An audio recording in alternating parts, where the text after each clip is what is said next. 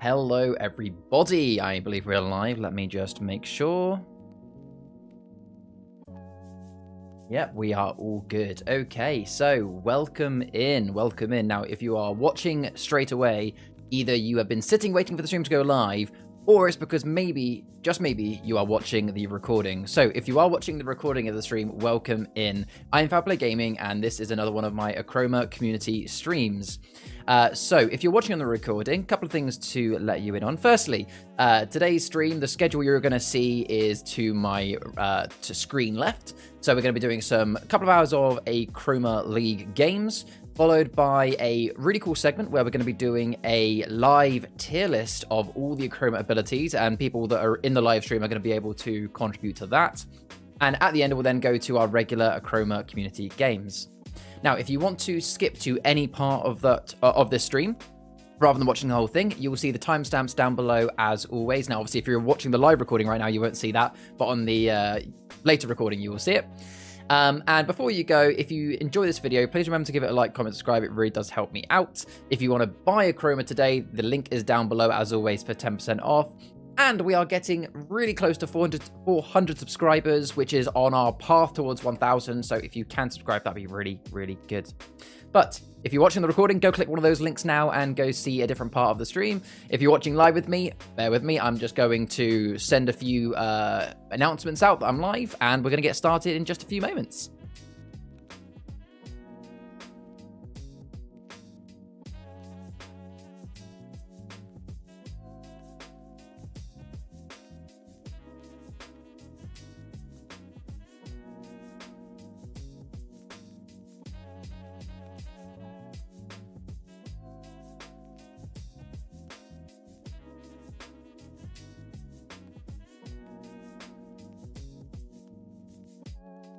Good evening, Sarah. How are you doing today?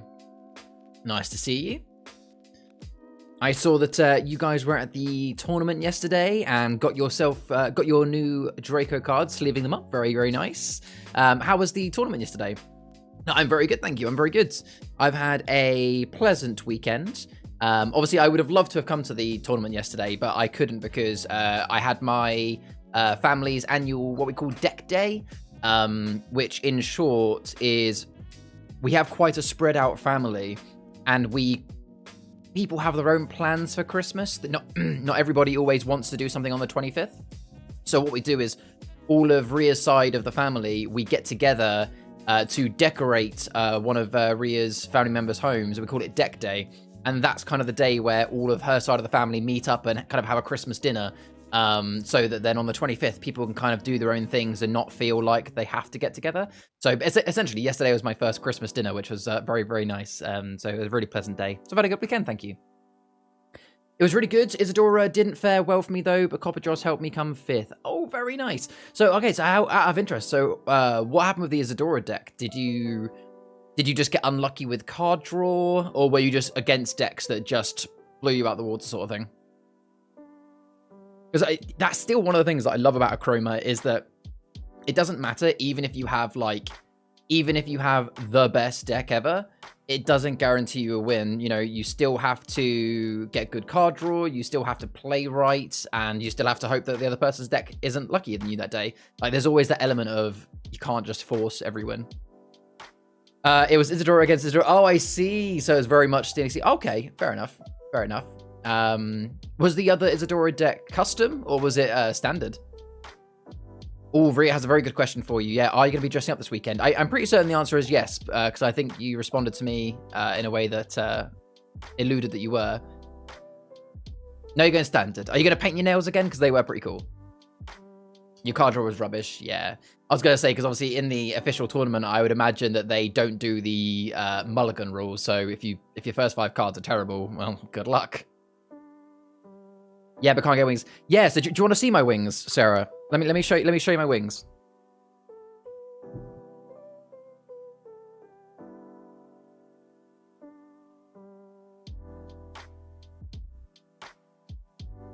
Ta-da! Honestly, they're really good. I'll crouch down for a moment whilst I'm wearing them. So my issue I found, and you probably found the same thing, Sarah, was that all of the wings that you can buy off Amazon are kind of like really cheap. They're kind of made out of fabric. They're not actually real feathers, unless you buy like kids ones. So I found these off eBay. Now, admittedly, they're still not that greatly made. So like you can't tell, but it's actually just cardboard, really, really thick cardboard, and then a couple of like straps to wear them. But the thing that I like about it is the actual feathers. They are actually real feathers. Well, I say real, like they could be fake, but you know, real feeling feathers.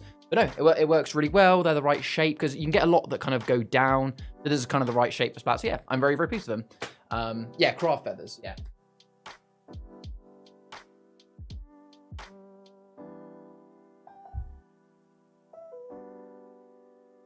But yeah, so there we go. So I've got that. I won't show you the rest of my costume, but the rest of it I have either got already or I've got ordered. I'm not doing Fungoir anymore, unfortunately. I really, really wanted to do Fungoir and Sprat Morale, but I'm going to be honest, it was really difficult to find a sleeping bag that had black, yellow. So I was going to have to buy one and do some customizations. And like the cheapest adult sleeping bag I could find that was just like all black or all yellow was easily north of £25. And I'm going to be honest, I didn't really want to spend £25 and then probably some more for a costume that, let's be honest, I would probably only wear for the first maybe 10-15 minutes for a laugh and then take off. So I thought, you know what, save myself some money. I'll just do Sprat Morale, as I'm still very, very pleased with that. Welcome in, Codex. Pleasure to see you today. How are you doing? So you're going... Oh, right, sorry. Okay, so Sarah, you said they were playing the Standard Isadora. Wow, so interesting to see the Standard Isadora deck 1. And I see, so you're going as Copper Joss. Very nice. So we'll be fairies. We'll be fairies together. That'll be awesome. Pretty good. Real tired after a weekend full of meeting other people. Yeah, it can be like that. You know, social spoons can get down pretty quickly. Me and Rhea have actually had a very social weekend as well. Like I said, we had our Christmas deck day yesterday. And then today we also had my friend iCarpy. You guys have seen him in the Discord. iCarpy, him and his partner came over. We had a nice catch up with them. Yeah, I'm now looking forward to a good stream. I'll be honest, I don't know. I have a feeling today's going to be a bit of a quiet stream, if I'm honest. The Discord seems to have been quite quiet today. Well, the last few days. You know, a lot of people played in the tournament yesterday, so there might be a bit of chromed out.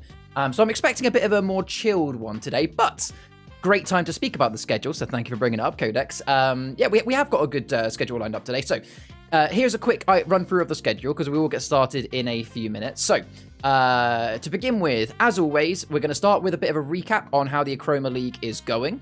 And then at 5 o'clock, we're going to open up to Achroma League games for anybody who wants to play. Now, I'll be honest, we've got a 2-hour segment for League games. I don't think we're going to fill it. I mean, I'll be surprised if anybody wants to do League games today.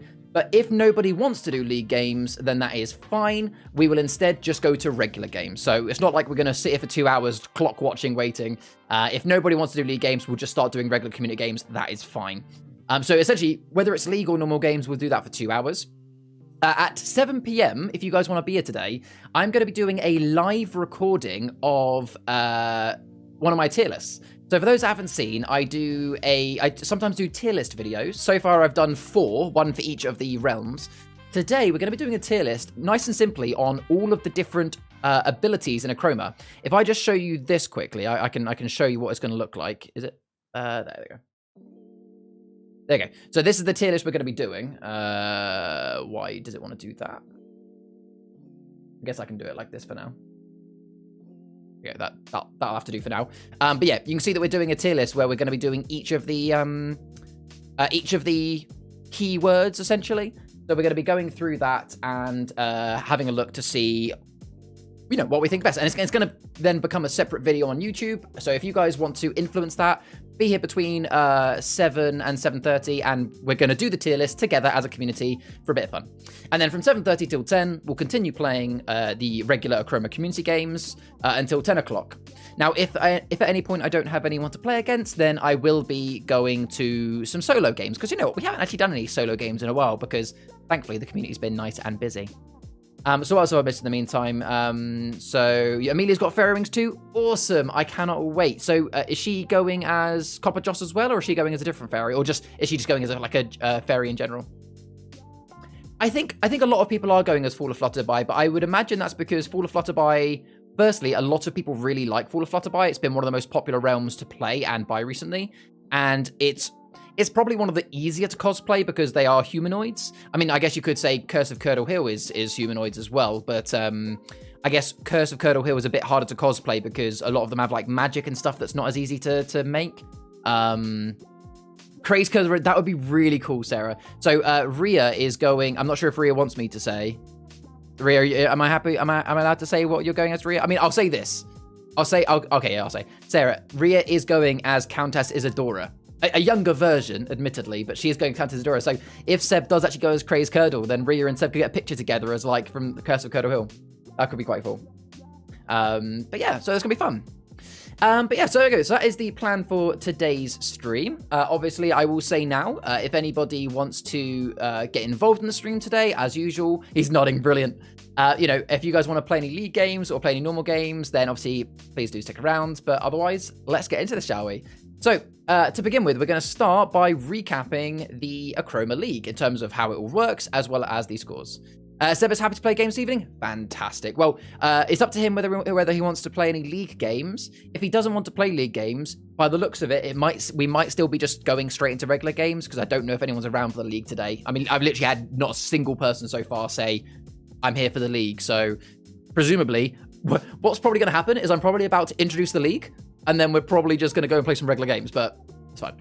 So, let me get my normal regular song, and let's go ahead and have a look at the Achroma Community League. So, for those that haven't seen the Achroma Community League so far, this is a league that I run personally through the Achroma Community Discord.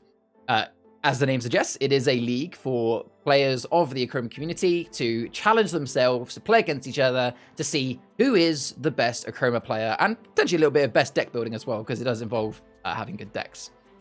I'm not going to go through all of the exactly all of the rules and scoring today. If you want to do that, you can check out one of my previous streams, or you can click on the link which I'm about to put in stream now. Actually, I'll let Nightbot do his thing. There it goes. In a moment, give Nightbot a second to do its thing. Nightbot will post a link in chat, so if you want to read the full rules and regulations and how it all works, you know, it's all there. You can read it. In the meantime, though, let's go through the current standings, as that's what is most important. So, today is session 3 out of 8. For those that missed the memo, there are 8 sessions in a season. At the end of the 8 sessions, whoever has the best score will win. If there's a tie, there'll be a tiebreaker game. So, these are the list of names of people that have currently joined the Achroma League, and you can see their current scores. So you can see that there is 2 columns here that you need to pay attention to. Total played, because there is a maximum of 5 game limit. What this does, by having a maximum game limit, is it means that if someone was active every single session versus someone that could maybe only turn up for 1 or 2 sessions, then it's not the end of the world. You know, this caters for people that can't always be here. So yes, there is only a total of 5 games that each player can do over an 8-week period. So you can see that right now, there's only 1 player that is on 4 out of 5 games, and that is Adam. Now, Adam was the person who won yesterday's official Achroma tournament. He is absolutely on fire at the moment with his skills and his deck building. And he has won all 4 of his games, so he is currently in the lead. But then again, he's the only person that played 4 games so far. In terms of 3 games, we have Sarah, who has played 3 games. Unfortunately, Sarah's not won a game yet, but you have now got some better decks, and you've still got a couple more games in the bank. If you win a couple more, that could easily get you into 2nd or 3rd place. We also have Icarpi, who is on 3 out of 5 games. Now, he has won all 3 of his games as well, so he is right on the tail of Adam. So if Ollie keeps this up, he might be able to challenge Adam potentially at the end. Then 2 games, we have, let's see, we have Chloe, who's played 2 games and unfortunately has yet to win one as well, but again, plenty of time to win some more. Who else has done 2 games? We've got Seb, who's played 2 games and won 1, so in a very good position to catch up to potentially Adam and Ollie. We have, who else is on 2? We have Magazi, who has played 2 and won 1, so similar position to Seb, so it'll be interesting to see how those guys battle out. Maybe we could get a game between Jordan and Seb at some point. And then we have Bo, who has played 2 games and also won 1. So we've got a few people in that kind of 2 games, 50-50 at the moment, which is interesting to see. And then we've got a few people that have played 1 game each. So we've got Ben, who's played 1, won it. We've got Suzuki, who's played 1 and lost it. Mari, who also played 1 and lost it. N Parish, who played one, lost it. Same thing for Codry. Your boy Gerald hasn't actually played one yet. And same thing for Joseph.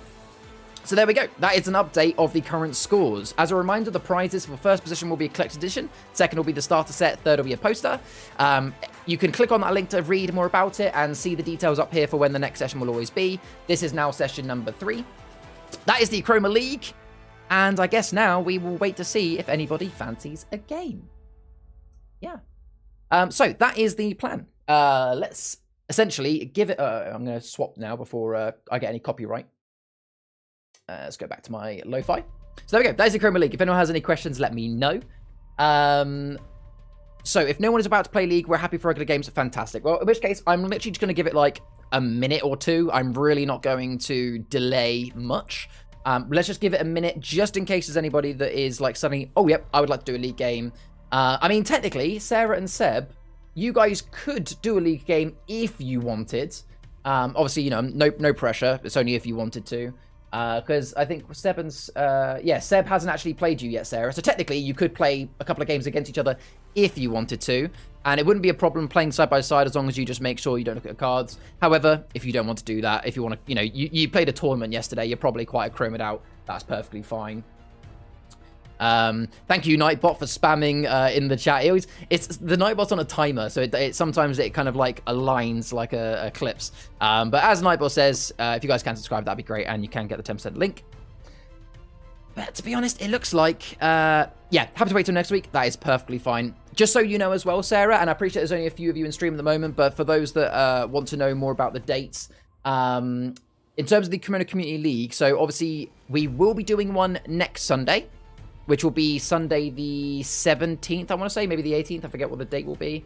It'll be the 18th. So Sunday 18th will be on. But then I'll be taking a 2-week break for the 25th and the 1st. Basically, Christmas and New Year's obviously will be off. So the 4th session will be on the 18th. The 5th session will be all the way up to the 8th of January, which is one day after my birthday. So that'll be nice. We'll do like a birthday stream. Okay. Cool. In which case, let's not dilly-dally. Sarah, if you and Seb want to join me for a regular game, we can do that.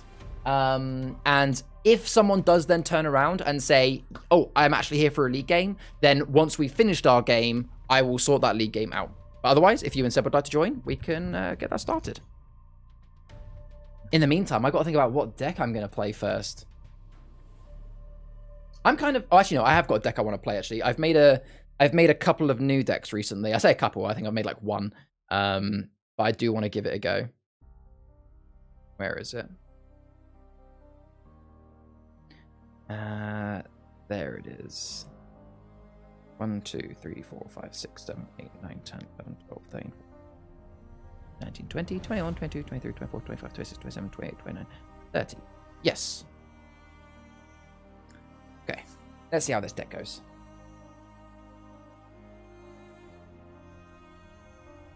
Hello, Sarah. How you doing? Hello, Sarah. How you doing? Hey, you alright? Yeah, good, thank you. You know. Turn on my camera. Oh, mine's on a ghost mode for some reason. Hold on. You working? Yeah, it's good now. I was on the wrong playlist. I was wondering why I was getting like weirdly epic music. Okay, so let's just get my camera adjusted. I probably should have done this before stream, but hey ho. Where's my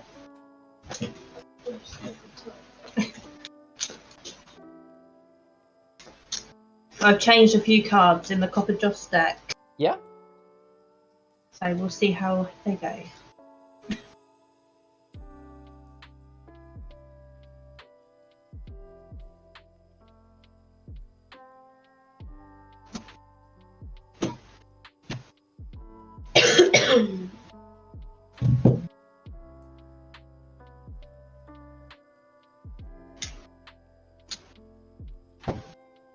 There you go, that'll do nicely. So I'm going to have a go at my Cara Curdle deck, I think. It's a new deck I've made. I'll be honest, it's nothing... I don't think it's as powerful as the other decks I've made so far, but it should be... I like some of the synergies in it, so it'll be interesting to see how it works.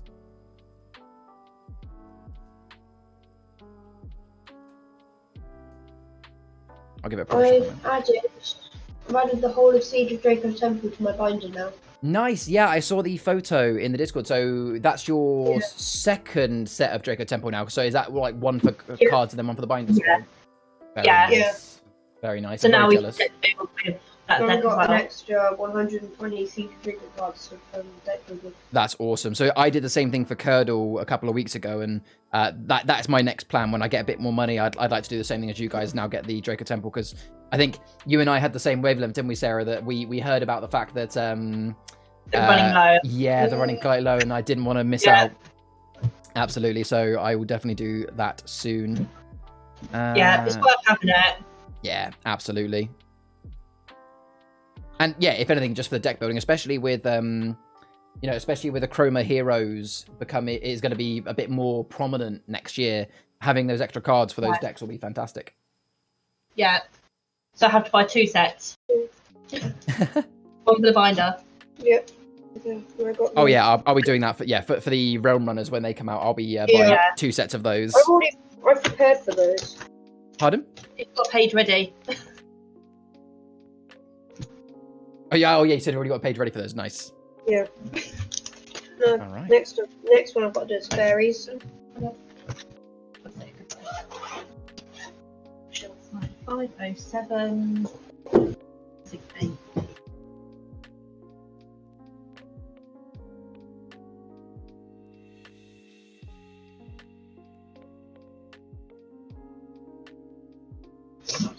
Okay, I believe we're all in. Okay, nice. I'll click start. It's going to be my turn first, and I'm just going to I'm going to do the old chuck them out on the board shuffle, because this is a brand new deck, Yeah. so I want to make sure it's sufficiently shuffled.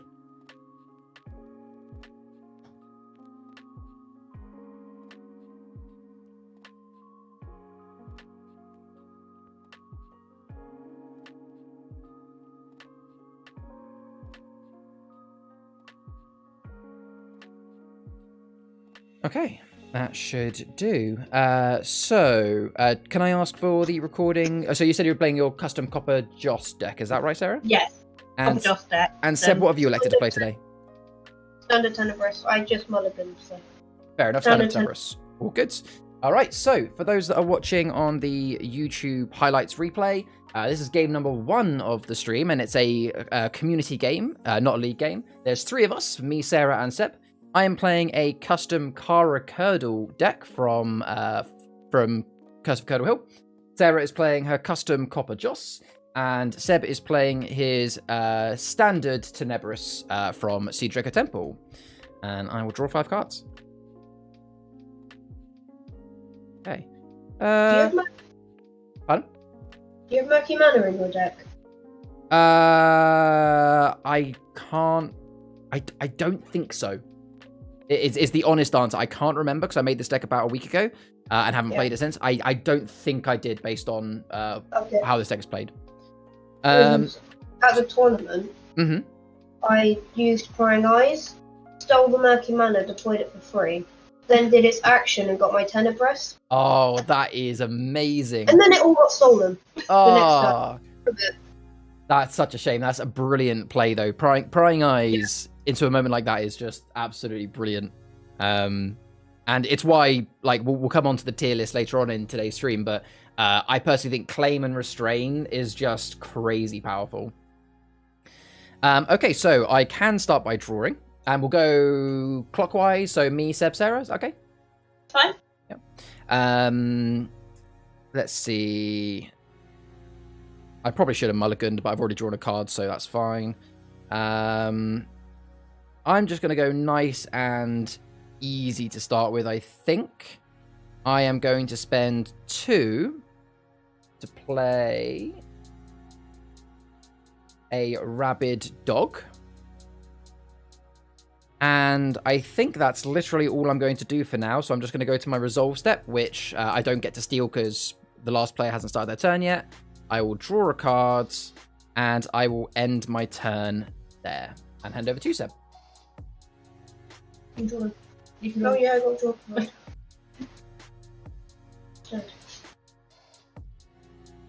Ooh, Search for Wisdom. Nice.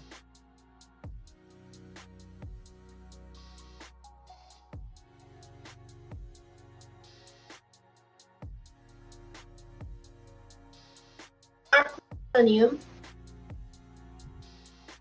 Oh, is that the one you traded? Yeah. Yep. I Okay. don't have to show you what I've got, do I? No, you don't have to show us, no. Okay. I'm gonna give. Depends who I want to work with here. That is a good question. I'll be honest with you, my deck is mostly Chroma. It does have a couple of minus and steal in, like you can see, but it is mostly a Chroma deck. I guess you could say it's a bit of a hybrid, but... Yeah. And then... I just got a really good move I could have done instead. I could have given my Achroma Millennium to someone else, and prying eyes it back. Oh, Yeah, Prying eyes on someone else. that would have been cool. Got the better hand. No. No. You're gonna, so you're using prying eyes on your mum, yeah? Yeah, give me. I get to hold your hand. So prying eyes, whilst Seb's doing that, for those who haven't seen, is you get to look at another player's hand, you get to choose a card from it, and immediately play it free on a canvas.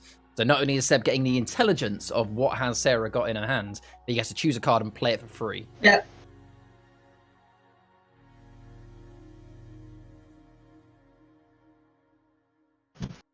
Advanced scouting party. Okay. So you get to play that for free now.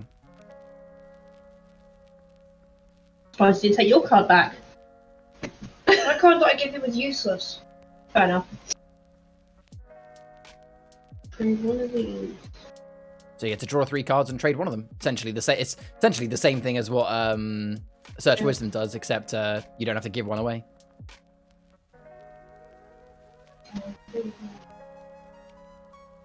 I won't give me those points. I think that. So I got one more. Can you go on my Discord? No, put it here. Okay. Yeah, you I see feel like them. I should go on my Discord one. I don't know if I use like a different colour. What There's anything you can more? bring back actually. Okay. Oh yeah. Because it said I could deploy it for free, it doesn't count as a free, does it? No, that's true. That's correct, yeah. The prying eyes card, the advanced kind of pie didn't count as a card you've played. That's not done. You can draw a trade at the end. Oh yeah. Good turn. I'm going to draw a card. Right, I'm going to start with a squad leader for 4 and a trainee painter for 1. Bam. And I'm going to resolve, so 1, 2, 3. That gives us random stats, so 5. And draw a card. Okay. Let's see here. Let me have a look at that dragon again. That is Umbra Aqueous. So that's when he attacks to raise the character. Okay. So what I'm going to do is I'm going to start my turn by trading a Curdle Woods for 3. Have to be sent in the forest. Might be a bit of a risky turn here. I'm going to...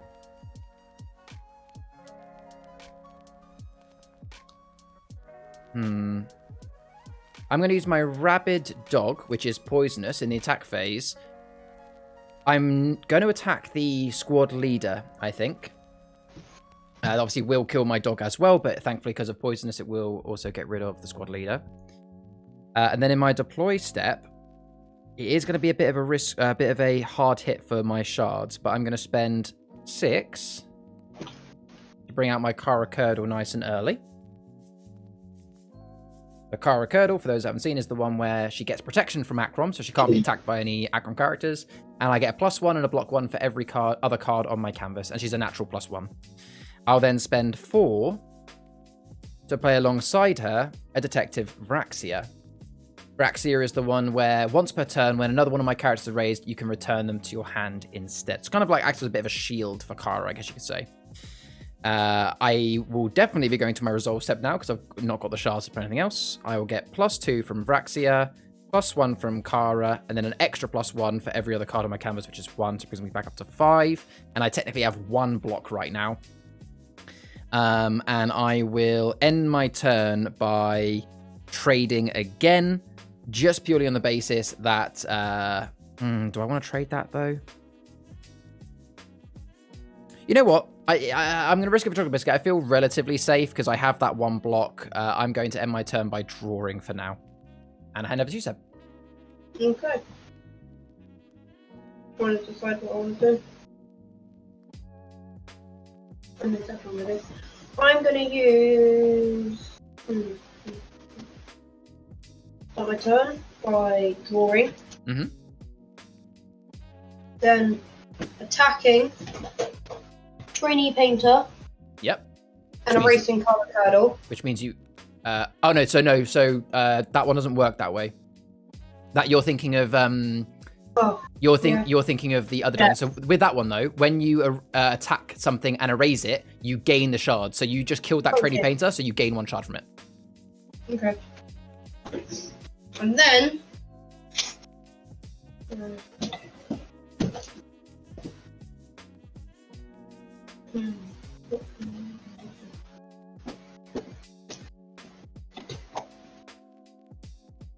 gonna deploy Draco Graveyard for 2. Very nice. And then Ritualistic Notion. Oh, interesting. I'm going to erase my Draco Graveyard. Okay. No, I'm not. I'm going to erase Umbra Aqueous. Okay. And get rid of Cara. Okay, so she will go back to my hand, though. Keep that in mind. She doesn't go to my dregs. Yep. Then I'm going to swap these 2. Yep. Regain my Prying Eyes. Very good. And then go to my Resolve. -1. Can I do actions after my draw and trade phase? Yeah, of course you can. Trade that for 3. Prying Eyes for 5. Yep. I see where this is going. I have a Cara, so I now have Cara in my hand. So long story short, you're looking at. Do you want to see my hand though? Because part of the other good part of Prying Eyes is you get to see the cards. So obviously your mum will have to look away, but the other cards that are in my hand are here. So I'll kind of fan them out of it. I appreciate that you can't necessarily read them very well on the camera, but hopefully you can see roughly what I've got here. And obviously the card that you've chosen is Cara Curdle. So that is a very, very good turn. I like how you did that. Just be very careful. You only played 3 cards, didn't you? Because you played Draco Graveyard, then you played Ritualistic Notion, then you played Prying Eyes. Yeah, cool. Yeah, very well played. My Prying Eyes. Yes, Prying Eyes is a free card. Yeah, well played. So you've got Cara Curdle on your canvas. Right. On your canvas. It's on your canvas? Yes, it gets played for free. Yeah, it's there. I don't get the Resolve though. No, that's correct. Yeah. Right. So I can draw a card. But it's ability. No, you did that. No, I just got her, so it'll be a +1. Yeah, but you don't get the Resolve though. Yeah, this Resolve, isn't it? Yeah. Right. I'm gonna play a Senior Painter for 3. I'm going to play Copper Joss. And then I'm going to go for my Resolve. So 6, 7, 8. And then I can do an action now, can't I? You can indeed. Oh, role reversal. You're taking the car. That Cara's moving around. Well, that one. And then I'm going to draw a card. Very nice. That was roll reversal for those who didn't see it. Brilliant. Good turn. Okay, I will start my turn by drawing.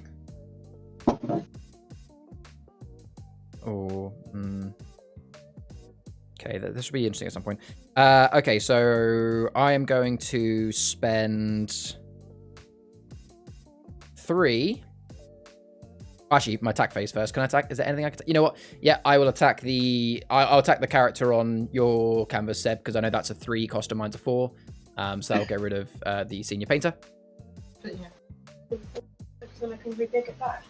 And that just makes sense. No, it always goes in, yeah. There's no situation where someone else's card should be in yours. I will then spend 3 to play a Curdle Woods, which is this one here.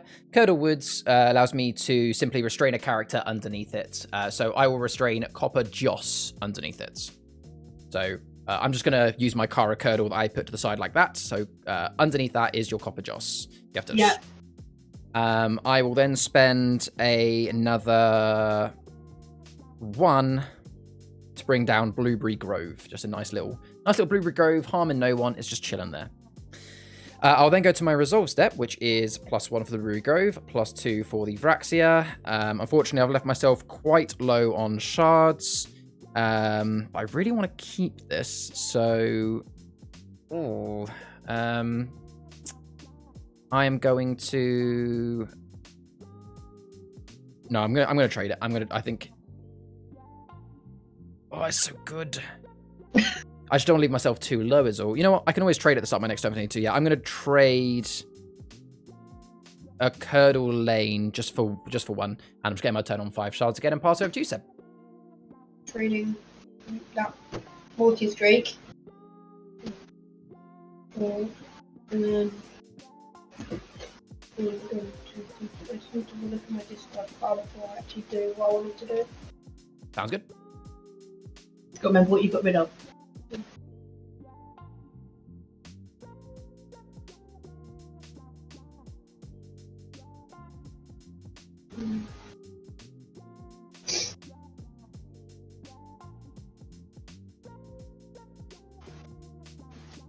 Okay, so I'm going to get rid of both of these because of that ability. Yep. Be in search for wisdom. Okay. So I'm going to do search for wisdom and draw 3. Yep, so you get to then keep 1, trade 1, and give 1 to another player.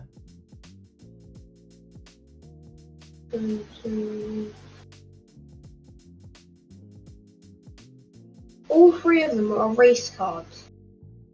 All 3 of them. Yeah, that's the issue with cards like Search for Wisdom that are kind of gambling cards. Is if you end up getting, you don't have to show us. You don't have to show us, by the way. Like you, like decide which one to keep. But you might not want to show us which one you keep, though, Seb. Well, you've got to keep 1, trade 1. Trade that one, get more shards. And then just do everything. If I do, trade that 1, 2, 3.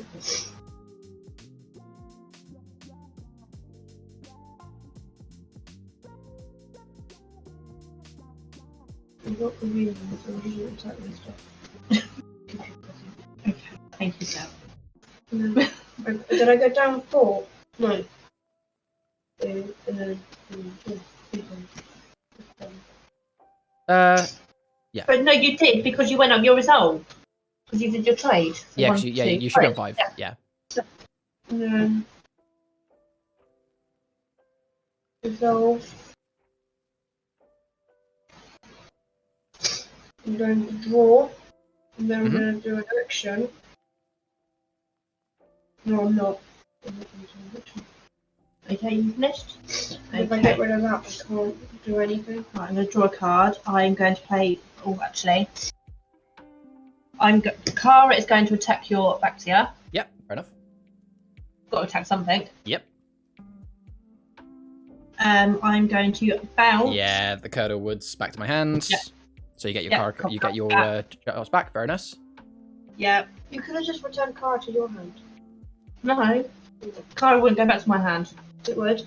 No, No. it goes back to the owner's hand. Oh. Right, and then... Erase.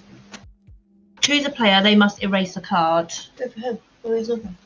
I've got it's a +1 Blueberry Grove.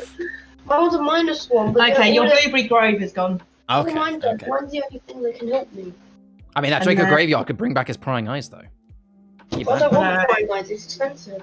Right, and then I'm going to do my resolve. So 6, 7, 8, 9, 10. And draw a card. Very good. All right. I will start my turn by trading a. I'll trade literally that one that. I forgot that was. I've got to go down one because I did a +1 for that. I've got to take someone's. Go down someone. Oh, okay. Sorry. Oh, Cool, you guys are ganging up on me today, and I'm playing my underpowered deck. So I will start by trading. I'm getting revenge for last week. No, that's fair. That's fair. I'll start by trading Curdle Woods for 3. I'm going to play my rare card, Vortigen House. During my turn, I may dig for a character with any color and trade it. So I will dig for Varaxia and trade it straight away. So which is wait, I didn't actually minus the shards first. Sorry, I should be down to 1 shard. I'll then pick up and trade Varaxia, so I get 4 shards back. I'm then going to spend 2 more to play Road to Ludlam. I'll then do my resolve, which is +2 for Vortigen House, and steal 1, which is going to go from Sarah, as you're currently in the lead. 2 protect. Oh, have you got 2 protect? Oh, of course you have. Sorry, give yourself that one back then, and I'll steal it from Seb instead. Sorry, Seb. I will then draw a card, and you know what? I can play this now because it's an action, so I'll do it. I will spend 2 to play Abundance of Quintessence, which in effect is essentially a +3, so I'll just give myself 3. Yeah. And that is the end of my turn. Over to you, Seb. Can I do that? It's ability. Yep, you can do that now if you want to. You can do it at any point on your at any point on your turn. At any point on your turn, you can do it. Wait, no, I've got a problem. I've got one idea now. Start my turn. Draw a card by drawing. Yep. Then do its ability. Can swap those 2 for that. But you've got to make sure you've got enough shards. I've got them. Okay. Go to my resolve. Go to him. Then I'm going to trade the Malum Drake, my Malum Drake, 1. And I'm going to do its action. Yeah, you can play Search for Wisdom again.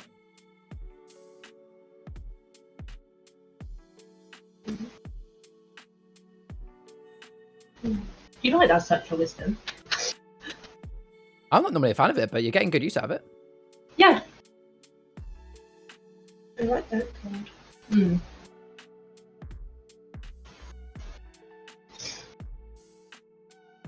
him on the card. I'm keeping this one. I haven't even used the first one. Have you not? No. Have you drawn a trade at the end? I traded. Okay. Yeah, that was an action, wasn't it? Yeah, right. So draw. Right. I'm going to move that over. I'm going to pay a fire tender for 3. And then I can find a card with... You want a fairy? Double trouble Cara. No. Actually, no, yeah, do. No, because then you get double the prevent. And double the bosses. And then if you spot, you know what I mean? Yeah, I know what you mean, but I'm thinking Copper Joss is the best one to... No, but like the prevent, because they could steal a lot, and I could steal a lot. I mean, right now you keep stealing from me. I mean, even with she's already got 3 block out, which is already enough to block both of us. Yeah. No, what is it now? Right now, 1, it's 2, 1 for every 4. other card. So if you play Double Trouble for Copper Joss, it'd be 4 block already. 4 block now. So did you play that? Sorry, because it's just off camera. Yeah, I played double. Yeah. Oh. It's just off, yeah. Right. Thank you. And that's another Copper Joss. Oof, that's a scary deck. Scary. I mean, I think you might have even won. So I played 1, 2. Play 1 more. Oh, Draco. No, what's that one? Forget what that's called. Actually, I so rarely see that. How many cards have you got, Seb? You've got 1. How many cards have you got? 0. 0. I'm sorry, Seb. You gave me the cards. You handed her the win. Right, so 6, 12, 13, 14, 15, 16, 17. Let me do that again. 6, 12, 13, 14, 15, 16, 17, 18, 19. Plus. Hold on. And then I've got 2 minus. Which can go from... Neither of us have block. Yeah, I've done that. I've done 6, 12, 13, 14, 15, have you done Cara's +1 as well, yeah? Yeah. Yep. Cool. Yeah. Yeah. So struck 3 and +3. Yeah, so it's essentially 6 per Coppajos, so that's 12. Yeah. Okay. And then I can draw a card. Okay. My turn's probably going to be quite simple. I'll start by drawing a card. I will do my once per turn you can dig for a character and trade them. So I'll dig for Vraxia and then instantly trade her. So it's just an instant 4 shards. I will not play this card. Is it worth it? Nah, it's not worth it right now. I will just go to my resolve step, which is +2 and steal 1. Sorry, Seb, it has to be from you because of the block. I will draw a card and end my turn. Hand over to you, Seb.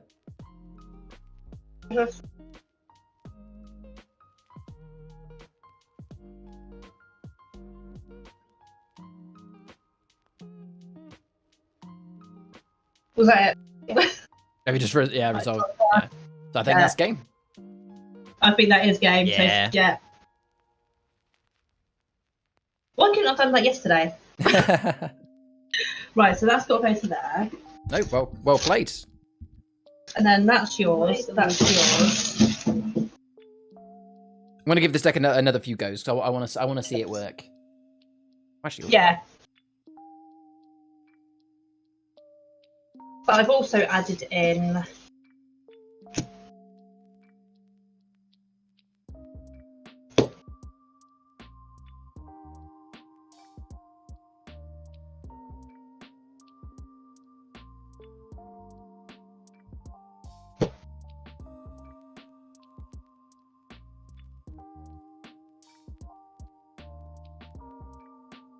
Mrs. Potts, Role Reversal, and Blueprint Swell. Oh yeah, Blueprint Swell is just like a staple. Like, yeah, I'm genuinely surprised that Adam hasn't found a place for it in his first deck, because it's just such a strong location. It's ridiculous. Okay.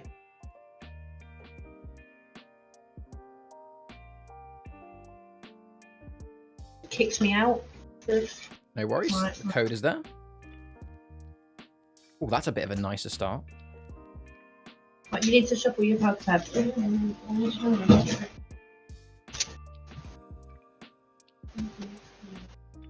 I'm pretty pleased. Tenebris is actually Pretty right pleased on with the this chat, to be honest. Gonna be a fun first turn. You're in. All right, so it's going to be. We'll keep going in the same order, but obviously we'll change who's going first. So Sarah, it's you first this time. A little bit more.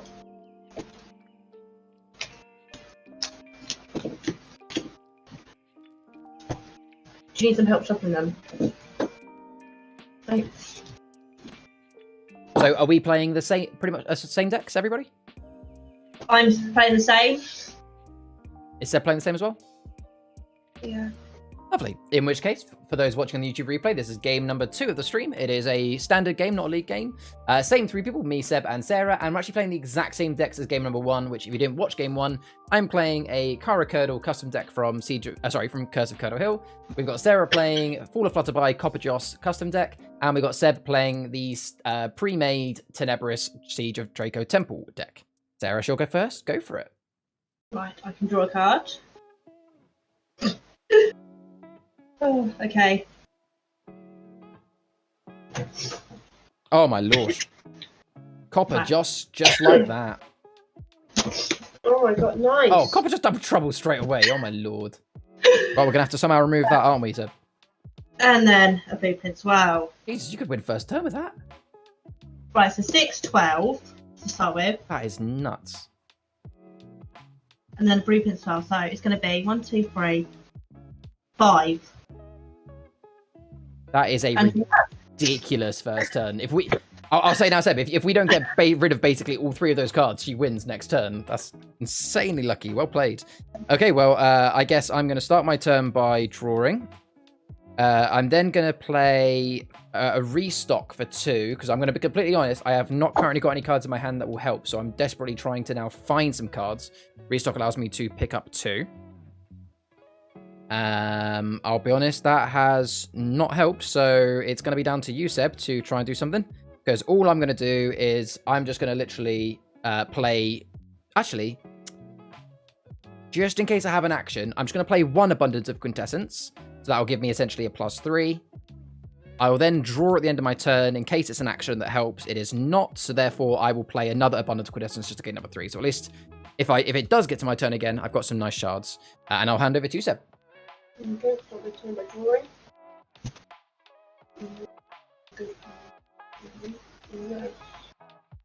No, what I originally was doing.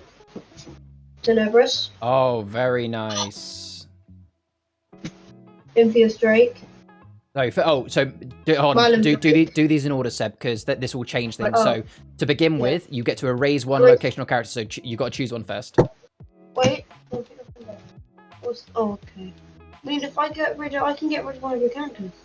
If I was you, Seb, I'd probably get rid of the Copper Joss because they can't be attacked. Locations have a bit more, yeah. Because then, if you then play the Impious Drake, now she has to choose between the 2 remaining cards. If you choose her, that is, but then again, I've got nothing. To get rid of.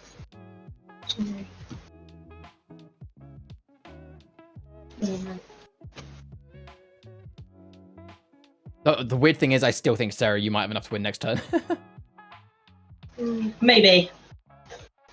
I can steal. I can do all that now. You can't, because... oh, sorry, you are the last player. Sorry, Seb. Of course you are. Yes, you can steal.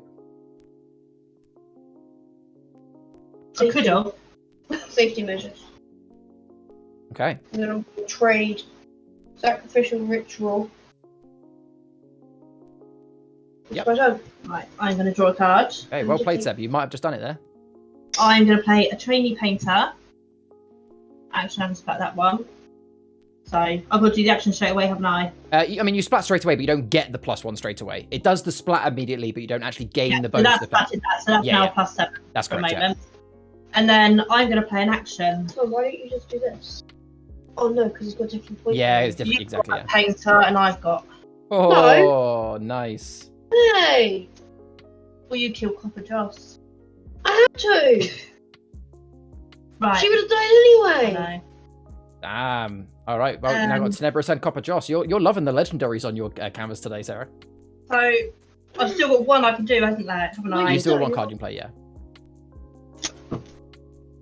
Oh, no. Oh no! What's with you? Mrs. Potts. So once per turn, you can dig for a fairy Blame character. Adam for that. I wonder who you've dug. You do I have wonder. To, you do have to say, by the way. You have to disclose who you dug. Or yeah, Copper Joss. I wonder. So that's now +7, 8, 9. Yeah. And Revenge. No, that's not. No. I'm surprised you didn't go for me there, to be honest, Sarah. There you go. And then, be my turn. No, it's not my turn. Okay. It's your go, pal. All right, I will start by drawing. I've still got to try and do something towards Sarah if I can, because I think you're still going to then win next turn. Yeah, I know. Unfortunately, there's not too much I can do. I guess I'll try and get some steal and minus out if I can. So I'm going to spend 1 to get down a Curdle Lane, which is just simply a -1. I'll pay 1 to put down a second Curdle Lane, and actually no, I won't do that one. I don't care about you seeing it in my hand. I'll spend 2 to put down a Curdle Mine instead. And then another 2 for my last card to play down a Road to Ludlam. Where is it? Road to Ludlam. I don't understand why this one is a uncommon and this one's a common, yet they're the same card. Cost 2 and steal 1. Don't ask me why.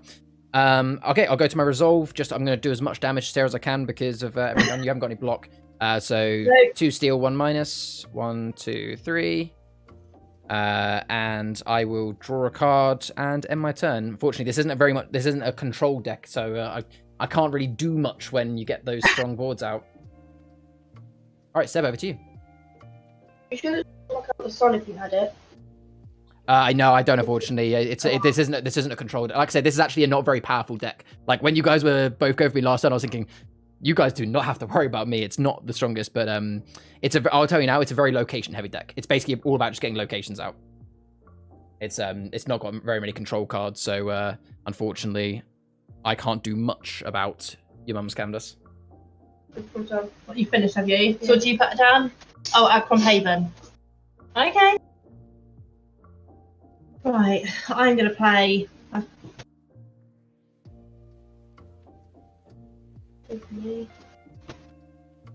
Right, she's going to attack that one. So that goes back to there. Yeah. Yeah. Okay. She's back. There we go, very nice. And then resolve for 6, 12, 13, 14. You're still free. You know. Should we do 6? No. And then I can draw at the end. Draw what you can do, Mum. So you've got a bounce. Bounce Tenebris to your hand. Trade in. That wouldn't work. Bounce. It Go back to your hand, Seb. Right, it's your It's a go, pal. good thought. Yeah. Okay, I will start by drawing in hope that I can get any form of control, and it's not helped. So I'm just gonna have to keep going with my same sort of process here. So I'm just gonna try and get down as much steel and mana as I can, just to try and help you, Seb. I will play for 2. I'll play Rabid Dog. Right, hit the wrong folder there. There is Rabid Dog. And I will spend 1 to get down a Curdle Lane. I could play another card, but I'm going to hope that my last card is an action so I can help. So I'm just going to go to my Resolve, which will be a total of 3 steel, 2 minus. You don't have any block out as far as I'm aware. So 3 steel, 2 minus. And I will then draw a card, hoping it's an action that helps. It is not, so I'll end my turn and pass you, Seb. Give my turn. I draw it. Then I'm going to deploy. Then go to my Resolve. Still 1, minus 2. And then end my turn by drawing. And then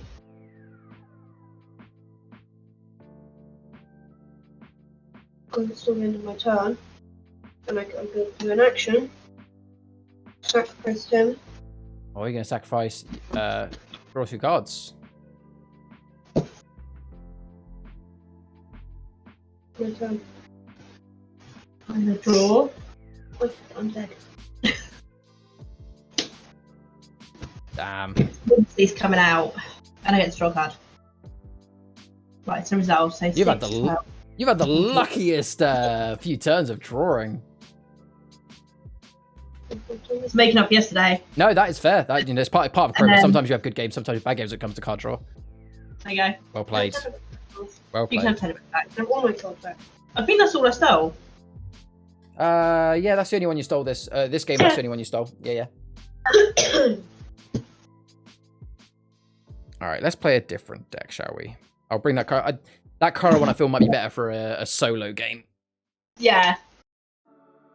She kind of relies on getting a few cards out undisturbed, and I just couldn't keep up with. I can't keep up with Copper Joss's gain, and I can't out steal a Tenebris deck, so that deck's struggling with that one. Let's go for a different one. If they change it, that you can't do double trouble on heroic. Yeah, that would change a lot. That's my whole game. Let's go with.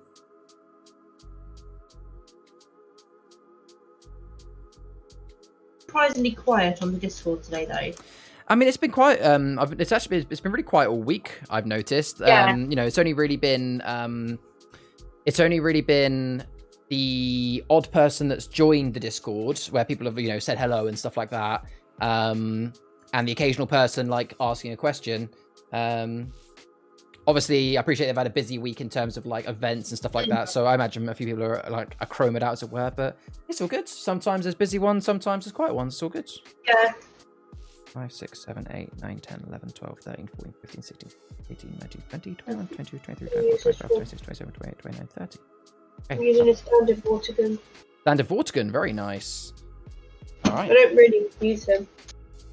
You know what? A lot of people don't really use him, but he's very, very cool. The only thing to remember about Vortigen, you might know already, but just to be very clear, that if you play Vortigen and choose red as a color, you will also destroy your own Vortigen. So be aware that you don't want to do that unless getting red is really worth it. Just to be aware. And you've also got like a draw, like regain card. Drake of Graveyard. That is true. You could always, yeah, you guess you could play him, then Drake of Graveyard and back. That is a very good play. I agree. All right, so for those, yeah, so for those watching on the recording, it is game number 3 of today's stream. It is still me, Sarah, and Seb. We have all changed decks. Oh no, maybe not Sarah. Sarah, are you still playing the same deck? I'm still playing Copper Joss. That's fine. So we've got Sarah still playing the Copper Joss custom deck, which is thriving so far with 2 for 0 wins today.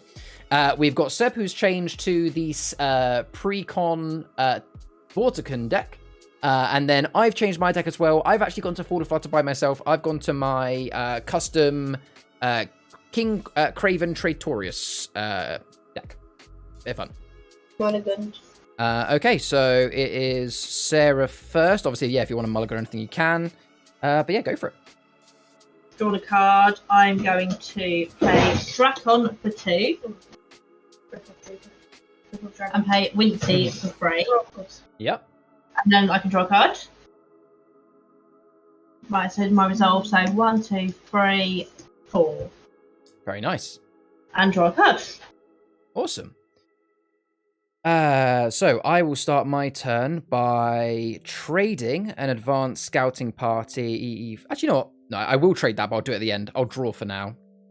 Yeah, I'm glad I did that. So I will spend 3 shards to play Corrupted Groves. Now, this is actually going to help you out, Seb. You're going to be happy about this card. Corrupted Groves is the one where the shard value of cards whilst in your hand is reduced by 1 Achroma shard.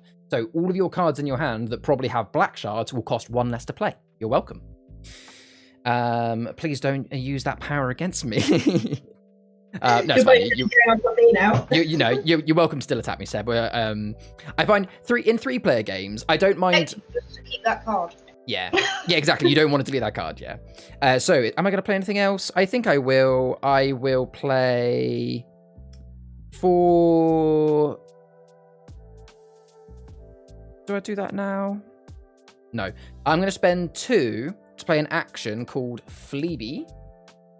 Bring it up on the board. Where is it? It's an uncommon, that's why. Fleeby. So I can choose 1 location and 1 character, and they can't gain, drain, steal, or prevent until the start of your next turn. So ideally, you normally play this when there's a character and a location out, but I'm going to play this now just to kind of cut off your early game a little bit, Sarah, and I'm going to stop your Wincy from gaining. So if you want to just turn your Wincy sideways or something like that, so you just so you know that on your next turn, you won't be able to get anything from him. Oh, actually, no, actually. I'm going to change my mind, actually. I'm not going to play that for now. Again, I don't mind if I've seen it. And I don't mind talking through my process. The reason why I'm not is that doesn't stop you from splatting. And Wincy gets his power from splatting. So it doesn't actually really affect... Yeah, doing Drakon. But for the sake of 2 shards, I'd rather save that for like a Copper Joss or like a, Vortigen or something that's more powerful. In which case, I will literally just draw a card because this has nothing in the resolve. And I'm going to trade that advanced scouting party that I had earlier for 5 and hand over to you, Seb.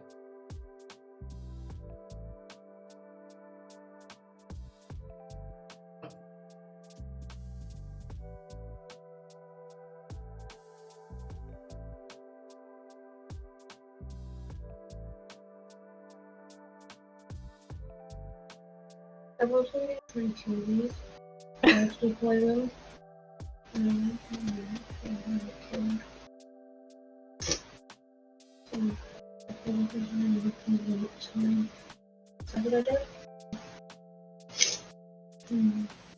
just trying to think.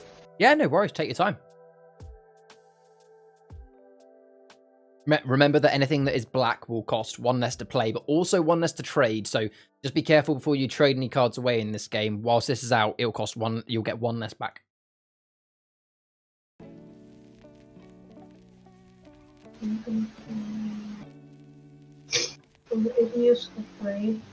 Ooh, nice card. Achroma Claw, which is somehow just going to float both in because he doesn't have arms. Hello, Sonic. How you doing, buddy? Good to see you, mate. How you been?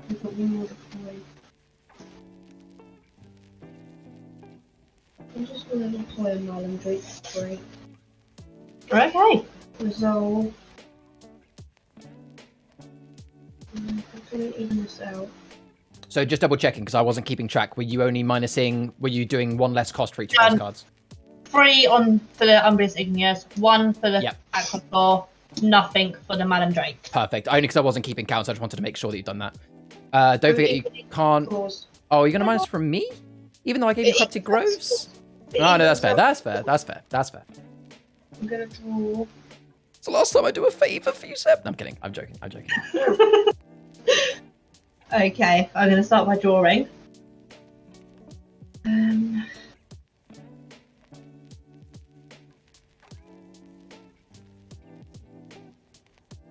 just thinking through. That's fair. Right, I'm going to wait actually for that. But I'm going to play Trainee Painter for 1. Yep. No, thinking of a different card then. I was about to draw a card. And I'm going to play another Trainee Painter. Very nice. Yeah, how you doing, Sonic? Good to see and you, a full mate. palette. Strong as well. 4, 5, 6. Okay, so 1, 2, 3, 4, 5 at the top. 1 splat, 2 splat. Each other character 3. And draw a card. Very nice. You. Okay, so firstly, Sonic has come into the chat. Hello, Sonic. Great to see you, mate. Doing good, Jabba. I'm doing very good, thank you. So this is a card game I play called Achroma now. If you have any questions about it, let me know. But I'm currently playing with Sarah and Seb. I'll be bringing up all the card information as we go, so you can kind of get a general idea. But yeah, I've been doing good. Thank you for asking. So I'm going to start my turn by drawing. Yes. I am then going to... For 5, play Giant Prism. I'll put this on here. So Giant Prism, I haven't actually used this for a while. So this erases all characters with any Achrom, and I gain +2 for every card erased that way. So unfortunately, Seb, that will get rid of both of your characters and the object of power, which means I gain 6 back because it's 2 for each card. So you know your card was up... Oh, no, he's gone. So everything. Unfortunately, so. But yeah. because it gets rid of the character the object goes as well. And I'm then going to play for 4 because it's 1 cheaper thanks to my Corrupted Groves. My rare card called Throne Room. Throne Room is the one where, as an action, I get to draw a card, so I'll do that right away. And it allows me to choose 1 color, and cards on any canvas with that color cannot gain, steal, or splat. Now I will choose green. So it's not going to really affect many of your other cards, but at least now your Wincy, your Wincy essentially gets nothing in the resolve step, and any other cards you play with green. Really, I maybe should have chosen a different color. I feel like dark blue would be better in the long run, but it's fine. I'd rather stop your Wincy for now. Now, can I play... I can still play 1 more card. I can indeed. I will play... I really need to try and stop you, Sarah, because obviously you're getting close to winning. So I'm going to spend 1 shard, and I'm going to use Snuff Out on my Throne Room, which allows me to essentially squish 2. I'll then do my Resolve step, so therefore I get Steal 2 from the Throne Room and -2. So Steal, I haven't got any block, have you? So nope, Steal 2, -2.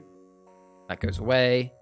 I will draw a card, and obviously there's nothing else I can do, so that is the end of my turn. But yeah, I hadn't seen your announcement, so I was confused as to stream on YouTube. But that is fair enough, Sonic. That is fair enough. But yeah, have you seen it now, so you understand why I'm on YouTube?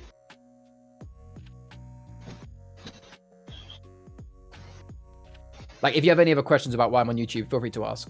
But yeah, I've been really enjoying it here, if I'm honest, though. Like, it's been quieter, a lot quieter, but it's been good, thank you. Is that the Malandrake or the Impious? I forget. Impious. Very nice. I'm going to go for Mum. He wants to raise a card. Awesome. And then going to play... You could have got rid of his Yeah, Throne Room. it is less stress. Yeah, I mean, the Throne Room is only affecting, and to be fair, the Throne Room is only affecting you, Sarah, so that would be Seb just turning around and helping you. Yeah, that's true. Well, I guess the Throne Room does have 2 steal, which I could do to Seb, but whilst you're in the lead, I'm obviously going to go for you. And he could get rid of the Achroma thing. Yeah. But yeah, it is less stress, and obviously, don't get me wrong, I would like it to be busier, obviously, but I've been really enjoying it. It's been much calmer. It's brought the fun back to streaming for me, rather than on Twitch. I was just it felt like a job. Yeah. Okay, so it's my go. I'm going to draw a card.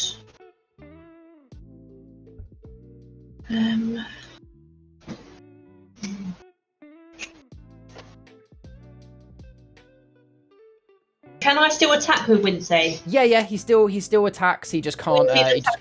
Why? Because he attacked me. He didn't. He stole my. He used a spell. Okay, I'm going to play Mrs. Potts for free. Well played. I may as well have another tradie painter. Why not? It's once per turn. Oh yeah. Right. Okay, and that's that go done. So 1, 2, 3, 4, 5. Do you play any card games like Yu-Gi-Oh or Magic the Gathering so or Duel Masters, this Pokemon, anything like that, Sonic? And then that's it. I'm going to draw a card. Okay. I will see what I can do about stopping us, Seb. So I'll start my turn by drawing. Let's see. Okay, so I could do...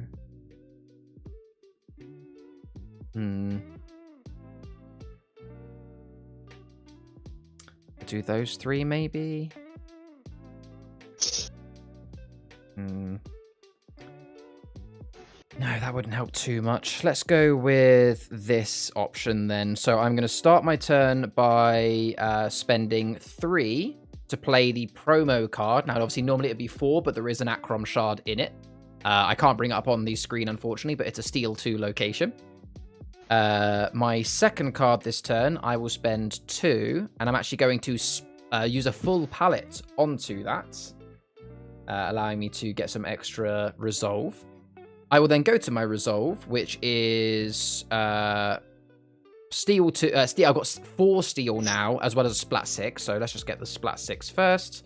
And unsurprisingly, the 4 steel is purely going to go for the person who's currently in the lead, which is Sarah. 1, 2, 3, 4. I mean, I could try and get Seb out and then make it a 1v1, but I feel like, because I know if Seb was playing Achroma, then I might have done. But because I know Seb is playing Achroma like me, I almost feel like Seb can help me try to stop you from winning at the moment. And then I will draw a card, but before I end my turn, I will spend 2 to use Fleabee, the one that I had from earlier. Let's see, I'll bring it up on the screen as always. So I get to choose 1 character in 1 location, and they cannot gain, drain, steal, or prevent. I guess at the moment, what does your Mrs. Potts give you? Is it a +2? +2. Yeah, so I guess I could either choose her or the Drac on it. It would do the same deal, because obviously Throne Room is still suppressing the Wincy. Because you didn't game for the Wincy, did you? I wasn't paying attention. So yeah, I'll use. No, I didn't count it. I'll use the Fleabee on the Miss Potts. So Miss Potts and Wincy don't get any gain, resolve, splat, or anything like that. Yeah, she can still use her power though, obviously. And that will be the end of my turn. I'll hand over to you, Seb. I'm going to do my turn by trading from Haven. Keep in mind that you'll get 1 less from that. Yep. Mortius Drake is going to attack Wincy. Very well played. And then I'm then going to sack with Snow. I'm going to do my resolve first. I'm going to draw. Then I'm going to do sacrificial ritual. He goes. Okay. Raise a card. Raise a card. Fair play. I am going to... Oh man, that's tough. Do I get rid of my some of my steel, or do I get rid of the thing that makes things cheaper? I think the cheaper will work better. I'm going to get rid of the Fall of Flutterby promo card. Okay.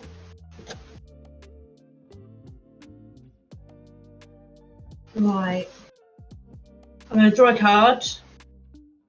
And then once per turn, I can dig. So Wincy is now back in my hand. Yep. Yeah, so pointless deploying her at the moment. So nothing to attack.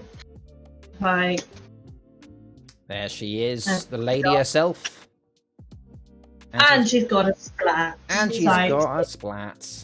12, 13, 14, 15.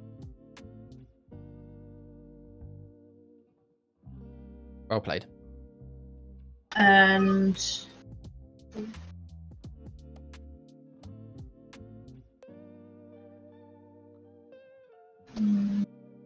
the draw.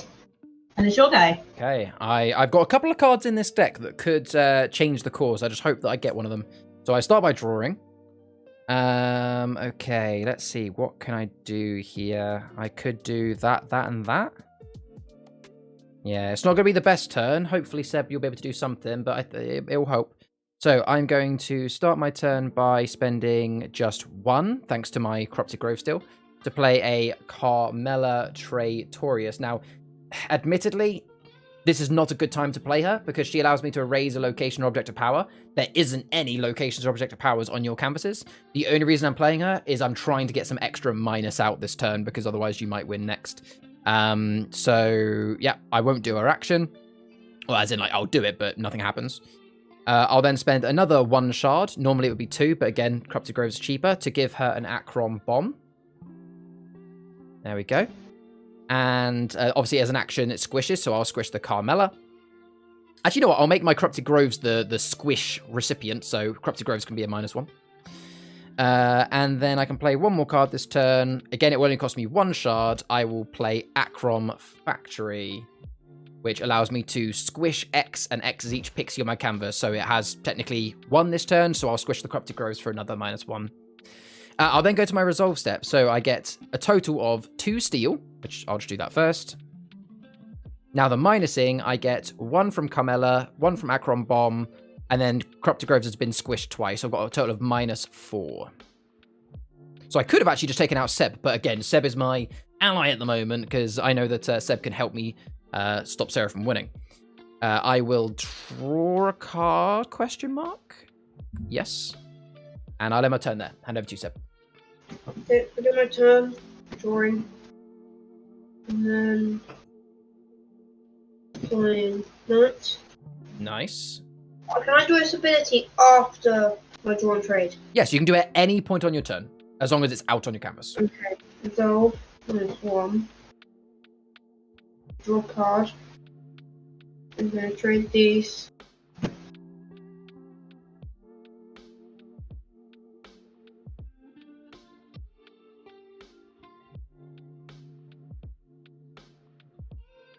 I'm going to get Igneous into my hand. Here's my job. Okay. So 3, 4, 5, 6. No, 6, 7, 8, 9. Right. I'm going to start by trading advanced scouting cards. Keep in mind, just in case you hadn't already done it, your Mrs. Potts can gain this turn, because obviously Fleabee was only a 1-turn thing. Oh, okay. Right. No ability if you tell her. Yeah, I know, but I've got literally.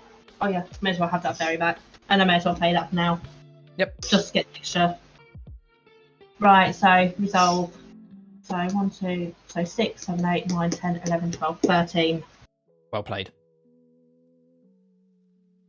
But I was about to roll reversal. Ah, what would you give me a trainee painter for my lovely Carmella? Yeah. Fair enough. Vortigen was second to the bottom. Pardon? Vortigen was second to the bottom.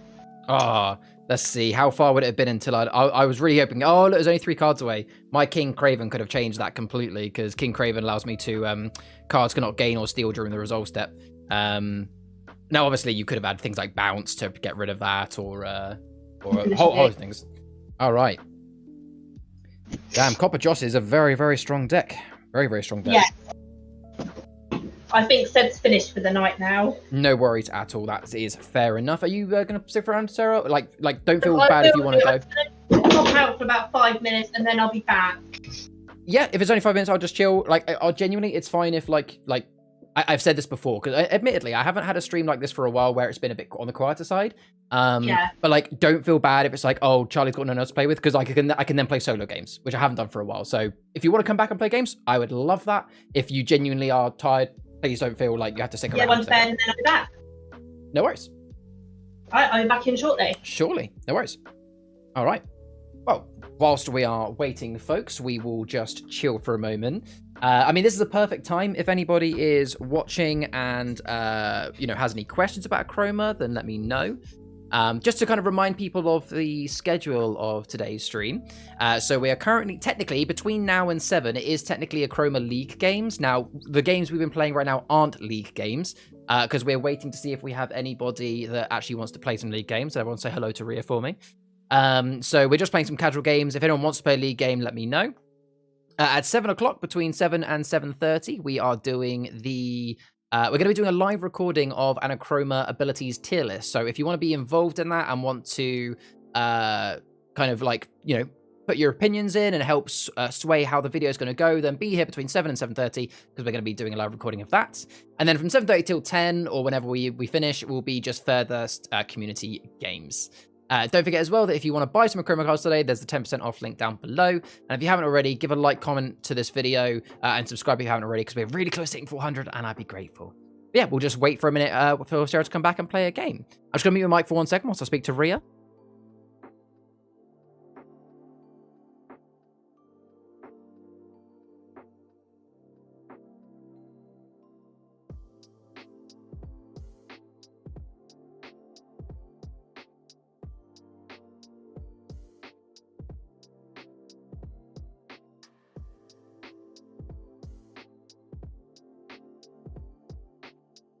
All right.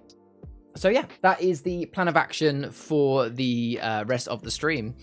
For those that didn't catch the link earlier, if anybody wants to know more about the Achroma League, because technically, that is the part that we're at now, the link for Achroma League is going in chat there. I probably should put it below stream, actually. Maybe I'll do that for next week. I'll put it below stream. We've also got a bit of an interesting I say surprise. It's not really a surprise, but I'll talk about it now whilst we're just chilling. Something that was fed back to me about some of the Achroma streams that I've done recently is that Achroma can be fun to watch, especially when it's quite chaotic. But at the same time, it can sometimes be quite slow to watch, which isn't everyone's cup of tea. So something that has been suggested that I'm going to hopefully get set up for next week's stream, if not the one after that, will be, I have a couple of artists that really enjoy drawing Achroma. And what we're going to do is, whilst we're playing Achroma, we're going to have a separate camera. I don't know where it's going to be on the screen yet.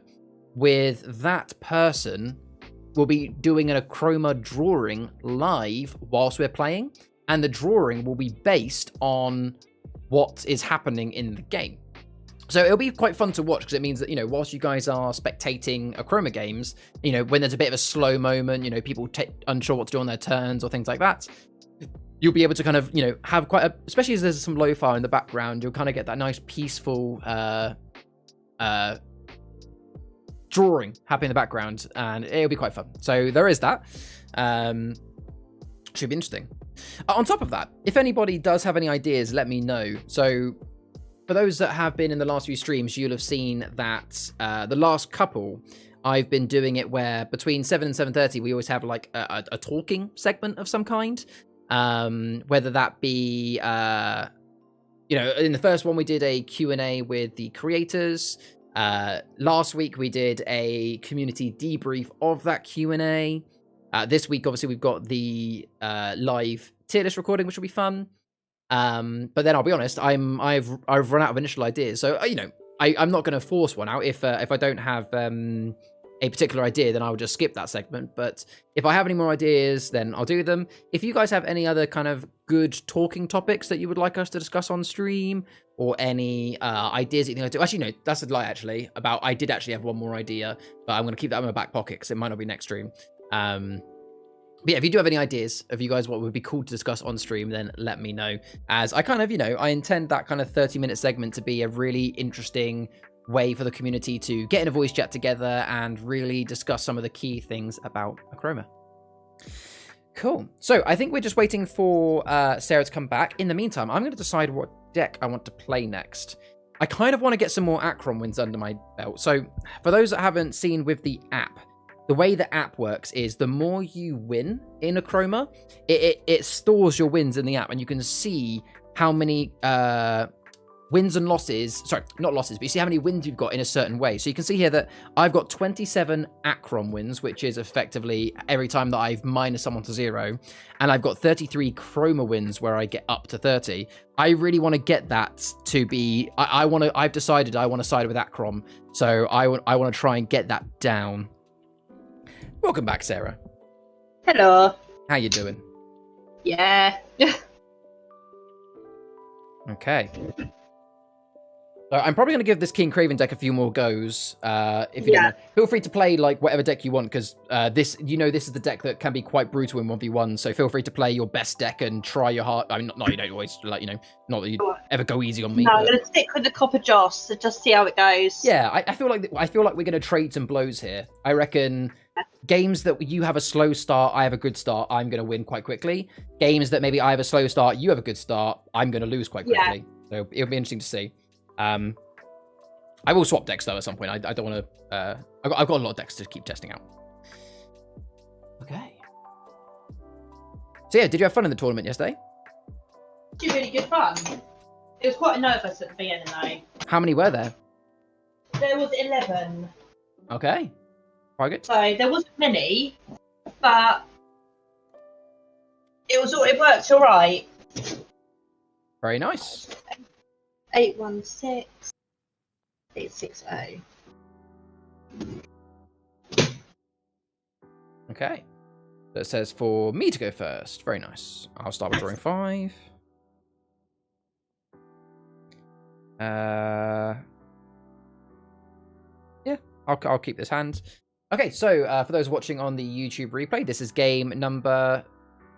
Is it game number 3? Yeah, because we played 2 games where we played the same. 4. Yeah, game number 4. Sorry, I said 3, but in my head I said 4. That was weird. Yeah, game number 4. It is now me versus Sarah, so we'll do some 1v1s. Which, you know what, with how busy it's been in the streams recently, it's actually quite nice to do some 1v1s. Because they sometimes go a bit quicker. You can get get through a few quick games. So I'm playing the King Craven Achroma custom deck from Fall of Flutterby that I played in the last game, and I believe Sarah is still playing the Copper Joss custom deck because it is blooming brilliant. And if anything, it's a fun challenge to try and beat it because it's I would say on par with that Spiral deck. Yeah, it's brilliant. So now I've got some extra cards added. It's working quite well. Absolutely. I feel like before it was already a good deck, but you had to rely on hopefully getting certain cards into your hand early. Whereas now it kind of doesn't really matter what cards you get first. You have just good ways of playing. So I will not draw a card because we're now in a 2-player game. For those who don't know, that's in a 2-player game, the first person doesn't draw a trade at the start. So I'll go straight to my deploy. I'm going to keep it nice and simple. I'm going to spend 2 to play a Soaking Stone, which allows me to steal 1, but not on this turn. And I will spend another 2 to full pallet it. And then, do I want to play anything else this turn? No, I will not. So I'll just go to my resolve, which is +6 for the full pallets, but nothing for the Soaking Stone this turn. I will draw a card, and I will end my turn. Okay, so I can draw a card. I'm going to start by playing a Splat Teacher for free. Okay, making yellows cheaper, thank you. Wow, it doesn't really help me that much, to be honest. I'm going to play a Blueprint Swell for 2. Oh, nice. But I'm also going to full pallet it as well for 1, because yellows are now cheaper. Very nice. Right, so 1, 2, 3, 4 for the Blueprint Swell. Yep. 6 for the full pallet. And then 1 for the Splat Teacher. Very good first turn. And then I'll draw a card. Nice. And it's your go. Okay, so I'm going to start by drawing. Brilliant. That is... The card I just drew was the perfect time to draw it. So I'm going to spend 2 shards to get down a Carmella Traitorius, which she allows me to erase a location, so I will definitely get rid of that Blueprint Swell. It's already done its damage. Yep. And then I'm going to spend another... You know what? Let's just go for it. I'm going to spend 4. It's quite a heavy turn, to be honest, because I'm not getting much back. And I'm actually going to do a double Achroma bomb. Ooh. Carmella's wielding a bomb in each hand. to try and reduce those shards that you just did. So they both get a squish, and I will squish onto the soaking... Actually, I'll squish onto Carmela. Let's just do that. So I'll then do my resolve step, which is steal 1 from the soaking stone. And then a total of 1, 2, 3, 4, 5 minus. So I've effectively gotten rid of that good card and got rid of what you essentially gained from it. I will then end my turn by drawing a card. And you know what? Whilst it's... No, I won't do that now, actually. I will end my turn there. Okay, I'm going to draw a card. Not really helpful, but I'm going to play a Cog's Village for nothing. That's fair. Another Cog's Village for nothing. Very nicely played. And that is it. Okay. So 1, 2, 3. Nice. And then draw a card. Okay, I'm going to start by... Okay. Thank you. I'm going to start by drawing. I've got a little sneaky smart thing here. I mean, it's not that smart, but it's, I like it when things like this work out. So I'm going to start by spending just 1 shard to play... Oh, wait, no, sorry, I can't do that. No, I can't. I'd be silly if I did that. No, in my head, here's what I was going to do, is I was going to use your cheapness of the Splat Teacher to play my full palette for cheaper. Then I was going to kill him, but then I realized, oh, wait, I can't do that because the attack faces the other way around. So I will just go with my original plan, which is I'm going to use my Carmela to attack the Splat Teacher because yellow being cheaper doesn't help me, but really does help you. That will kill 1. So obviously you do 3 damage back. That will kill 1 Achroma bomb. It'll leave the other bomb down to just 1. So I essentially use 1 bomb for that teacher. I will then go into my deploy step where now I will spend... Oh, actually, I'll do it this way round, actually. I'm going to spend 5, quite a lot, to play Throne Room. So I had this one in the last game. It allows me to draw a card, which I'll do first, and I can choose a color, and cards with that color cannot gain, steal, drain, or splat. I'm going to choose light blue. No, do I choose light blue? In my head, I'm thinking light blue would stop Copper Joss, but dark blue stops so many other of your cards. Yeah. I'm thinking I'm going to go dark blue, actually. I feel like that's going to be the overall bigger impact. Yeah, I'll go with dark blue. That doesn't help with the Copper Joss Double Trouble, but hopefully I can do something about those. So yes, that means now anything with dark blue cannot gain, steal, or splat until the end of its turn. So I will then do my resolve, which is... Oh, am I silly?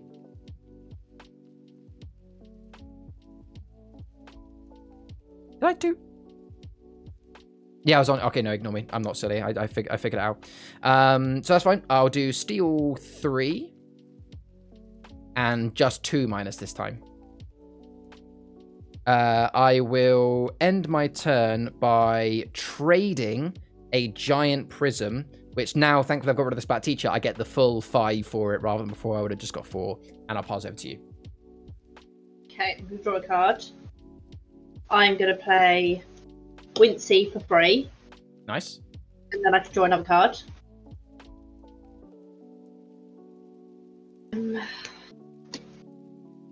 Play Drakon for 2. And I'm going to resolve. So 1, 2, 3, 4, 5, 6, 7, 8. And then I'm going to play full palette for 2. So 1, 2, 3, 4, 5, 6. Oh wait. And then, wait. Hold on. You didn't do. Didn't you I resolve? Did my resolve and then play full palette? I did my resolve and did an action. Yeah. But then you don't get the. Yeah, but you don't get the 6 back from the full palette until your next resolve phase. So you can still splat. Right. You can still splat now, but then you wouldn't get that splat until your next resolve phase. Does that make sense? Right. I'll do that next go then. Yeah. I'll say that next go. Yeah. Yeah. I was gonna say it makes sense to do next go because if you splat now and then I get rid of that location. Yeah. Right. I'll say that next go. No worries. Right. It's your day. Thank you all. I will start my turn by drawing. In my attack phase, I think I will do it because of how much it can escalate. I'll use Carmela and Achroma Bomb to get rid of the Wincy, which does mean that I'll lose the Achroma Bomb, but Carmela would stay alive. Just about. I will then play for 2. I'll play a Ravaged Elite which allows me to squish one. So I'll squish Carmella again, so she's now a -2 this turn. I will also spend 2 to splat. Let's splat Carmella. Well, sorry, full palette Carmella, I should say. I won't play anything else this turn, I don't think. Or shall I? No, I won't. I'll just resolve. So Carmella gives me +6. And then she also has a... yeah, let's just do the pluses first. So that's fine. Then I've got 3 steel. And then I've got a total of 1, 2, 3 minus this turn. I will draw a card and end my turn. Okay. Can I play an action before I draw a card? Yeah, absolutely. Right, I'm going to start with defensive position. Nice. Because then you can do the attack and be protected. Yeah. So Carmella's a 2. So Carmella is, 1. but you can kill both of these. You can kill both. Carmella is a -1, and effectively her action is now nothing because she is one-off use. Ravage Elite is the one doing the most damage. It's a -1 and can swish one every turn. So okay, presumably you'd kill the Ravage Elite because that's the one doing -2, yeah. whereas Carmella's only doing -1. Yeah, kill that one. Yep. Yeah. Okay, and then I'm going to play a trainee painter for 1. Okay. Right, so 1, 2, 3, 4, 5, 6. And then I'm going to leave it as that for this go and draw a card. Okay. So I'm going to start my turn by drawing. Obviously, I cannot attack.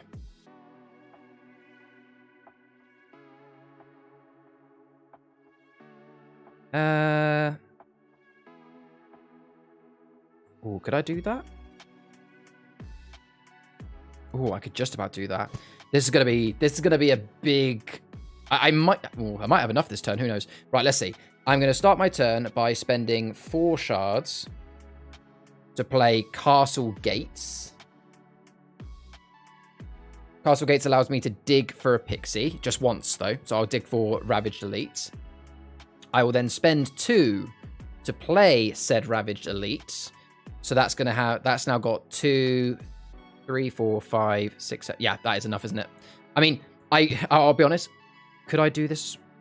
What I was going to do, I don't even mind saying, I had King Craven in my hand, so I was going to play him.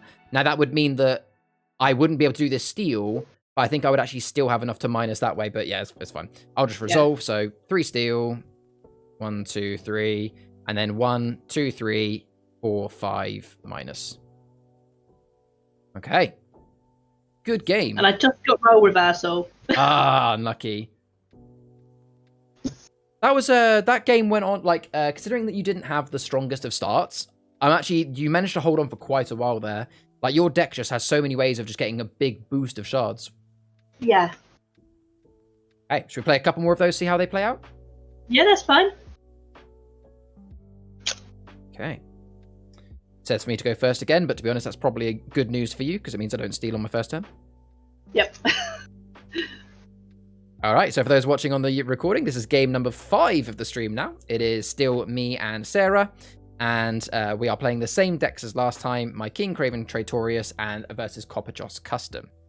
I'll be honest, I'm going to mulligan, which means I put 5 cards down, draw 5 cards back up, and then shuffle these into my deck nice and clearly.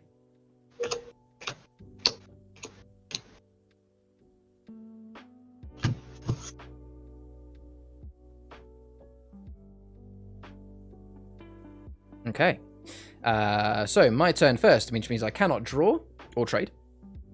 What shall I play first? Let's just start with the Itty Bitty Imp, because why not? It lets me to draw a card. I'm also going to spend 2 to get down a Soaking Stone nice and early, just like I did last turn, but again, it won't actually steal this turn. And then my last card this turn will be a full palette for 2 on top of the Soaking Stone. I'll resolve and gain 6 for the full palette, but nothing for the Soaking Stone and Imp for this turn. I will end my turn by drawing. Okay, draw a card. Right,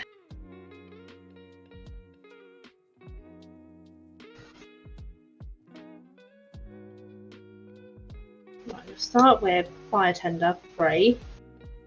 I can find a card with red for 3 or less. Okay. And it would have been my next card. Oh, that's always the way, isn't it?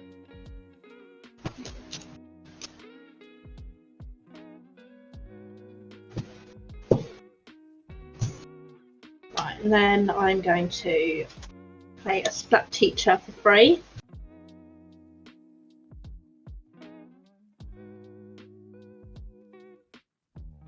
I'm going to leave it as that, so 1, 2, resolve, and draw a card. And it's your go. Okay.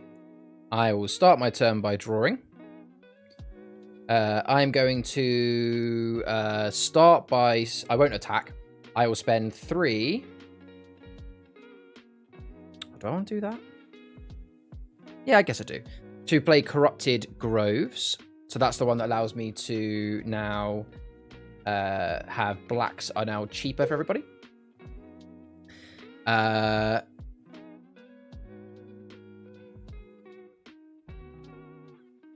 No, that's not worth it.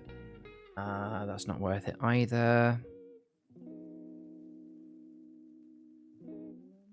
Hold on.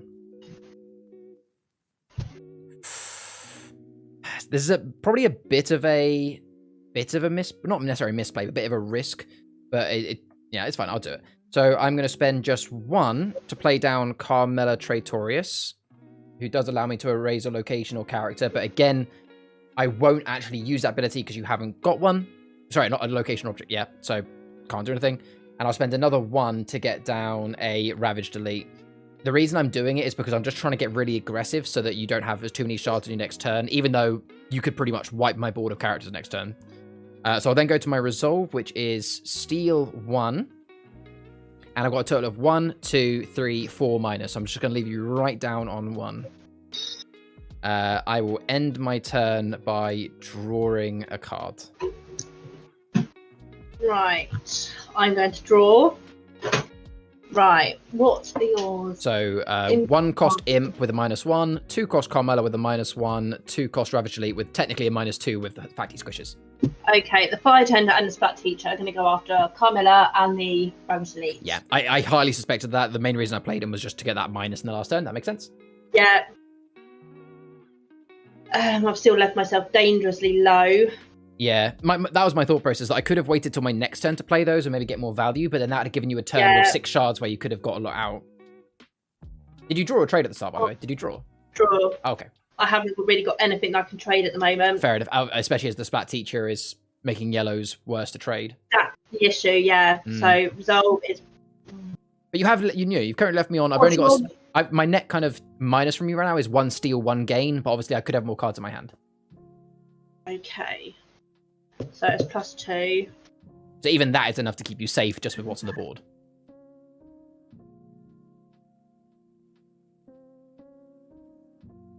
Right, I'm going to draw. Go for it. All right. Risk it. I will start by drawing. So I'm going to be honest. In my hand, at the point that I started that turn, I did not have a card that I can minus, but I did just draw one, so I think this will probably be it. So I will spend 2 shards... Yep. Actually, technically only 1 shard, actually, because my card goes to play. I'm going to give that little imp an Achroma Corruptor. There we go. Which is a -1. I'll then go straight to my Resolve. Steal 1, -2. Was just going to dovetail and dovetail. Nice. Yeah, yeah. Oh, and yeah, got 4 steal on the board for me. Yeah. Do you want to give that one another go, or shall I swap decks? Yeah, go on then. One more. Cool. Because, with this deck in particular, it's a fun challenge to try and beat it because it is so aggressive. But at the same time, I wouldn't want anyone to be playing against it and be going, yeah, this is not fun anymore, Charlie. I've got lots of other decks I can play. So, I like to try it out occasionally. But, yeah, we'll do one more game with this one. And then if you're still up for it, we can keep playing and I'll do a different deck. I've got to try and beat it.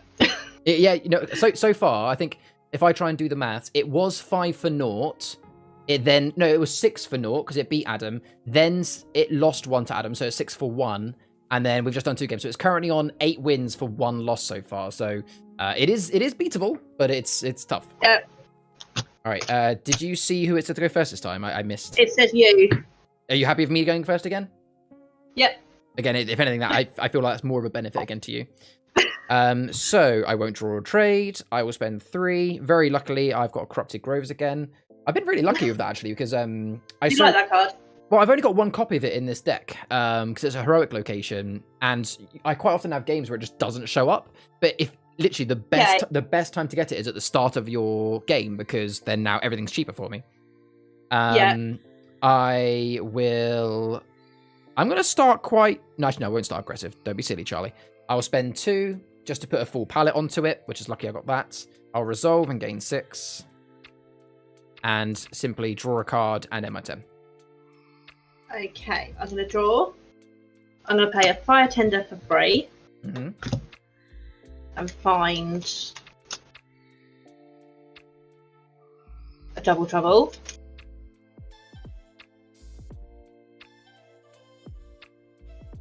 Very nice.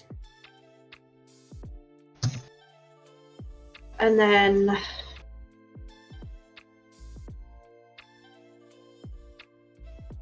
I'm going to splat the Fire Tender, so +7. And then I can draw a card. Okay. And it's your go. Thank you. I will start by drawing.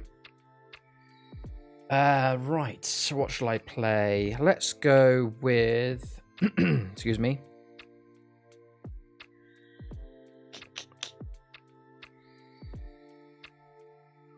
Yeah, I guess... no, I shouldn't really do that.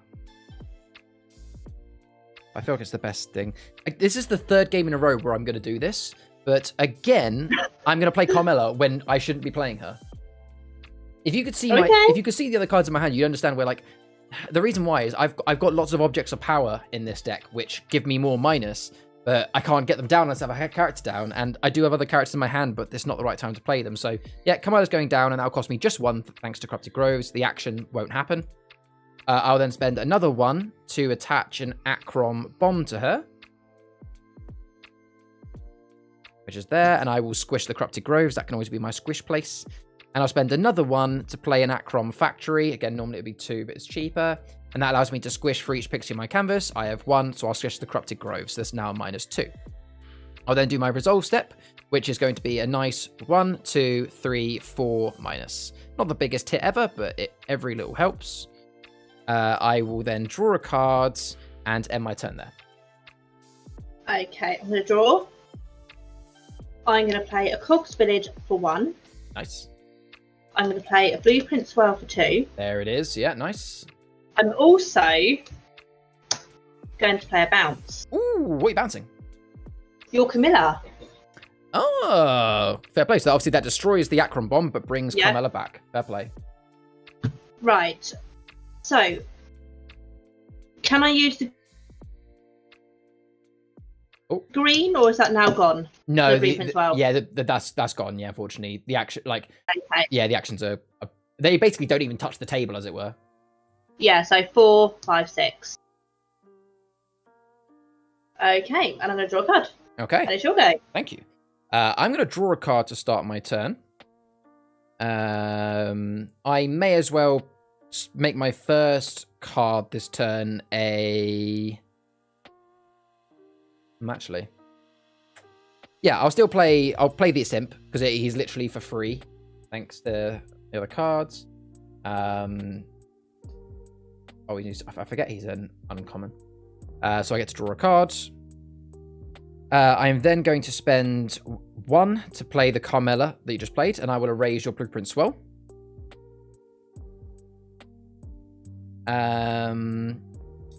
And then, you know what? I want to keep my characters up for now, so I'm going to spend 3. Really, I should have played this at a later date. Again, it could be better for other cards. I'm going to play Serrano and choose a character, so you have to get rid of your Fire Tender. You know, your Fire Tender isn't actually that good a card now it's played, but at least it just protects my Carmella in for another turn. That's 3 cards played. Yes, it is. So I'll resolve. So my steal is 2.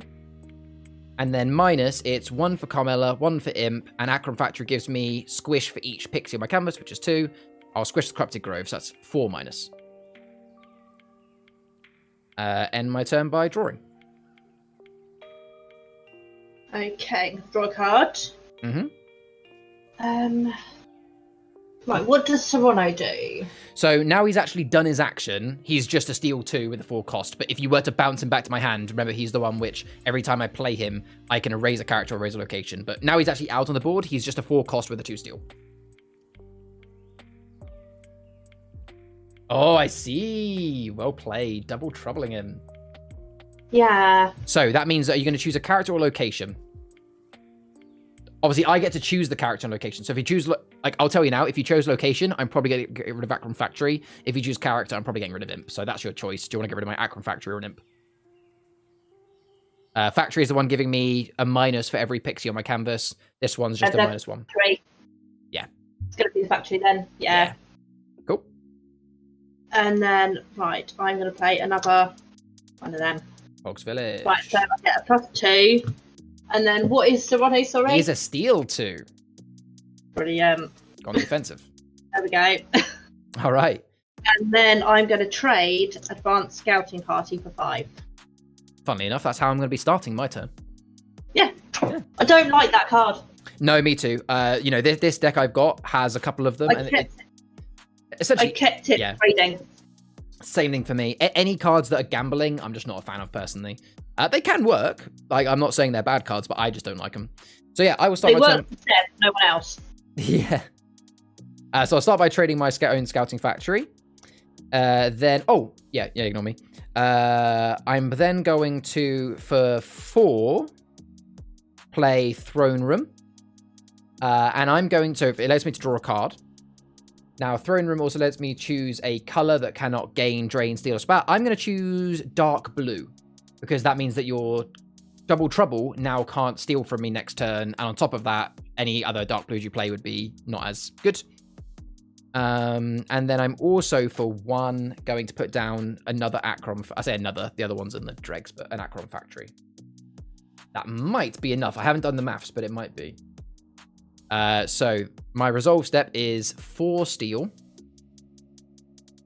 And then it's 3, 4. Minus. So it leaves you down on 2, so it's going to be quite close. How many cards did I play that turn? Was it only 2?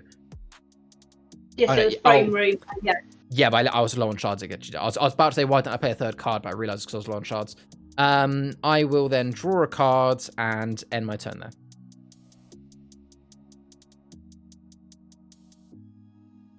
I'm not going to do anything. I'm going to resolve +2, and then I'm going to get rid of Giant Prism. Okay. Oh, I'm surprised you didn't play Giant Prism. I need the shards. Oh, as in you need the shards to play it. Yeah. I mean, like, I don't want to metagame, but what shard count were you on before you traded that? 4. Is there nothing else you could have traded to then play Giant Prism? Because there is. Because don't get me wrong, when you play that, you'll get rid of all 3 of my characters and then gain 6 shards. Then, yeah. So what did you trade to get the shards up? Squad Leader. Oh, I see. So that put you up to, what, 8? And then you've spent 5 to play that. Yeah. That then erases any character with any Achrom, so that's these 3. And then you gain 6 back. Yeah.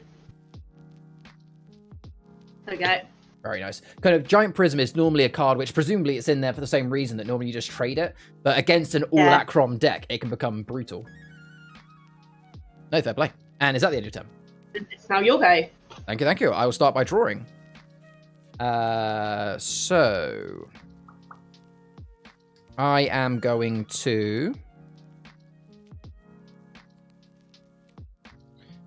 spend 1 to put down a Soaking Stone, which is just the one that gives a steel 1. I'm then going to spend 2 to do a full palette on my Corrupted Groves. I won't do anything else for now. I am just going to resolve, which is +6 for the full palette. Then I've got 3 steel in total. I'm going to draw a card, and I will end my turn there. Okay, drawn a card. I'm going to bounce the card that is stopping the dark blue. Can't remember which one that is. That is the throne room, so you bounce that back to my hands. Alright, so that's now, I'll do steel 2. Yep, so it means you can get used to the steel 2 this turn. Makes sense? That's it. My go. 1, 2, and then steel 2. Okay. And then draw a card. Brilliant. And it's your go. Alright, I will draw. I will play Imp for free because it's the one that normally would cost 1, but I've still got my cheaper stuff up. It lets me draw a card. I'm then going to spend 4 to play the throne room back and again choose dark blue, and it gets me to draw another card. And I'm then going to, for my last cards, now this is going to be a bit of a interesting one. So I'm going to spend 3 shards for my last card to play Double Trouble. And I'm going to Double Trouble Serrano that is on yours. So this is now a Serrano. Now, that does mean I can choose to erase a character location. I will choose a character, so that'll get rid of your Double Trouble. But what's interesting is now my... Oh, I should have played that the way... Oh, no, I couldn't have. Because obviously now my throne room is now affecting me, because that also means that... Wait. Oh, yeah. Yeah, because that means that this card cannot steal. The main reason I did it, though, is because I didn't have another way of getting rid of your 4-cost card, so otherwise I'd have been struggling to get my characters out. If you want to bounce the throne room again, I'd take it. I will then go to my... You bounce. Actually, that is true. You have, actually, yeah.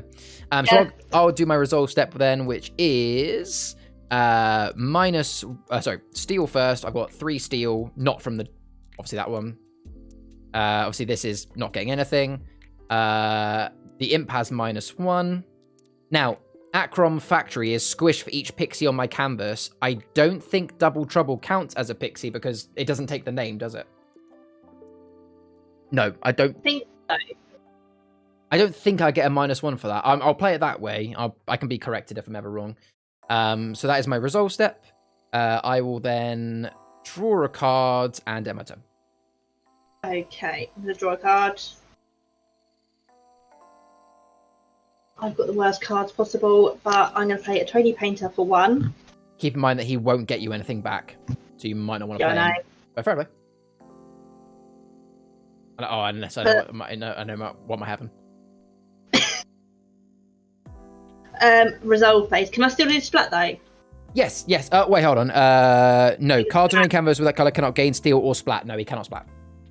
Okay, so I can do the +2. Mm-hmm. And then I'm going to roll reverse. And so he is now yours. Are you going to take the double trouble? I've got Serrano back. Cool. So you got the Serrano double trouble back. So I'll put that over there. Yeah. Okay. Even though I can't do anything with it, it's still the most powerful character on the board. It prevents me from playing lots of more characters, so that's fair. Yeah, but I've realised I've just left myself dangerously low. So I'm going to trade squad leader. Okay. Okay. So, right. I will start my turn by drawing. I think I will have enough. I've got 3 and a minus, so I just need to find 2 more minus, right? Yeah, I unfortunately can do that. So yeah, I will do my turn. I think this is the furthest we've got in the game, though. This is. So I'll spend... Oh, actually, no, I won't spend that one because I was about to put down the promo card, but I forgot that has a dark blue in it, so that hinders myself. But I can still do this. So I will spend 2 to put a snuff out on the imp, which gives him -2. I don't even need to play any more cards, so I won't. I'll just go to my resolve. 3 steel. And then a total of 1, 2, 3 minus. All right, GG. So, yeah, that is tough. I mean, I know I did win those 3 games, but, like, we always felt like you were on the brink of, like, snowballing. But she was coming. And admittedly, that was, we played 3 games where you played the Copper Joss deck earlier, and every one of those games you had Copper Joss within, like, 4 turns. And then we just played 3 games 101, and correct me if I'm wrong, did you ever have Copper Joss in your hand? Like, it's just the way of the cards, isn't it? Yeah, it's the way it is. Absolutely. Want to play another game, but just swap decks a little bit? I mean, you can keep. Yes, I'm going to take decks as well. Sure. I'm going to have a go. You know, I haven't played my Briscavi Raiders for a go. So I'm still going to stick with Achroma for the most part because, like I said, I am trying to get more Achroma wins. I haven't played my Briscavi Raiders deck for a little while, and people do like this deck because it's people like the Raiders.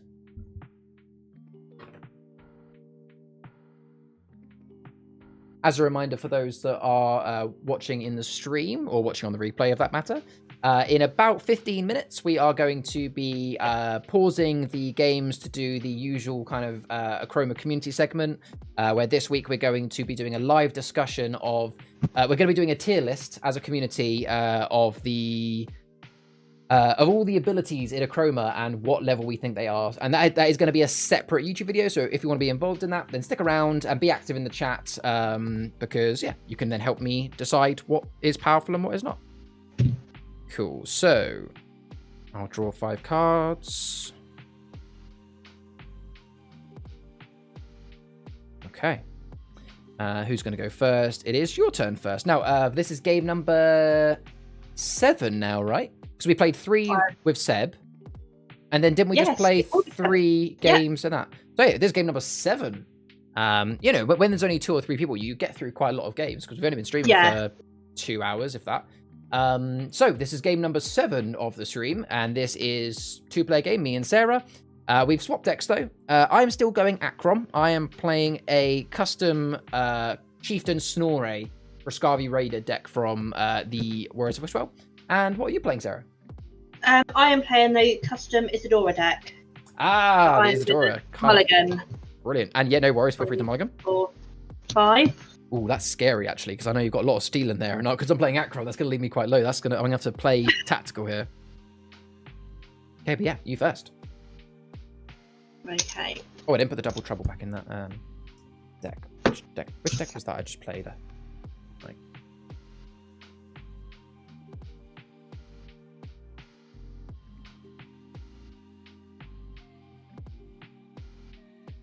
Okay, I'm going to start with a Major Sleet Enforcer and Abundance of Quintessence. Very nice. So, right, so that's a +5, and I get a +1 for him. And then I'm going to draw, and it's your go. Very nice turn. So I'm going to start by drawing. I am going to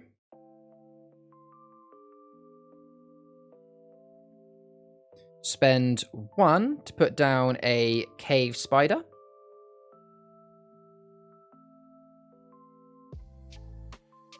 And I'm going to spend another 1 to put down a glass eel. I will then go to my... Oh, actually, do I want to do that? No, actually, I'm still okay with that. I will then go to my resolve step question mark. You know what? I'm just gonna go big or go home nice and early. I'm gonna spend 5. I feel like I have to be aggressive with this deck. Your deck definitely benefits playing longer. To actually get out my legendary straight away, which is Chieftain Snorre. So my resolve step then is steal 1 and -2, and I will. Ooh, I'm leaving myself quite low. I will trade a Briscavi Hunter for 3, just to leave myself a bit higher because I know you've got some steel in there, and pass it for 2. Okay, we'll start with drawing.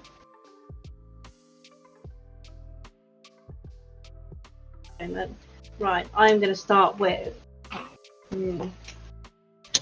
Cultist Warlock for 2. Yep.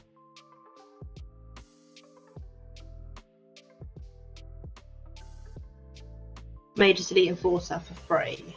Okay. Okay, resolve, so 1, 2, deal 1. Mm-hmm. And then I play an action for 3. Ah, yep. So I'll take you down by 3 more. So yeah, steal 1 for each character on your canvas. Makes sense. Yep, and then I'm going to draw a card, and it's your go. Very nice. So I'm going to start my turn by drawing, funnily enough. That kind of worked out well. So in my attack step, characters on my canvas get protection for their first attack each turn. So my cave spider is protected, and it will attack your Mage Elite Enforcer number 1. It will then do its second attack on the second Mage Elite Enforcer, which will kill it, because it's not protected for that one. Yep. And then my Chieftain Snorri Briscavi will do the attack on the Occultist Warlock. I will then go straight to my Resolve step, which will be to steal 1, -2. And then, before my draw a trade step, I'm going to spend 3 to play Unfair Trade. Each other player must trade a card from your hand, and I gain the shards instead, which obviously is a bit of a risk in a 2-player game, because it's more likely than not that I'm not going to get the value from it. But what are you going to trade for me? Curdle Cave. Curdle Cave, so at least I get a couple of shards back. And I'm going to end my turn by... I don't really want to trade another Hunter, but I'm going to trade a Briscavi Hunter for 3, because I can't leave myself low against that deck. And hand over to you. I'm going to draw a card.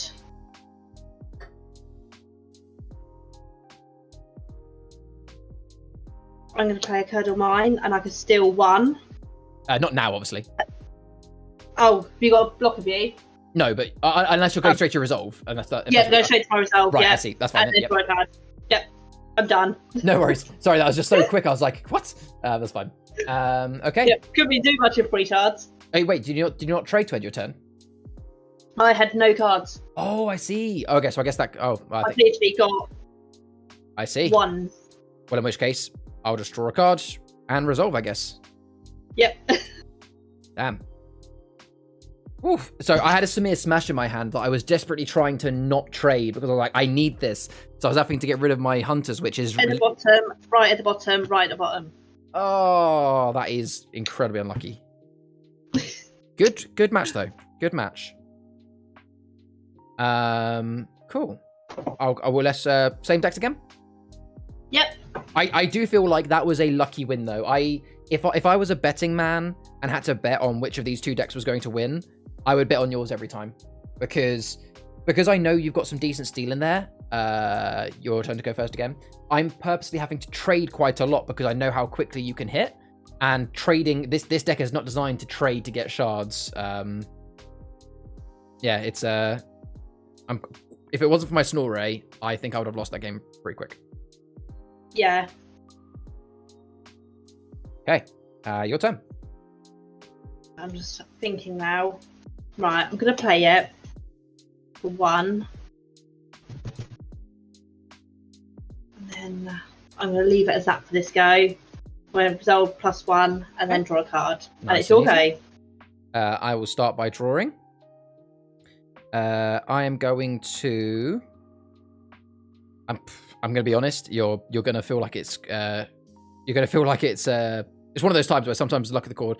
I'm going to play this one. 1, 2, 3. Brynhild of Briscavi, one of my rares. I'm in the wrong folder.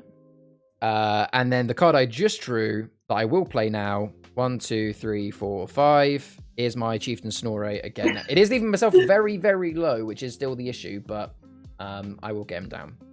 I cannot afford to play anything else this turn, so I won't. I will just resolve, which is only steal 2 -2. It's not crazy. Okay. I'm still leaving myself very low, which is an issue, so I'll end my turn by trading a Briscavi Snare to leave me on 7 and hand over to you. Okay, I'm going to draw a card. I'm going to play Ludlam City Gate for 4. Oh, nice. If London City Guard is on your canvas, you may erase a character. Yep, and you get to choose, so presumably my Snorri. Yeah, that's the one. Yeah. Fair play. You know what? I should have seen that coming considering you played your guard, but it's fine. Yeah, I picked that up at the end of my last go. Oh, I see. So you were just hoping that I didn't get rid of your character in one turn. Which I would have done if I had a card I could have done, but well played. Right, so +4. Yep. I've also now got 1 prevent. That is very true. And then I can play an action. So down 2 and up 5. And draw a card. Okay. Right. I will start my turn by drawing. In my attack phase, I'll use Brynhild to get rid of your guard, because at least that will get away the block. I will spend 2 shards to get down a Lacringi Mines, which is the one that's going to give me a nice little +2. And I will also spend 3 to play Brascavi Samir Totem, which is the one that gives me a steal for every Samir troll on my canvas, which is currently 1. So my resolve step is 2 for Lacringi Mines, and then 3 steal between those 3. And I will end my turn by drawing. Okay, I'm going to draw a card. Right, I'm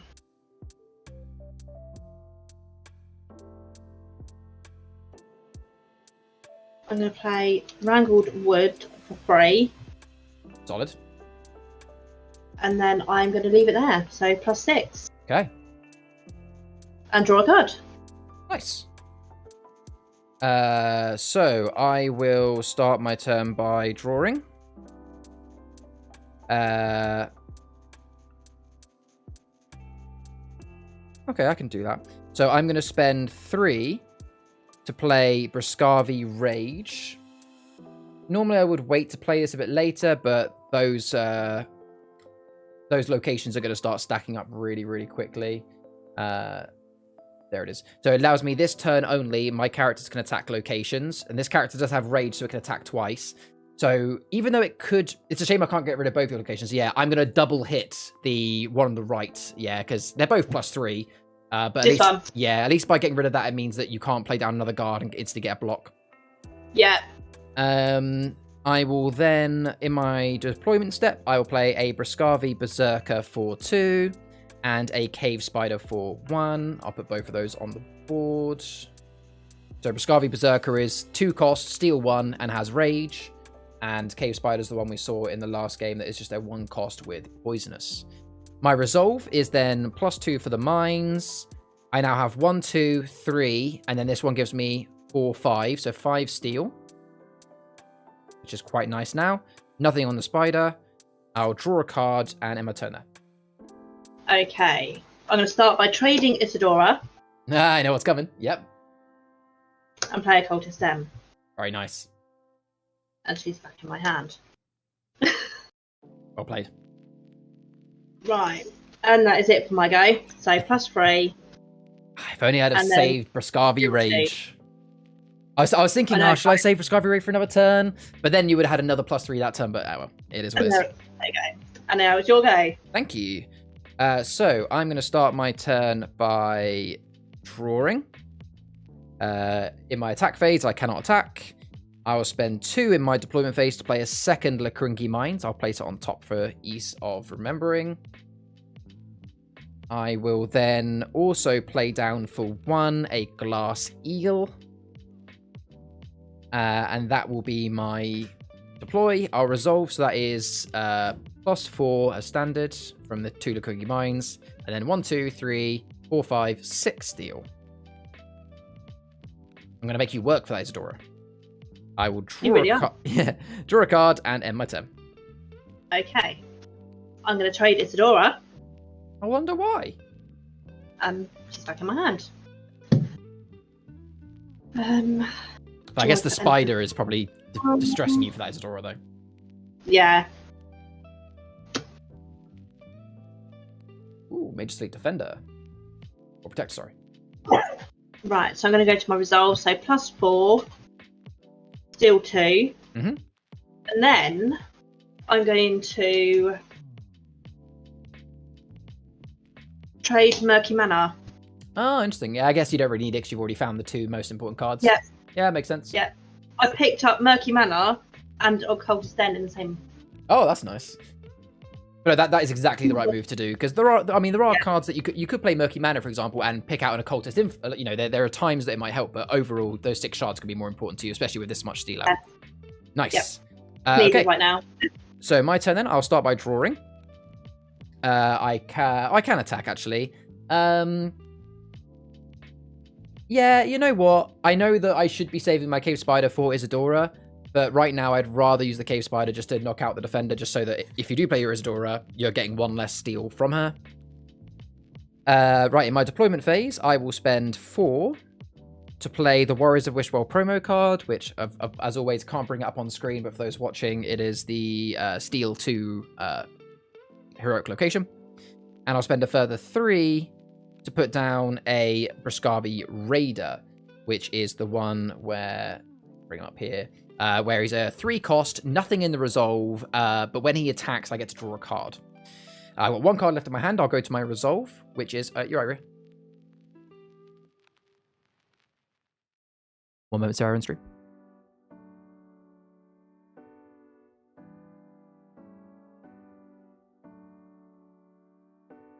So my resolve step then is +4 from the 2 Lacringi Mines.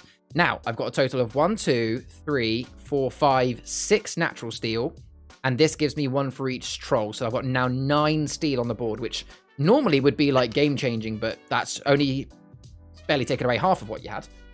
But still impactful. I will draw a card and end my turn.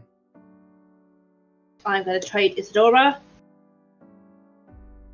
Pick her back up.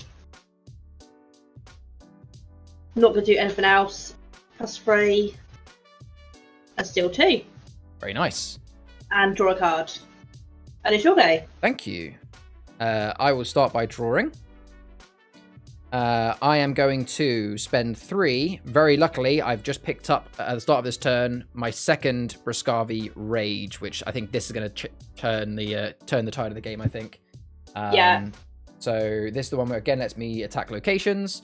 So, yeah. Actually, I'm going to do it specifically with Briscavi Rage to begin with, because he has Rage and gets another Rage from Brynhild, so he can attack 3 times. So his first attack is going to be on Wrangled Wood. First, nope, funny enough. So I get to draw a card. His second attack, and then his second and third attacks will be on that. So essentially, this character has attacked 3 times to get rid of both your locations, and it means that I can actually draw 3 cards, which is quite nice. In my deployment step, I will play... Yeah, you know what? I think this actually... Oh, God. This might be enough to do it in 1 turn, you know? It'd be cool if it was, considering it's 21 shards. So I'll spend 3 to play Briscavi Cave Dwelling. I'm excited by the math of this. This allows me to find a troll with a shard value of 4 or less. He's right at the bottom. I'm going to get Gunnar of Briscavi. Shuffle my deck.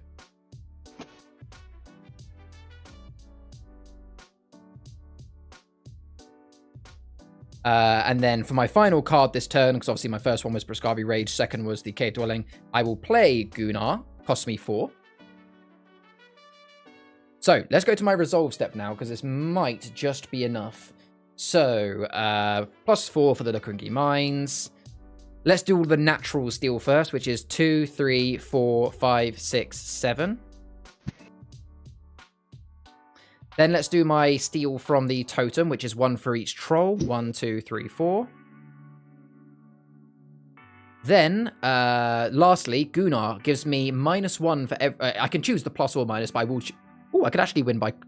I actually think could win by Chroma, but I want an Achrom win. So I can do -1 for each card with any Achrom. So 1, 2, 3, 4, 5, 6, 7. Okay, so it looks like I won't be able to do it this turn. And yeah, I'll end my turn by drawing. I appreciate I could have ended there by just going up to 30, but I want the Achrom win, so I'll see what you can do for a turn. Okay, draw a card. Yep. I'm going to play Occultist Warlock for 2. He stands alone but brave. Yep, that's it. And yeah, fair play. she's just going to go and sit there. And sulk. For the last time. Yep. Cool. And then, yeah, well, let's just, for the sake of brevity, start my turn, draw a card, resolve, and we'll just do all the steel.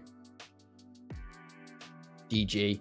I feel like, you know, I've noticed a common theme. Both the deck you're playing and the deck I'm playing don't have very much control. We each have a couple of cards, but not very much. So it literally was a case of who could build up their steel the quickest. And also, both of our decks rely on characters being out to get the steel. And because I managed to get my characters out earlier than you, or like the stronger characters out, it meant that I could snowball. And to be fair, that is one of the weaknesses of that Isadora deck, which you may have found in that tournament, which is if someone beats you to having more characters out, there's not much you can do. There isn't. Well played though. Still a tough game. I genuinely surprised that deck did that, to be honest. I was really rooting for the Isadora one. Well done. So what I'm going to do, Sarah, is I'm going to take a quick pause to do the segment that I was going to do on the tier list, and then if you're up for some more games afterwards, you're more than welcome. If you're done, that's you can. Fine. I'm going to go grab some food because I'm hungry. No worries at all. I'll speak to you in a bit. I'll speak to you in a bit. Okay, so I appreciate there's not very many of us here today. I know it's a bit of a quiet stream, which is perfectly fine. So what we're going to do, folks, is we're going to do a tier list. So I'll leave the music going for it. I don't think it'll be copyrighted. There we go. So for those that haven't seen, I do a let's change scenes already. Let's go to this one and make sure it's actually up. There we go. And I'm just gonna move this slightly. Actually, it's fine. I'll leave it as is. So there we go. Let's go to like here. That'll be fine. That works. I'm going to do an introduction in a moment because, actually, just double check. It is actually getting my mic, isn't it? Is my mic? Yeah, there we go. And bring the chat up before I forget. There we go. Now I'm sorted and ready. So what I'm going to do, folks, is I'm actually going to record an introduction because this is going to be a separate YouTube video. And then we're going to get started with the tier list. I'll explain how it all works as part of the video. If you are currently in stream, I appreciate a viewer count seems quite low right now, but if you are in the stream, then please do play along. This is your opportunity to influence the tier list. As I go through what I think, I'll explain each card. If you think, it should be in a different tier, then let me know in chat. Otherwise, it will just be me doing it, but that is fine either way. So here we go. Hey guys, I'm Foulplay Gaming and welcome to today's Achroma card game video. Now this is being recorded live on stream, so I'll keep the intro nice and brief, but this is another tier list video for the card game Achroma. Before we get into it, as always, if you enjoy the video, like, comment, subscribe. We're trying to reach for that 1,000 subscriber goal, which would be fantastic. And if you want to get involved in Achroma, then you can see the link down below for 10% off your purchase today. So we're doing a tier list today on all of the abilities in the card game Achroma. So as you can see here, we've got one of each of the cards that has them with each of the abilities. I will explain each of them as we go as well for maybe those that are new to the game. And simply what we're going to do is we're going to click and drag each one into the tier after a short discussion of where we think that power should go and decide what abilities are the strongest across the entire realm of Achroma. In terms of how the tiers are going to be, so S tier are abilities that, you are absolutely game-changing. They almost have no downside. A tier are cards that, very, very good, but, maybe they're a little bit more complicated to use, involve a little bit more thought. B tier are going to be things that, yeah, they're good, but they rely on lots of other cards to make them work. C tier is going to be things that are just kind of, yeah, I guess it could work once in a blue moon, otherwise it's not so bad. And F tier is going to be things that no, just avoid this ability, you're not going to get any use out of it. Now, I'll be honest, I don't think really anything is going to go into F tier, but hey, maybe you guys will change my mind. Now, I appreciate in the YouTube video, you guys won't see the YouTube chat, but I will be reading out any chat that happens. So, let's get straight into it then. Starting with the first ability, we're going to do it in the order that I've got it here. We've got Claim. So Claim is from the Curse of Curdle Hill realm. And the way Claim works is when you play a card with Claim, you can claim either a character or potentially a location, depending on what the card says, from an opponent's canvas and bring it onto your own. Now, I personally think straight away, I'm going to be putting this into S tier. And my reason for that is that Claim it's almost like a blank card.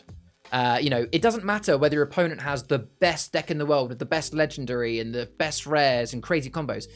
If someone plays a legendary, you can just yoink it for yourself. It's so powerful to be able to take somebody's character or location, because not only are you denying them one, but you're also then gaining it for yourself. It's just incredibly powerful, and I've won so many games by claiming them. In my opinion, has to be S tier. You know, actually, let's do it in the order of realms. So the other one in the Curse of Curdle Hill realm is this one, Restrain. So Restrain works a little bit differently to Claim. How Restrain works is you can, you know, I'll actually bring up the cards that we're talking about as we're doing it. That would actually work. So this is Curdle Woods, or Wrangled Wood, I should say. No, Curdle Wood. So, yes. Actually, no, it's fine. It's not very big. I won't bring it up the screen. So the way Restrain works is when you play a card with Restrain, like, for example, Curdle Woods, it allows you to restrain a character or maybe a location under the Curdle Woods. So think of the card you play almost becomes like a jail cell to restrain someone's card underneath it. Now, compared to Claim, the difference is when a card is restrained, it's not of any use to anybody. So when you claim a character or location, you're getting use out of it, as well as denying it from an opponent. Restrain, you're still denying it from an opponent, but you're getting no use out of it. And if the opponent could destroy the card you've played that has restrained their character, they get their character straight back. So for that reason, I'm actually going to put Restrain into C tier. It is good. Like, you know, it's good that you can restrain characters and locations, but it is too easy for them to get them back. And until they get them back, it's not actually helping out anybody. It's almost like a temporary erase, which I prefer cards that just erase. So I'm going C tier for Restrain. Excuse me, folks. Next then is let's go Curse of Curdle Hill next. You know what? Let's just spend a moment and actually put them in the order. Again, if you're watching in chat right now and you have any opinions on these, then let me know. I'm just going to put them in the right order first. Actually, we'll do all of the standard ones at the end. So Poisonous can go at the end. We'll go Draco Temple next, which is Research and Sacrifice. Then we'll go Fall of Flutterby, which is Squish and Splat. Then we'll go Warriors of Wishwell, which is Raid, Shield, Will Trade. And then we'll go these 5, which are the standard. Okay, back to it then. So next then, let's have a look at the abilities that come from Siege Draco Temple. So the first one is Research. I will bring up a card which shows that in brief. So the way Research works is if a card says Research 1 as an example, that means that you could draw one card from the top of your canvas, look at it, and if you want to, you can pay 1 extra shard to keep it in your hand. Alternatively, you can put it back to the top of your deck. If you had a card that said, let's say, Research 3, you'd be able to draw 3 cards. You could pay up to 1 shard to keep each one. But let's say you put all 3 of them back. You can actually put them back in any order that you want. So I personally think that Research is a tier card. It's not S tier. Card draw is very, very important in Achroma, and being able to research and get that card draw is really, really good. The reason it's not S tier is that it can be quite expensive to be able to use Research because you're having to pay extra shards to keep them. And, you know, it still might not be the cards you need. You're not gaining anything from it apart from knowledge and card draw. Now, obviously, some of you might be shouting at the screen right now going, yeah, but Charlie, what about Vast Volataris with a Research deck?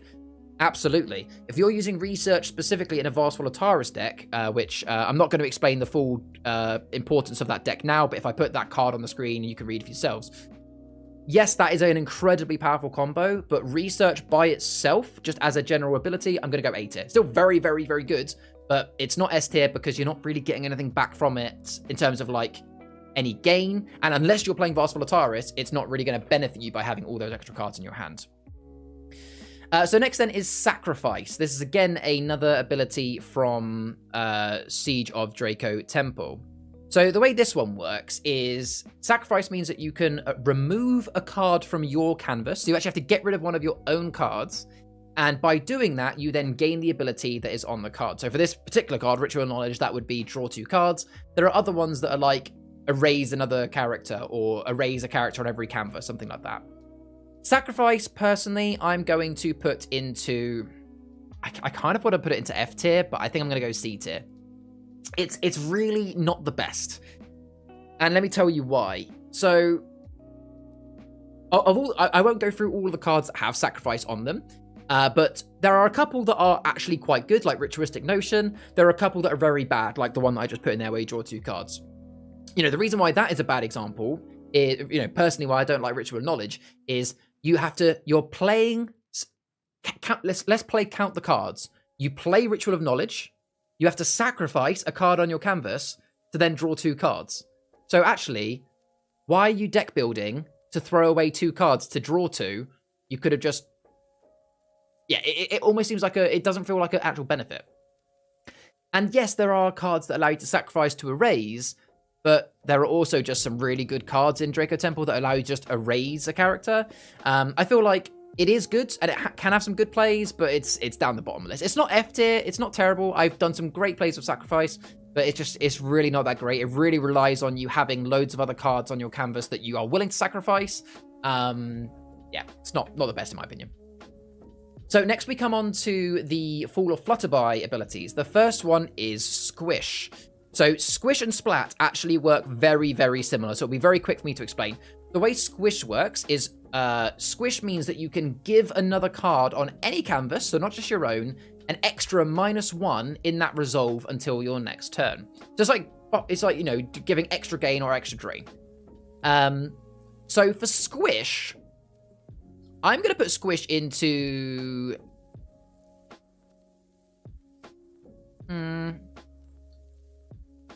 See, I'm conflicted, because Squish on its own doesn't end up being that useful. But I'll be honest, for those that have seen, I've been playing a King Craven deck recently that has a lot of Squish, and it has been dominating. So I don't want to say S tier, but I'm going to go... No, I'm going to go B tier. It can be really aggressive, it can be really great, but Squish does rely on you having other cards on your canvas to squish, so you have to make sure you have multiple cards out, and because it's a drain, not a steal, you're not actually gaining anything from it. So yes, it's great for those Achroma decks to drain to victory, but because you're not gaining much from it, and it relies on having other cards, I'm going to put it in B tier. Can be very strong, but does rely on a couple of things. Splat, however, I am definitely going to put into... I'm going to put it into S tier. It is... it works the same way as Squish, so I'll bring up this to be able to see. It is the opposite. So where Squish is, you can give a drain to another character or location or object on any canvas. Splat is a gain. It gives that amount of gain to another character, location, object, whatever, on any canvas for that turn. It's an S tier because it is extra gain, which is obviously all, doesn't matter what type of deck you're playing, extra shards is good. It also has the utility of you can actually splat someone else if you want to maybe do a bit of a bribe or a bit of a deal, especially in a team-based game. And you're getting so much value out of it because whether you're playing an Achroma deck or a Achroma deck, those shards are going to help you. And for those that know, Splat... I can't think of any card that has Splat that isn't just... It just pays for itself. It's just so strong. Splat is really, really good. It has to go to S tier. So next then we move into the Warriors of Wishwell abilities. So there are 3 that come with Warriors of Wishwell. The first one is Rage. So I'll bring that up on the screen for those that want to see. So here is Bruscavi Berserker. So Rage allows a character with Rage can attack an additional time on its turn. So that means that it can attack once, and then it can attack again on that same turn. If you gave a character multiple rages, for example, Bruscavi Berserker has Rage, you could also play another character like Brynhild of Bruscavi that would give him another Rage, and you could play an action that rages. So you could even have that character attack 3 times. Now that sounds really powerful. You might be thinking, oh my gosh, S tier, because it can attack so many times. I'm actually going to put it into C tier. Rage. And here is why. The issue with Rage is that when you make the first attack, let's bring up Berserker as an example. When you do that first attack and you take damage, you keep that damage for your next attack. So let's say that Bruscavi Berserker attacked a, let's say, Glass Eel. So a Glass Eel has 1, the Bruscavi Berserker has 2, so Berserker wins the fight, but the Berserker is now down to 1 shard. So if he wanted to attack again now, he would actually die no matter what he attacked, which isn't good. The only thing that makes Rage powerful are 2 cards. You have a card called, I'll bring it up on the screen now, you have a card called Bruscavi Rage, which allows characters on your canvas this turn to attack locations. Something with Rage and that ability is brilliant because then you can absolutely rain down hammer onto locations. And the other one is your legendary Chieftain Snorre, who gives protection to all characters on the first attack each turn. So therefore, you can attack multiple times with characters, and because of protection, which we'll talk about in a minute, you'll be able to get those attacks off for free. So that's why it's going to C tier. It's not F tier, it's not terrible. You can get some really good use out of it, but Rage only really becomes good if you've got Snore out or Briscavi Rage. Otherwise, you're going to be either sacrificing your characters by attacking twice, or you're just going to be not attacking twice. You're just going to do the attack once. I've had many games where I've only attacked once with Rage. Next then is Shield Wall. So Shield Wall is again, Warriors of Wishwell ability. And the way this one works is let's say this card has Shield Wall 1. That means that all characters on your canvas get Shield Wall 1, so it spreads across them all. Shield Wall 1 means that if somebody attacks your character, you do an extra 1 damage back. So it's not shield, as in like it's not like giving you extra defense. And when you actually do the attack, it doesn't make a difference. But when someone is specifically attacking you, your character does 1 damage back. So in the case of Lakringi Shield Maiden, normally she has 2 strength, so when she attacks she does 2, but if you attacked her, she would do 3 damage back to you. And it stacks. So if you had multiple cards with Shield Wall on your canvas, then, you know, let's say you had 2 Lakringi Shield Maidens out, they would now both have Shield Wall 2, which is quite cool. I'm personally going to put this into B tier. There's a few reasons why I've put it in the middle. Firstly, let's talk about the positives. The positives of Shield Wall are very, very good. When you have Shield Wall out, it acts as a bit of a deterrence. Your opponents won't want to attack you because even though you might have weaker characters out, because they've got Shield Wall, your opponents will have to actually sacrifice their characters in order to do the attack because you're much harder to kill. So what this means is people will leave your characters alive, which is going to help you with your deck. So that's a positive. It's a bit of a deterrent. Apart from that, though, it doesn't help you during your attack. It doesn't help you during your resolve at all. Now, admittedly, there is a rare character called Civ of Lakringi, and she will get +1 for each Shield Wall on your canvas. So, okay, she can have some good interaction. But here's another thing that this does kind of incorporate why I'm putting it into B tier, is there are only 4... when you're building a deck, like the most cards you could throw into a deck, there are only... there's only 3 cards in existence that have Shield Wall. You've got Civ of Lakringi, who I just said is a rare. You've got Chiefess Astrid of Lakringi, who is a legendary. And then you've got the original one I just showed you, Shield Maiden. So obviously you can't double stack legendaries or rares in a standard Achroma deck. You can put 2 Shield Maidens. So that means out of 30 cards in your deck, a maximum of 4 of them can be Shield Maiden. Now, I have no doubt that that was done probably to balance Shield Wall, otherwise it might get a bit too powerful, but purely because there are only 4 cards and it only helps you as a deterrence to being attacked, that's it.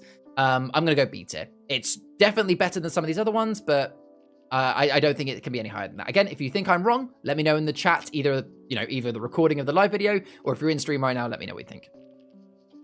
And then the last one for Warriors of Wishwell is Trade. So, trading as an ability is not something that is new to Achroma with Warriors of Wishwell. In all of the other realms, you have the ability to trade at the start of your turn, and there are a few cards in other realms that have the trade action. But it is mostly a Warriors of Wishwell thing, because there are lots of cards in Warriors of Wishwell that use trade. For example, the action, as you can see there, is it is a uncommon one. Trader's Lifeline is the example there, which is until your next turn, whenever you trade, draw a card, and you may trade when you deploy this card. Now, there's lots of really cool cards for this. Trade, I'm going to put it into A tier. Obviously, trading itself at the start and end of your turn is very good, as in I choose to trade. Cards with trade are very, very powerful. The most cards, on average, give you abilities to trade more or give you more value from your trading, and it is just such a shard bump. You get so much value out of it. It goes into A tier. The only negative to A tier, I guess, that stops it from being S tier is that by trading more, you're throwing away cards, which does rely on you having cards you want to trade, as well as cards that you actually have in your hand. So it's not S tier, but it's definitely A tier. It's very powerful. It wins a lot of games. So before I start the next bit, guys, I'll cut this bit out of the actual YouTube video. I just need to grab a drink. I've just got one there because I am really, really thirsty.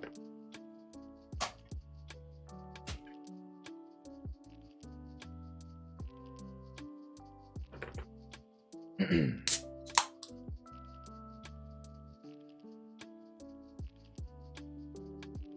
you go, brilliant. I'll cut that bit out. So we then move on finally to the common abilities. Now, what I mean by common abilities, that's nothing about rarity. These are abilities that you can find across all realms of Achroma. So the ones we've spoken about so far are specific to a realm, whereas these 5 are the ones that you can find in any. So the first one is Dig.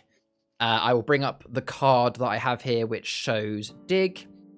So Dig allows you to search your dregs, which is your discard pile, for a card. Now, the card you play will dictate what you dig for. Some cards just say Dig. Like, for example, there is a card called Draco Graveyard that allows you to just discard 2 cards and dig 1. The card I had previously up was Dig for a Fairy. You know, the card will dictate what you're digging for. But overall, what Dig means is you're going through your dregs to search for the card that you have been told you can search for. Personally, I'm putting Dig into S tier. I really, really rate Dig. Actually, no, it's going to go A tier.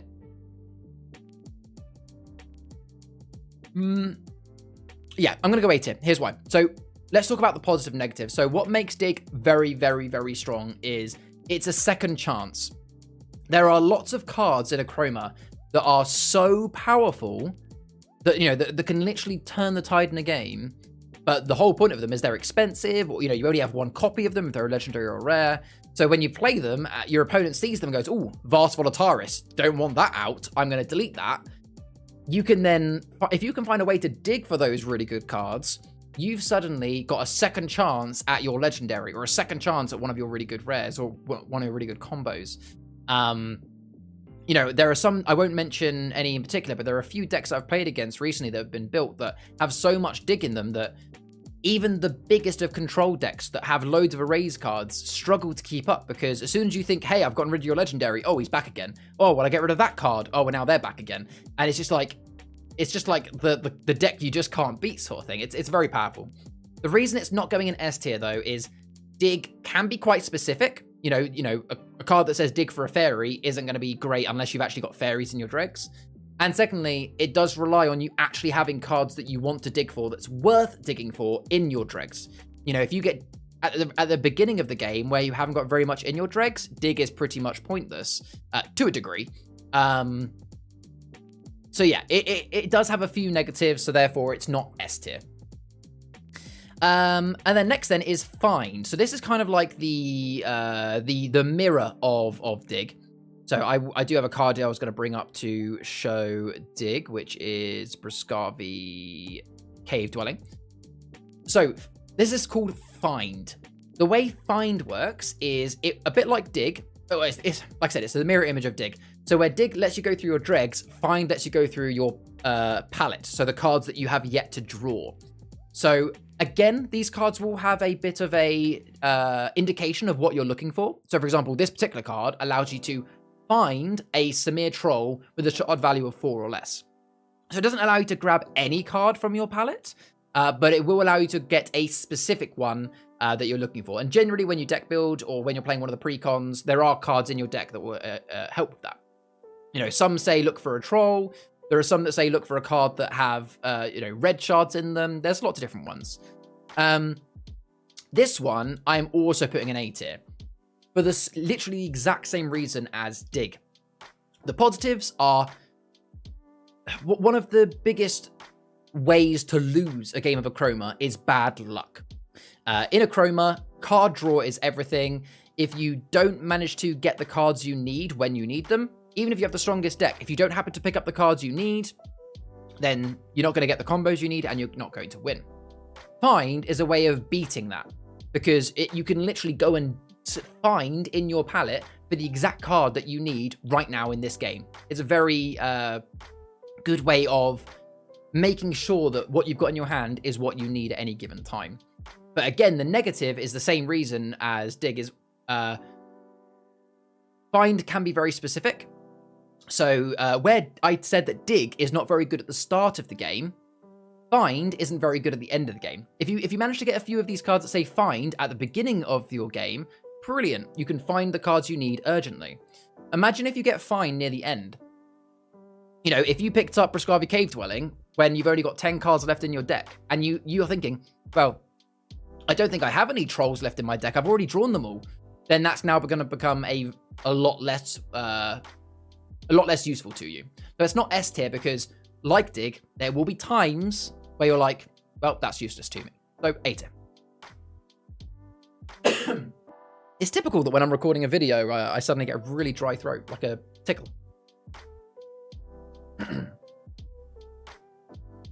Because I'm talking a lot.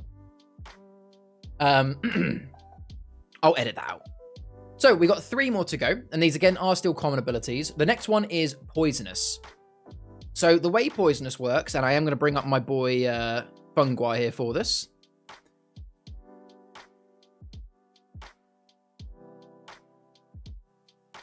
There is Fungi. So, the way Fungi, the way Fungi and all other characters of Poisonous work. So, Poisonous is something you'll only find on characters. Yet, they might put Poisonous on location, but I don't know why that would be. Well, I guess they can get attacked sometimes. So, what Poisonous means is whenever that card does damage to another card, that card is erased no matter what.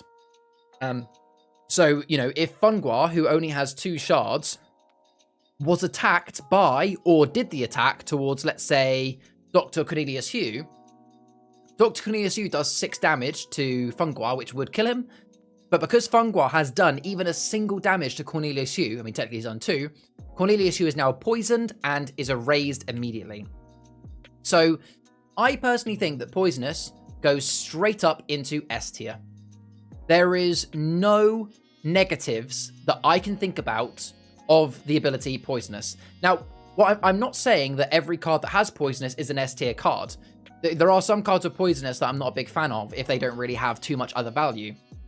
But Poisonous in itself is an S tier ability. The reason for that, in my opinion, is I can't think of a downside. The positives are you could obviously use a cheap Poisonous card to get rid of a high tier other card. And it also acts as a really good deterrent. I literally just played a game earlier in the stream that I recorded this video on, where I played against Sarah, and in my first turn, I managed to get out a Poisonous Spider, which I'll put on screen for you to see. Cave Spider. It's literally a 1-cost character that's Poisonous. Because that character was out, it was a deterrent.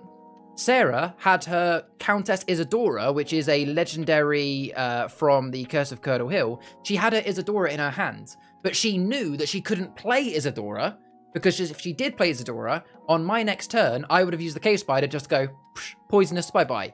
So if you can get out Poisonous cards early, it is a deterrent for your opponents. They'll play maybe smaller characters, but they won't want to play their best characters in fear of the Poisonous Spider. It's something they have to deal with before they can start playing their best characters. On top, yeah, it's just, there's no downside here. You are forcing an opponent to play an action or a character. They have to get rid of that Poisonous card. They can't just leave it there. It's S tier. Brilliant. Poisonous, you should definitely be looking to get into your decks if you can. 2 more to go then. The next one is Protection. Protection is not something, again, it's a common ability, so you can find it across all of your realms. And the way Protection works is when a character has Protection, it means it is invulnerable to any damage during attacks. So it is actually a direct counter to Poisonous. So, okay, hands up, I lied. Poisonous does have a slight disadvantage. Well, Poisonous doesn't have a disadvantage. Poisonous does have a counter, and the counter is Protection. So Protection means that any character has Protection, they cannot take any shard damage. Now, it doesn't mean they can't be erased by an action, but they cannot be erased by being attacked in the attack phase because they take no damage. Protection, I'm putting into A tier, personally.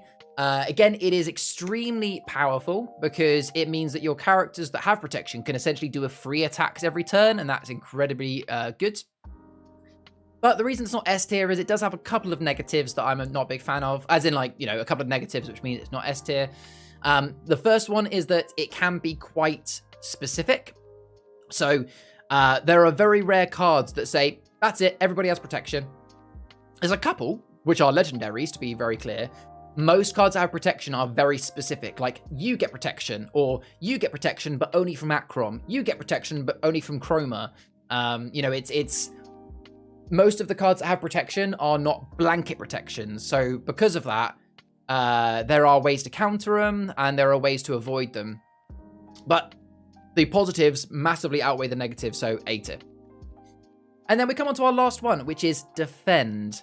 So I will bring up the card that I had here for Defend.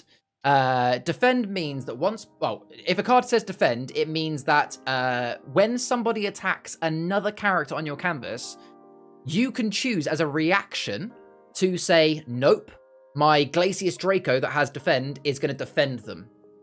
What that means is they take over the attack. So where before your opponent might have been attacking your, I don't know, Draco Hatchling, you're now saying, nope, you're attacking my Glacius Draco instead. So Defend, I'm going to put into, I'm tempted to go B tier, tempted to go maybe A tier. I'm going to go B tier. It's kind of like, Defend is kind of like a knockoff protection. Actually, no, I might go C tier.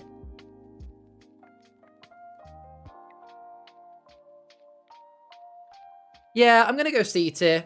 And here's why. It is good. You know, if you...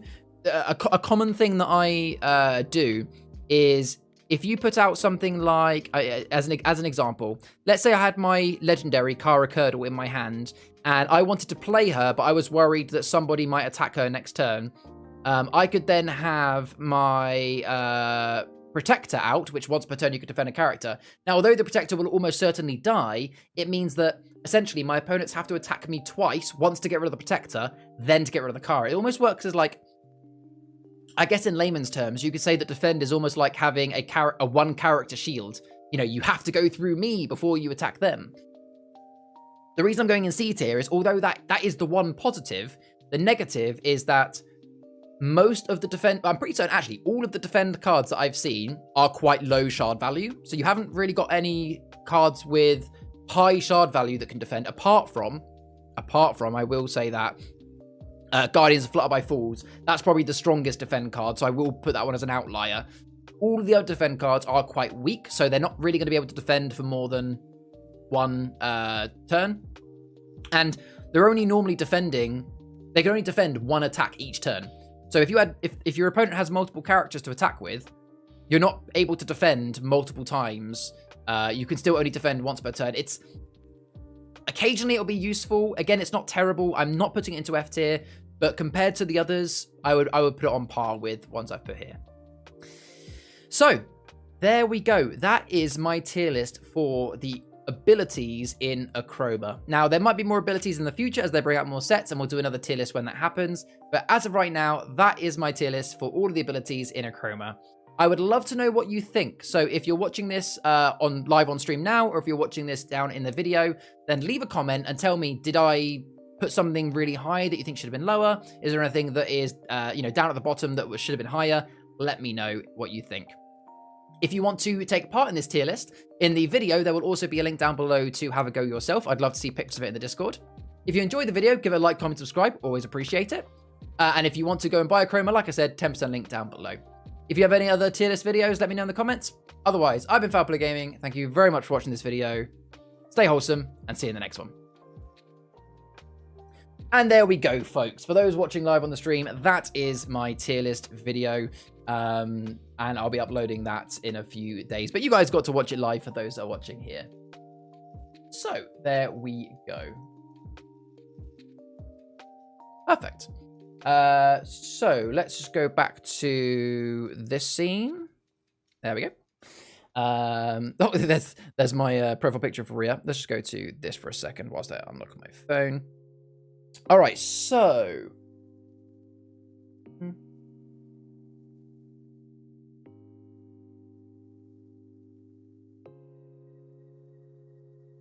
So what's going to happen now then, folks? Let me just go back to this.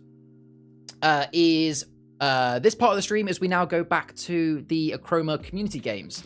Obviously, we did play League games. Actually, I probably should show this first. I didn't actually tie it off at the end of the last bit of the thing. So as for the League games, we didn't actually have any League games today because no one was around for it. So just to be very clear, we have now played... No. Just to be very clear, we have now played 3 of 8. So we've played 3 out of 8 sessions. The next session, so session 4 of the league, will be next Sunday, which will be the 19th. Nope, that's this way around. There we go. So next Sunday, if you want to join me for the league games, the winner is still the leader is still Adam. If you want any questions about that, then let me know. But that is the league. All right, but for the rest of the stream, we are going to do some standard community games up until 10 p.m. or to the point where, it's been quite a quiet day today. So if I get to the point where there's no one to play with, I might send it there. But it looks like we do have our first victim. I mean, player. Okay. Hello, Adam. How you doing, mate? Hello. Yeah, not bad. Can you hear me? Yeah, loud and clear. Super. Bit quiet, but I can turn you up. That's fine. Congratulations on your win in the Achroma tournament the other day. Oh, did that happen yesterday? Yeah, it's crazy. Yeah, it was a really great. It was a really great day, actually. It sounded good. So, were they? Because I saw that in the picture they had the recording. Are they going to be putting that as a YouTube video to see like the final? I believe they're putting together a video of the semi-final and the final. So the semi-final. So there were 2 people. Sorry, there were 2 games for the semi-final. Mm-hmm. One was between the person in 2nd and 3rd, and the other was between the person in 2nd and 4th. Mm-hmm. The one between the person in 2nd and 4th was recorded. Okay. I was in 2nd at that point, so mine wasn't recorded. But I see. The final was recorded. So awesome. Well, I look forward to watching that. So you'll see me being really awful in front of a camera, so that's gonna be great. Hey, that is fine. But yeah, you're. I'm guessing you played your spiral deck probably all day. I did. Yeah, I did. I didn't switch from it, to be fair. It was going so well up until I played Hen, and he absolutely destroyed me in 2 games straight. What deck did he use? He was using almost a standard Isadora deck. I've heard that he's been doing well with that Isadora deck. It's really good. Like, it's just flat out really good anyway. Yeah. It didn't help that I drew the worst hands I've ever drawn in those 2 games. The way, yeah, because obviously I'm guessing just from the start I said, like, oh man. I'm guessing yeah, so it was no mulligan. Yeah, it was best of 3 each. Yeah, it makes sense. Each pair up. So nice. Yeah. Oh, well, that sounds really cool. And Sarah says, happy to join a game. No worries. In which case, just jump in if you want to. If you're not ready now, Sarah, we can always play a 2-person and go for the next one, but it's up to you. But yeah, well, congratulations, mate. Are you going to be there for the Christmas bash next Saturday? I probably won't be, I'll be honest. That's a shame. I don't know. I don't think. I just tired. No, this week. That's fair. That is all fair. Okay, well, we'll give it a moment, see if Sarah is ready to join. If she's not, then we can always just play a 1v1 in the meantime. Cool, 2 seconds. No worries at all. Oh, there's Sarah. Hello again, Sarah. Just whilst we are setting up the game, the code is there. I'm just going to quickly just go and check on Ria. I'll be back in 60 seconds or so.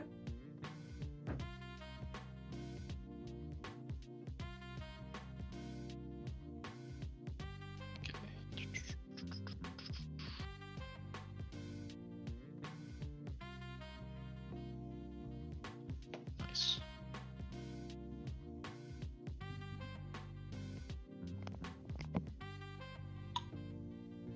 Sounds on.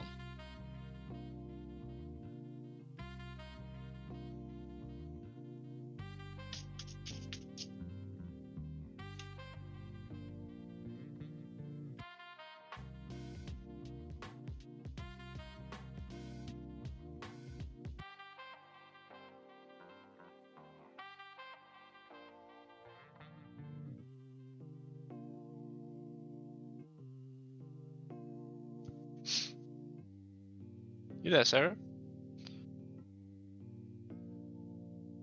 Guess not.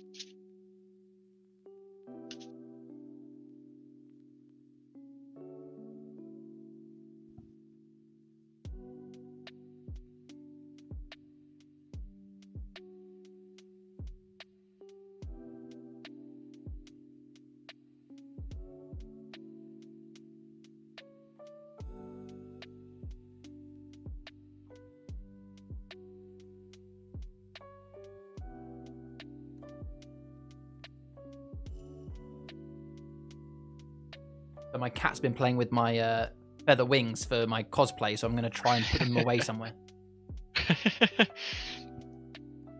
Battle damaged.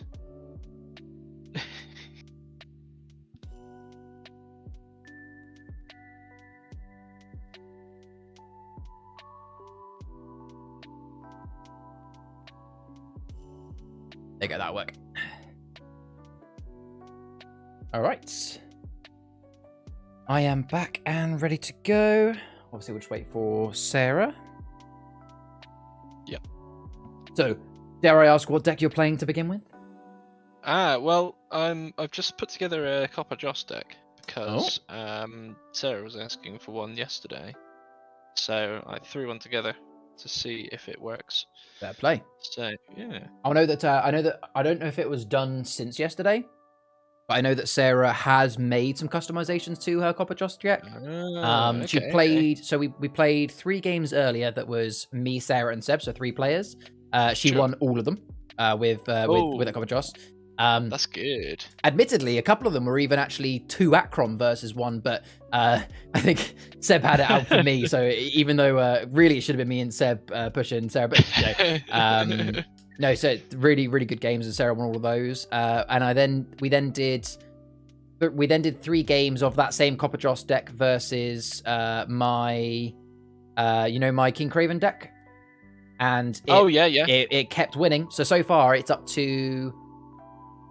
Wait, hold on. It was 6-1. It's up to 9 wins for 1 loss so far. That 1 loss being the one time you managed to crack it. I've got a win and a loss. Yeah. That one's a strong deck. There were a lot of people playing Isadora yesterday. She's very strong. Isadora's scary. She's very strong. Yeah. And you know that oh man. I didn't play a single Wishwell deck, but I was assured there was someone playing Wishwell there. I think Isadora is very, very strong, and the deck that me and Sarah keep using has been brilliant. But yeah, no, Copper Joss is still crazy at the moment. Or just fairies in general. Yeah. They're such a strong realm. Yeah. But you know what? I feel like Sprat needs a few extra cards to sort of push him over and make him pretty decent as well, really. Yeah. He's good, but he's I don't know. I haven't made something work yet with him. I wanted to try. I was working on a deck with him because it's not going to be as good. Like it's sometimes I just have to accept that when I make a deck, it won't always be a very strong deck. It might just be like, hey, that's not bad sort of thing. I kind of want to try and make a Sprat deck that is kind of like a trader's deck. Like, I got you. Because obviously Sprat himself allows you to draw and trade. So, the idea would be fill the deck with loads of cards that allow you to trade, but also loads of cards that are worth trading. So, lots of 5 and 6 cost cards, like some of the actions. Yeah. Because you've obviously got...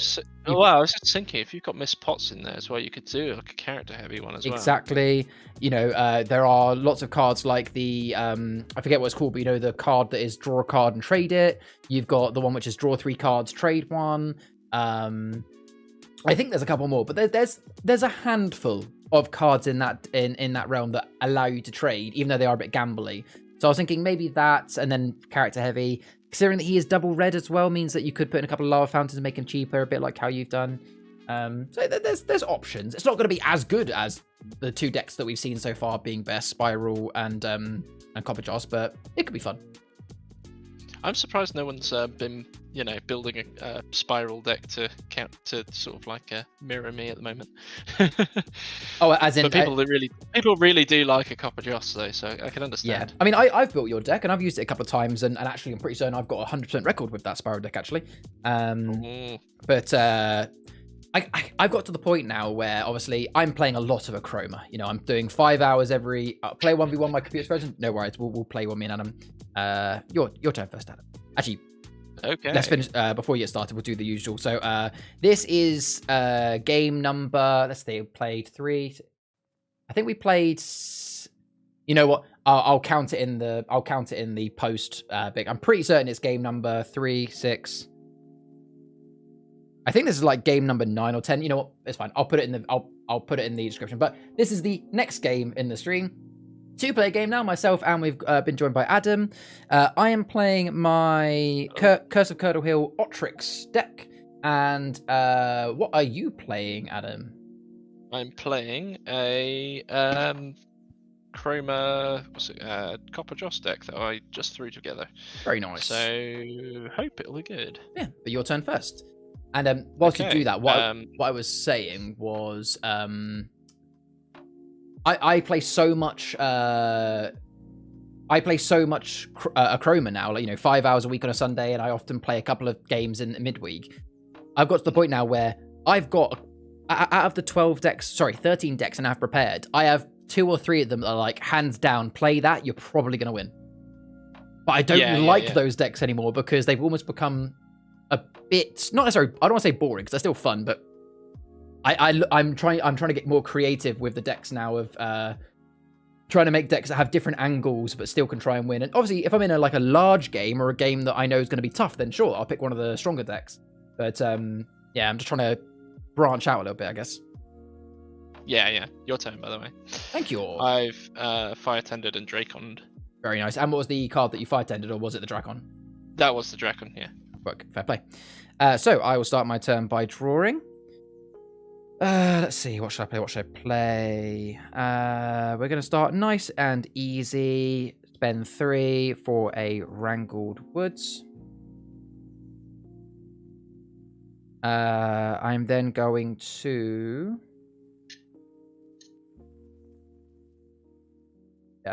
play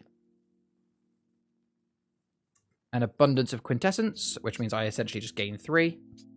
Nice. Yeah, I managed to pull off a turn 1 win.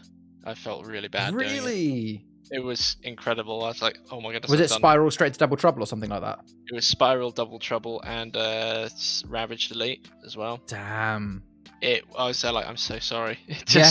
What can you say? I was player 2 and I was able to do it. I was like, oh man, I'm sorry. Yeah. And then I'll play Rabbit Dog. It didn't help that the game before I had a turn 2 win as well. It's like, oh no, I'm sorry. That deck is strong. I think no one can deny it. You've built an incredibly strong deck.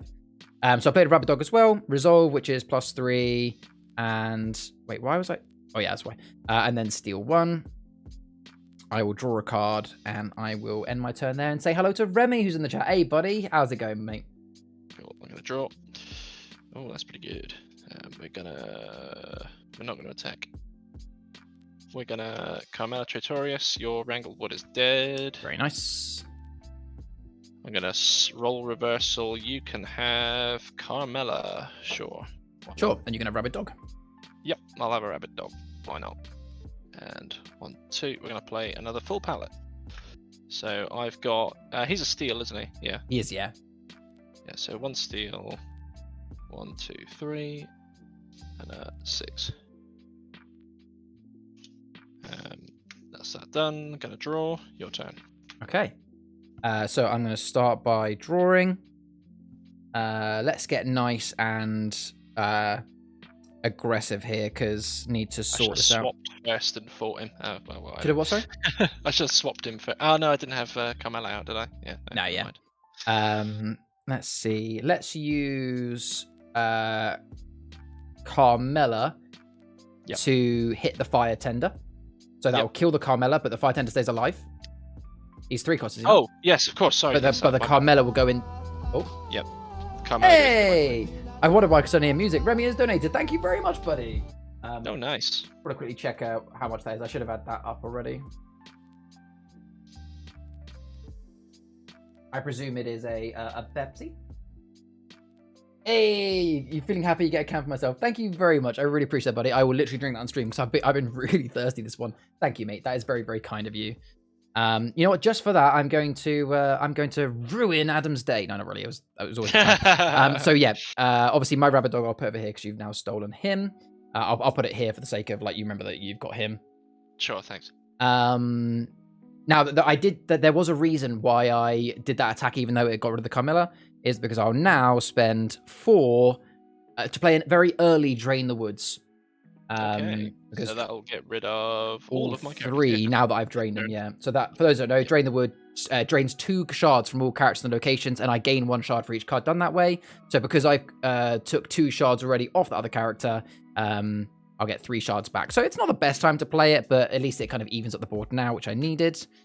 And I'm literally just going to resolve, which is nothing, draw a card, and end my turn there. Nice and simple. And Remy said, doing good, by the way. How have you been? I've been very good, thank you, mate. Very good. What's you been up to this week?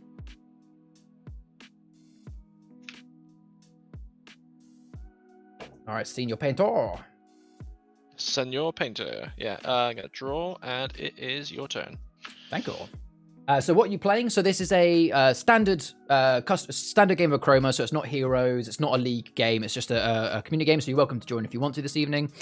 Me versus Adam. I'm playing my custom Otrix control deck, and Adam is playing a custom Copper Joss deck that he's trying out for Sarah. All right, I'll start by drawing. I'm going to play. What's the best way to do this so far?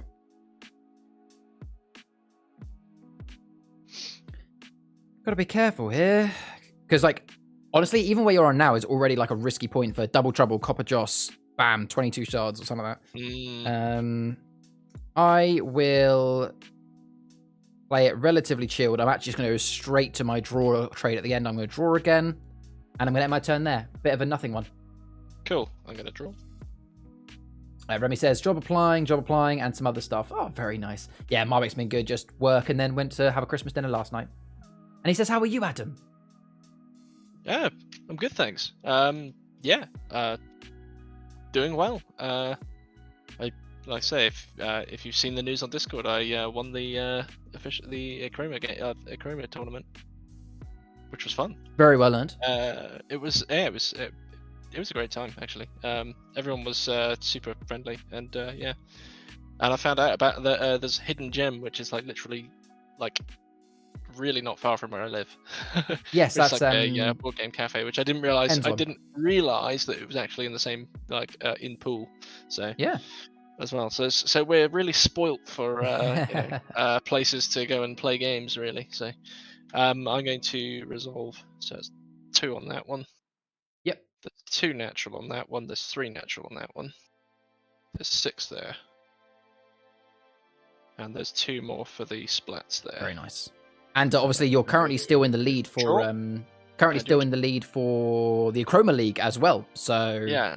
I think the goal is at the moment is to win the entire collector's boxes for the dragon. What's it called? The nice. Is that what you'll take if you win the Achroma League? Yeah. Nice. Yeah, I think I will. I'll go for the next stage in that one, even if I have to buy the last collection one. I think.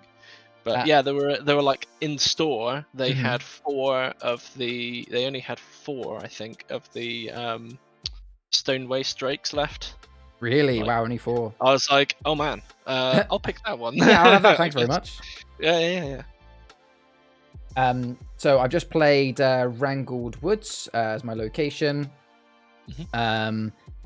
Also, that's an early Christmas dinner. It was. I won't kind of go down the whole rabbit hole of what the story is, but effectively, the short version is Ria's side of the family get together in the first couple of weeks of Christmas and have like an early Christmas dinner as one big family, so that then on the 25th, people can kind of do their own things with their own smaller families. So yeah, technically, yesterday was my first Christmas dinner. I'll then spend another 3 to play Silent Thickets. Which will undoubtedly claim Copper. I'll restrain Copper Joss. So I'll just grab. I think I have a Copper Joss here that I can restrain. I'll just literally grab. Understandable. Yeah, fair enough. I'll just grab Spiral and put him underneath as a standing. Then I will play. That's opened up a hole in my strategy. Okay, cool. Actually, you know what? No, I'll do it slightly differently. I won't restrain Copper Joss. I'll actually restrain your squad leader, actually. I'll take the squad leader on the Copper Joss. Okay. I'm intrigued. Okay. Because I'll fireball the Copper Joss. Fair enough. I mean, to be fair, actually, it probably would be better to claim her because at least you can now dig for her, but it's fine. So there we go. So that's remove the board a little bit. I'll then resolve because that's my... Is that 3 cards played? No, it's only 2 cards played, but I can't afford... No, there's 3 cards played. So my resolve is +3 and nothing for that. And I will end my turn by trading a Jarvis for 3 and hand over to you. Sarah says, computers need back on. Brilliant. Yeah, everyone is very lovely. Yeah. Everyone's very comfortable. I'm going to play a blackout, and I believe it destroys your Wrangle Woods because it drains 3 shards from all locations with any color. Yep. Then we're gonna play a Dovetail, and we're gonna play a Trainee Painter. Let's go 1, 2, 1, 2. Another 1 from the Dovetail and 2 steel. Very nice. And draw your turn. Thank you. Yeah, Emily had had hers a week ago as well. She's flying over to spend Christmas with her. Oh, very nice in Belgium. Good. So I will start by drawing. I am going to play for 2. Block out the sun, which is erase all characters in any location with any yellow. So obviously, yeah, you've already pulled them away. And then I've got a few shards left. What shall I do? Let's go with spend 2 to play Road to Ludlam, just to kind of try and get some more steel down, because right now you're running away with it. I'll then go to my resolve, which is to steal 1. And then I will... Oh, I'm trying to think if you have any steel. You probably don't have very much steel in there. Well, you probably did was the Dovetail. I think Dovetail is the steel in this deck. I can't remember if I put some soaking stones. I'm gonna... I feel like you're already kind of running away with it, so I'm gonna risk it for Chocolate Biscuit and not trade. I'll draw a card and end my turn there. Yeah, I don't think I've got much more than... If I do have more steel, I don't have more than 4 steel in the deck. I don't think so. I'm gonna draw. 1, 2, 3. We're gonna play an Infirmary. We're gonna get... Yep. You out. Copper Joss. Yep. I'm going to play Drakon. Oh, sorry, not 5, 4, and a Copper Joss. And we're going to resolve. 1, 2, 3, 5, 6. 2. Another 3 from there. And I'm going to draw. Nice. Okay. I will start by trading. Oh, and 1 more for the Infirmary. I always forget the yeah. Because I just like throw it away and go like, it's there for the dig. So I'll start my turn by trading for 5 a selective diminish. Because then I'm going to deploy for 6 Murky Mana. There we go. So Murky Mana, as I know some of you already know, is the one that allows me to find a card in my deck and play it for free as long as it has any Achrom. And I am certainly going to go for my Conjurer Otrix and play her for free. So Otrix is the one that allows me to, and I'll shuffle my deck, claim a character or from any canvas. Yeah, unsurprisingly, I'm going to claim that Copper Joss. For the sake of brevity, I'm just going to... I think I have a Copper Joss here. Like, it could be one of these decks. If it wasn't that one. This one. Yeah, there you go. There's a Copper Joss. There we go. So I've claimed her. I cannot do anything else in my deploy, so I will resolve, which is a healthy steel 2, which you don't have any block out currently. Correct. And 2 minus from the Murky Mana. And then gain wise, just the Copper Joss, which is effectively a +6. I should go that way. And I will then draw a card. But before I end my turn, am I going to do that? No, I don't think I will. I will pass over to you. Okay, I'm going to draw. That's before my attack phase. Let's roll reversal. You can have a Trainee Painter. I'll have my Copper Joss back. Nice. I can't be asked to find a Trainee Painter, but I'll just kind of like... I'm just going to turn it like that. I'm going to defensive position, and then I'm going to attack your Conjurer Otrix, and with both of my characters, and it should be dead. So with your copper joss. Oh yeah, because obviously you got And protection. Dracon. Yeah, of course. Yeah. Well, I mean, I suppose that's out till my. Yeah. No, well played. Just do that, I guess. Or something like that, just for a reminder, I suppose. Then we'll 1, 2, 3. We'll play Wincy. That will allow me to draw. Nice. So I've played 3 cards now, right? So it's Dracon, Wincy, and Roll Reversal. That was it. Is that right? You played Roll Reversal. Oh, defensive position position, and Wincy. That is 3. Roll Reversal. There it is. Yep. Okay, so 3, 4, 5, 6. 1, 2, 3, 4, 5, 6, 7. Because I always forget that one. Another 3 there. And splat for each other character and location. 1, 2, 3. Okay, strong. Then we will draw. Your turn. Okay. I will start by drawing. I'm going to, you're going to love this, spend 5, 1, 2, 3, 4, 5 to play Occultist Den. I wondered if once you per had turn that you can dig for a card. I will dig for Otrix. Obviously, I can't play her this turn, admittedly. No, in my attack step, I had this trainee painter, but you know what? I'll just keep him there. I mean, yeah, well, I'm defended at the moment anyway, so yeah, it doesn't make a lot of sense to fight me regardless. I'm actually going to, surprisingly, play for 3 Silent Thicket. Ooh, okay. So this one is the one that allows me to claim a character. Now, here's my thought process. Here's my thought process. I could leave Copper Joss up because then next turn I'll be able to hopefully claim her from you. Yeah. But that means that you're going to have an extra turn now with her, which could be enough to win. Yeah. Or if I claim her, that means you're going to have to somehow get rid of a location, which you might have a bounce in fairness. But you'd have to somehow get her back to do it. Certainly claim is really annoying because you can't dig. So, you know. Yeah. I think for now, even if you do have a bounce, at least you have to still spend the bounce to get her back. Otherwise, I'm just giving you free. So I will, for now, claim the Copper Joss. So the Copper Joss, which I think is actually the one upside down here. Yeah, that may as well go here. And I'll put this card upside down to remember that I've got a trainee painter. You know, actually, Jarvis can be my trainee painter. He looks like a trainee painter.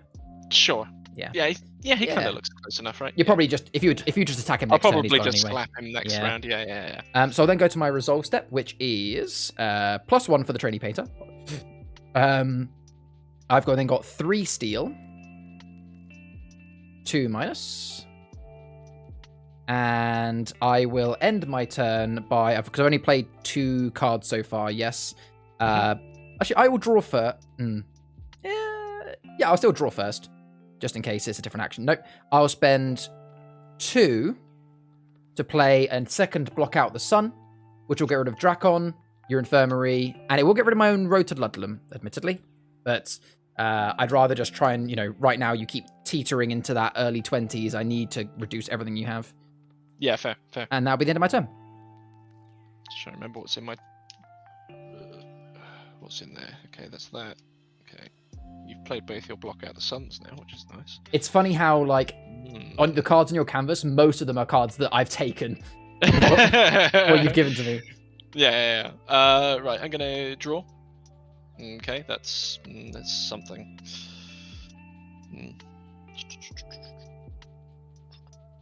Oh yeah, I'm gonna attack my trainee painter. Yeah, have him back. So he's dead. Yep, cool. He goes in the bin. And your defensive position can go as well now. Oh yes, you're right. Yeah. No. So now it's just the 2 cards on my side. Cool. Right. Okay. Let's see. Do you know what I almost want to do? I almost want to swap find, isn't it? I kind of want to do these things where I move it all round. So that then when you then go to bounce, I'll be like, haha, but which one has your Copper Joss? Shell game. Yeah. Cool. I have found. I found a double trouble. I'm sure that's of absolutely no surprise to anybody. No. Let's see. But you won't be able to double trouble the Copper Joss yet. No, but I can Wincy. I could double trouble the Wincy. Oh yeah, that's fair. Draw a card. That is fair. What cards are on the board? There's only there's only Achroma cards on the board at the moment. That is isn't there? currently all Achroma. And I'm going to play a senior painter as well. How many cards have I played so far? I've played 3. Yeah. Yeah. So 1, 2, 3, 4. Let's see. 1 splat. And X for each other character on your your character location. On That'd be character. +6 4. between 2 of them. Oh, that's right. +6. Yeah. Yeah. Yep. Sure. Very nice. This is a very back and forth I'm game. going to draw, and it's your turn. All right. I will start my turn by. Oh, go on. I'm very close to decking out there. That's the only problem. It's interesting. I mean, this deck you're playing now is very similar to your spiral one. It's just that it's now a positive one with copper. Sure. Yeah. And that your deck has so much kind of dig and find that you need a strong control deck to beat it. Where my goal here is just to try. I can't out drain you from your game, but I'm just trying to just eat you to the end. So I will start by trading a hostile takeover for 3. Cause I'm not about to play some location that's gonna rock the world. Exactly. I'm then gonna spend 5, unsurprisingly, to play Otrix, and I will claim your Wincy. I'll claim the main Wincy, and you know what? Jarvis can now be an honorary Wincy. Nice. He's green. He's similar. He certainly had some. He certainly had his use this game. Yeah. Absolutely. I can't play anything else, so I'll go to my resolve. So I've got still a total of 3 steel. Still just 2 minus. And now Jarvis gives me +1 and +1 for every other card on my canvas, right? So yes, 1 + 5, so 6. It's quite nice. That's pretty good. Yeah, not bad. Having locations is good. I will then draw a card, and I will pass over to you. Cool. I'm gonna draw. Here we go. Oh, don't say that. Ah, Here's your bounces, finally. maybe. So you've got my Wincy, but I guess that doesn't matter a great deal, does it? I mean, you've got 1 Wincy on the board, technically. Yeah.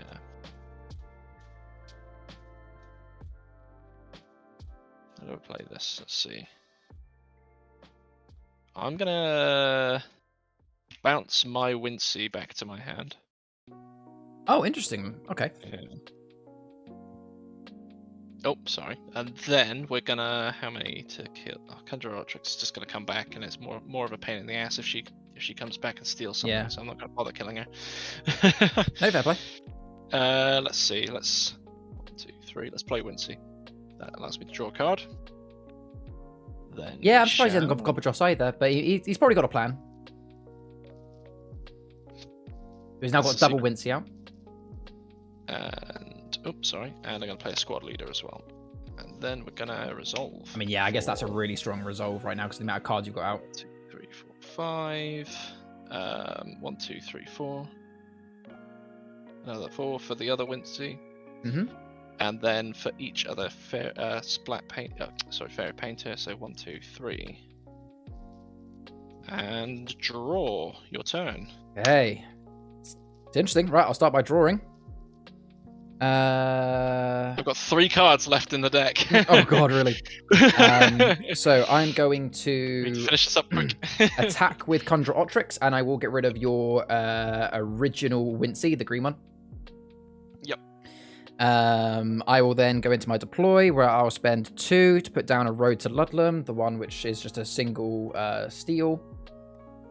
And I think it's also just worth putting him down now for 2. Let's just get down a Rabid Dog as well, just because he put some pressure on. Yep. I'm then going to resolve, which is once per turn you can dig for a occultist character. I keep forgetting to do that, but I don't think I actually have another occultist character because this is so. Yeah, no, I don't think I actually have another occultist character. It's all about digging for Otrix, exactly. Yeah. Yeah. So I'll then do my resolve, which is now a total of 1, 2, 3, 4, 5 steel. Oh yeah, and I've got nothing on the board that can outright kill Otrix, so you can't even sacrifice her against something. Exactly. Yeah. Yeah. And I've got 2 minus because that is something that I would sometimes good at doing. Yeah. And then I will draw a card at the end of my turn. Oh no, I do have another occultist in this deck. You can read into that what you will. And then my turn. It's like It's not cool. a great one. It's just a warlock. It's just yeah. I thought it might be. Warlock's pretty good. I'm gonna It's draw. extra steel. Yeah. We're going to. My fire tender is going to fight that dog. Yep. I presume you probably do that, but it just every card off your canvas is 1 less for your 2 less for your wincies, or 1 less for your wincies. Yeah. Yeah, that's fair. That's fair. Let's see. Then we will 1, 2, 3. We will play a Mrs. Potts down, which I will dig for. What will I dig for? Let's see. Dig for Wincy. Wincy's go back into my hand. Cool. Normally it's CoCH that keeps getting the keeps coming back, but no, it's Wincy that we can't kill. I know. Well, she's currently underneath a silent thicket, and no, that's true. That is true. That's fine. Until now, I'm going to bounce back the silent thicket that has the CoCH underneath. It goes back into my hand. CoCH goes back into your hand. Yep. Yep. Then we're going to play 2 cards. 1, 2, 3. Let's play Wincy again, which allows me to draw a card. Let's resolve. So 1, 2, 3, 4, 5, 6, 7, 8, 9, 10. Sorry. Let me recount. I've done the 3 for CoCH. 1, 2, 3, 4, 5, 6, 7. Splat 3. Oh, did you play the CoCH as well? She bounced back onto my board. Oh, of course she did. Of course she did. Sorry, I'm being stupid. Yeah. Yeah. I've lost track. Oh, I'm so sorry. Do you remember what you were on and start again? I don't. Sugar. Can you go? Have you got the stream open? Can you go back? I've done the splat for 3. I've done the splat for 3. I did the 1, 2, 3, 1, 2, 3. I've got a splat there. I've got 1, 2, 3, 4 splat for the squad leader. I think you've won regardless, haven't you? Wincy's got. You got double Wincy. 1, 2, 3, 4, 5. So 10. Yeah, I think it was enough. Yeah. Yeah. I think no matter what, you won. Well played. I mean, next turn, even if you hadn't have won that next turn, I could have claimed the CoCH again. And what was I drawing here? Yeah. A bundle of contestants. And was there an action there? Oh, I could have. No, I couldn't have claimed the location because you didn't have one. So yeah, there was no way that I would have got rid of all those cards. That was good fun though. It's yeah. As a proof of concept, I think it worked quite well. No, absolutely. This control deck is designed to be super aggressive at decks like that just have so many good cards. But yeah, well played. Good game. Does that mean Sarah's ready for a game? I think Sarah is ready for a game. I think she was restarting her PC, but should be restarted by now. And she's in the chat anyway, so yeah. Or she's in the she's in the call now. Yeah, I don't know if Remy wants to join as well, but you're always welcome to if you want to, mate.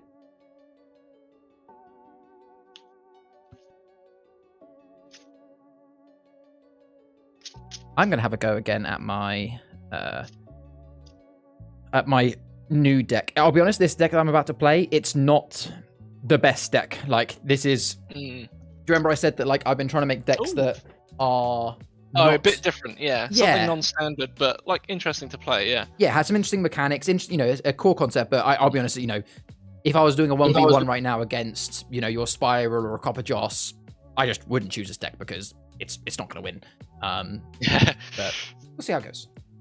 Hey Sarah, how you doing? Hello. All right. Still at the computer now, so it's all good. Awesome. Did you see this deck played? I just made it because you wanted a cool CoCH deck yesterday. I saw part of it. I had to log in on my phone.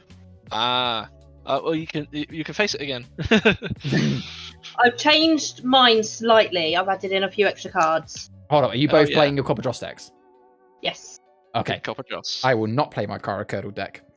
Oh, play Spiral. Okay, I'll play your Spiral deck. Sure, I'll play that. Because with the throne room swap in. Yeah, that's a good idea. Although to be fair, Serrano's really good anyway. Serrano's really good. He's only good if you guys have only one good character out, and let's be honest, there's a lot of filler characters in those decks. That's a good point. So I will go Spiral, and I will change it for all of my characters are required and needed. Okay, there's absolutely nothing in here which is chod. Well, yeah, true. But like Fire Tender or Drakon as an example, that like are cards that once you kind of got one use out of them, if you had to get rid of it, it's not the end of the world, sort of thing. You're right. I'm kidding. there are certainly better, like sort of like big cards in this deck. Yeah. Okay, It so was yeah, quite I'll play cool. with Spiral. I thought it was quite cool that what's it called? Your what's the character that claims stuff? That she Otrix? literally she couldn't even take herself out, which Yeah. is quite good. Yeah.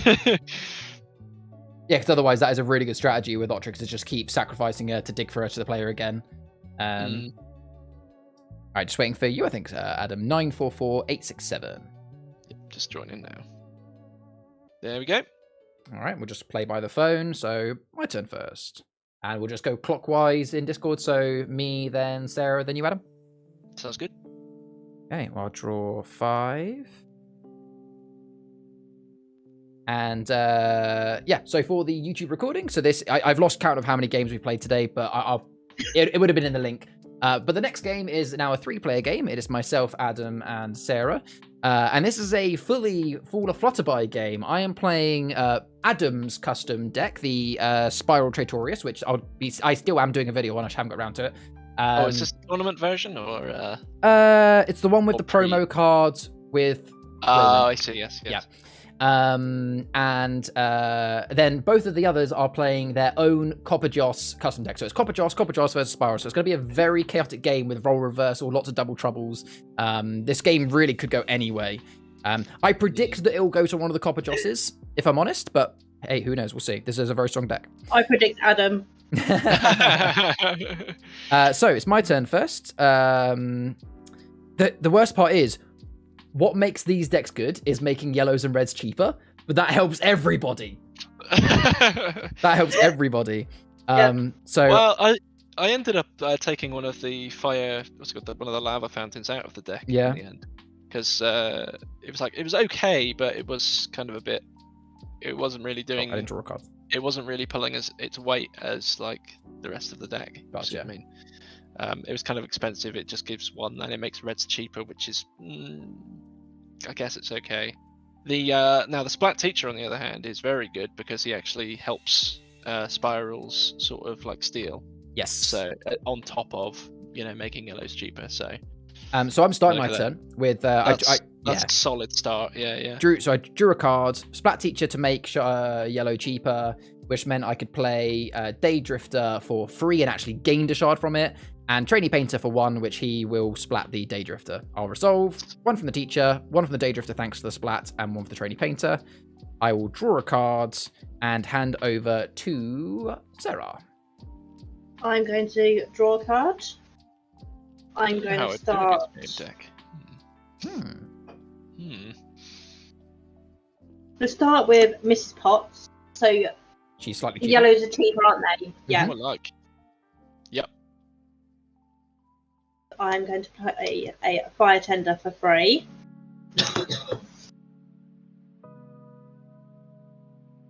Haha! Of course. The first of many double troubles today.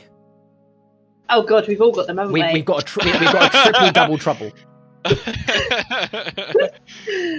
This is going to be a chaotic game. It really is. I'm going to full palette for 1.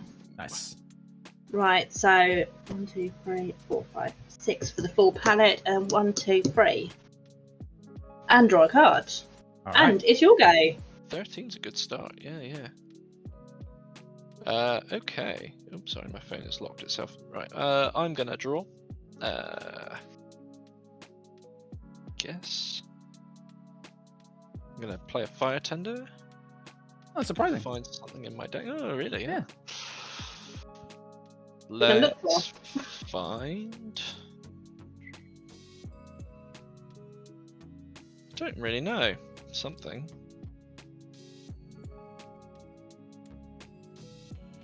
Yeah, let's play I'm gonna find a full palette for my deck.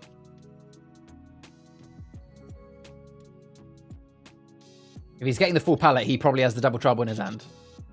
That's what I was just thinking. Yeah. I just realised, actually, I've only benefited you guys by playing Spiral, because where I'm the one that has all the steel, you guys still have a very character-heavy deck, and you can then double trouble my Spiral, and suddenly your deck basically becomes my deck. But then again, I guess it goes the same for me, and I could double trouble your CoCH, so I guess that's 50-50. But basically, we're playing the same deck, let's put it that way. Much of a muchness, isn't it? Yeah. Sorry, just thinking. That's all right. What to do next, because yeah, it's kind of difficult facing yourself. It is, yeah. I feel like this game's going to be over very quickly because I'm the only one that has, let's be honest, any proper steel, and your decks left unchallenged will snowball very quickly. Yeah. We're gonna play squad leader, and then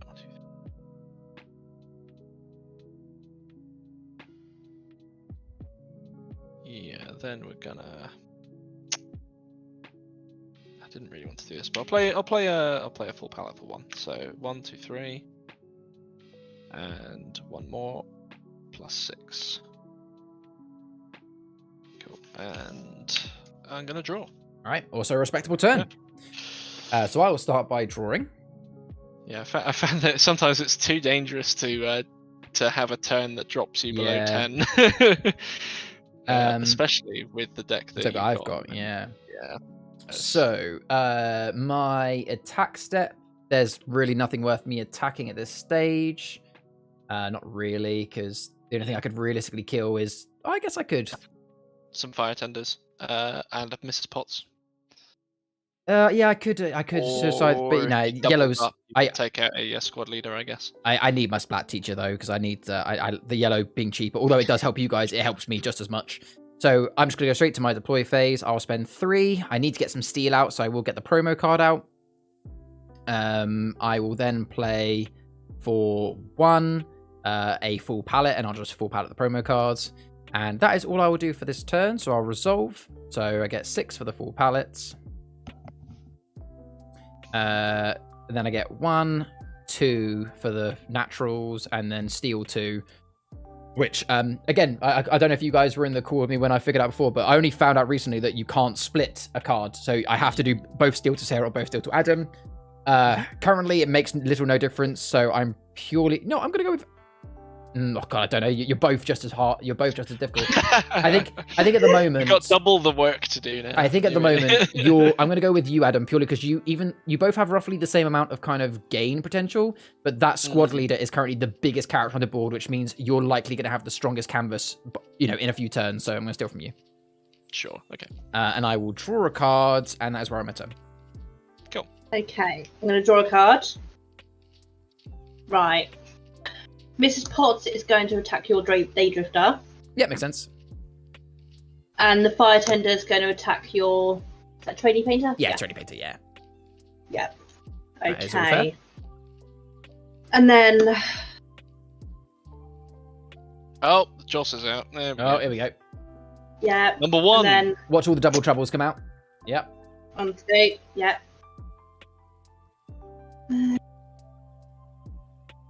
Oh, why not? A Training Painter. Sure. Right, so 6, 12, 13, 14, 15, 16, 17. That's a lot. Damn. Let's change what I'm going to do in my round then. My turn. And I'm going to draw a card. And it's your go. It's going to be on damage control. Yep, here we go. So I'm going to play a role reversal. I'm going to swap my Fire Tender for your Copper Joss. Your original Copper Joss, thank you very much. I'm going to play a Double Trouble, which is a Copper Joss. Wow. I'm going to play... Am I going to play something else? Yeah. Because this is all before my resolve step, so I'm going to play a defensive position for 2. And then we're going to get fighting.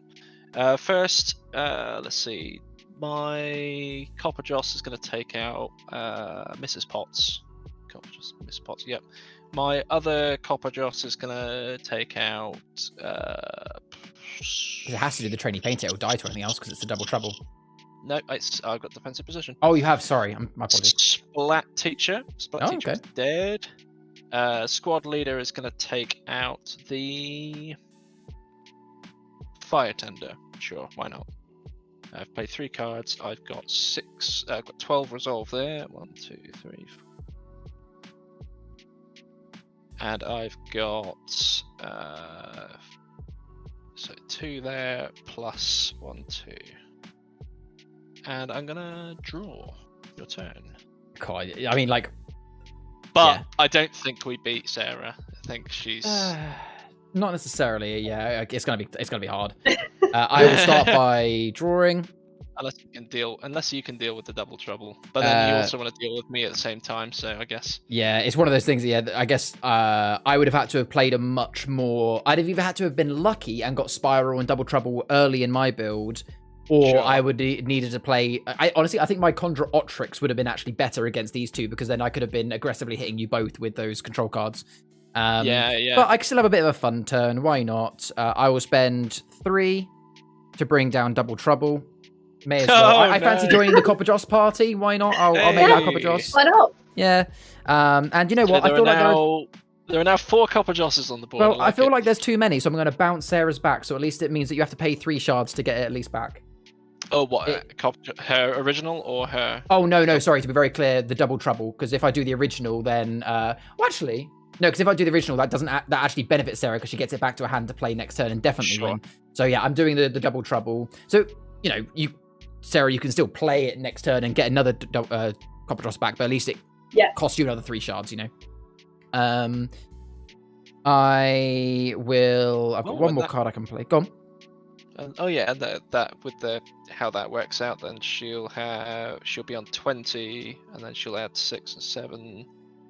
So with just the stuff on board, she'd be up to 27. Then they could trade. It doesn't really make a difference, but I will put out my own defensive position just in case, for whatever reason, you and Sarah don't win it. At least I don't get my Double Trouble killed easily. They can't be attacked anyway, so. Oh, of course they can't. You know what? Yeah, good point. I forget about that. I'll play a Senior Painter instead, just to kind of get some extra points then. So I'll do my resolve, which is Senior Painter is effectively a +2, Copper Joss is effectively a +6, and then I got a Steel 2, which unsurprisingly will be from Sarah. Although honestly, it could be either. I will draw a card, and I technically can play. I've only played. Oh no, I've played 3. No, I have played 3 cards. I can't play that. I don't mind saying I just got my role reversal, but it wouldn't have made a difference. It would have made a difference to Sarah's turn, but I could have then suddenly given you a Senior Painter. I could have taken the Copper Joss off you, but it's fine. Sarah, over to you. Imagine having 2 Double Troubles on your deck. I'm going to trade a squad leader. Oh, there we go. 4. 4. I'm going to play my Double Trouble and copy the Joss. Yep, so it will cost you 3. Yep. So 6, 7. Yeah, that's fine. Right, so resolve, so 6, 7. Yeah. Oh man, 3, 4, 5, 6, 7. And then trade Infirmary. Yeah, well played. Good game. Yeah, to be fair, it was either if you didn't win on your turn, it was me. No, that is fair. Brutal. Right, I need to take the throne room out of this. That was my role reversal. Oh. How many of them you got in the deck now? Just 1. Oh, I put 2 in this one because they're so good. Yeah. They're so good. I did put in a Blueprint Swell. Okay, interesting. Yeah, Blueprint Swell is so powerful. Blueprint Swell is very good.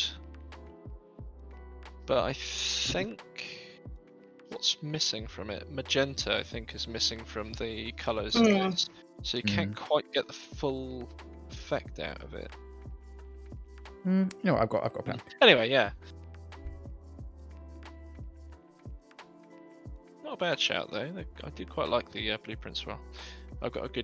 I had a good Cornelius Hugh deck until I just butchered it for this one. I've also had to take apart my Spiral one for this. I needed, what did I need? I needed the role reversal. I think was it Carmelo? No. Oh, I took a Senior Painter out, a Fire Tender. I'm going to go for a Draco deck for a bit of fun. Oh. Should I continue playing this one? Or no, I'm going to play my Spiral deck then. Okay. Yeah, that'd be interesting. Just have to reconstruct it. That's all right. So whilst you're doing that, for those that are... I'm guessing you haven't changed, Sarah? Or you... No, sticking with Copper Joss. That is all good. So for those watching on the YouTube recording, this is game number, whatever it said in the comments, because I've forgotten. 3-player game. It is still myself, Sarah, and Adam. A couple of us have changed decks. I am now moving to Siege of Draco Temple, and I'm going to play my Lost Fairies deck. Versus Adam has now changed back to his Spiral deck. Know it, you gotta love it. It's like Marmite. Well, it's either you love it or hate it, but it is a Spiral deck. And we have also got Sarah playing the good old Copper Joss deck. And let's see who's going to go first. Oh no, we haven't got Adam in yet. Have you managed Sorry, to I've got That's right. 27 cards out of 30. I'm trying to remember what else is No missing. worries. I'm going to draw 5 cards in the like, meantime, see if I want to... It's going to be Sarah's turn first, whenever we do get started. Okay, I've got 5 cards, and yeah, I'll keep these. Sarah's turn first, so it'll go Sarah, then Adam, then me. So, Sarah, if you want to make a start, you are more than welcome to, whilst Adam reconstructs his deck. I'm going to mulligan. No worries. I can't remember what I've taken out. Ah. Must have been the other role reversal. Let's have a look now. So we got 2 role reversals there. 2 reverse leaks. You know what? I'm going to redo the YouTube intro once we're actually ready, because otherwise people are going to click the link to go straight to this game, and then it's going to be us just. It is like, what's going on? Yeah. I'm sorry. Like, look at all those cards he's playing. Carmella. Oh, maybe. I think the last card's a Carmella. Yeah. Okay. I think so. 4, 5, 6, 7, 8, 10. That's worse. And Carmella. There we go. Just chuck them all in. Right. Okay.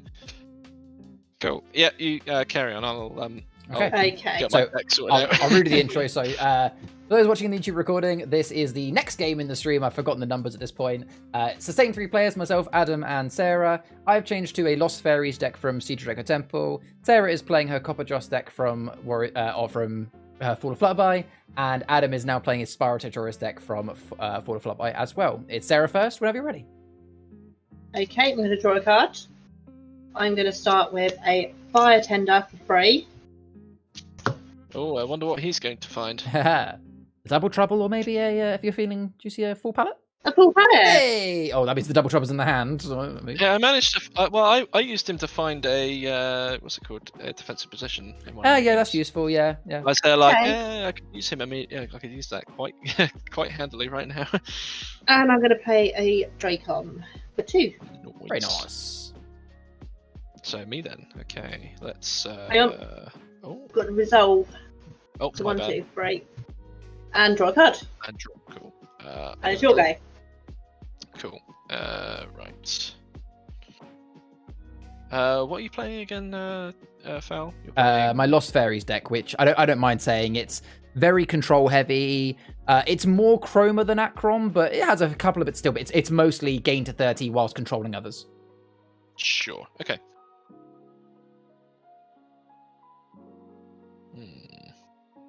Lots of things like Breath of Fire, Breath of Ice, Chromatic Extinction, all those sorts of malarkey.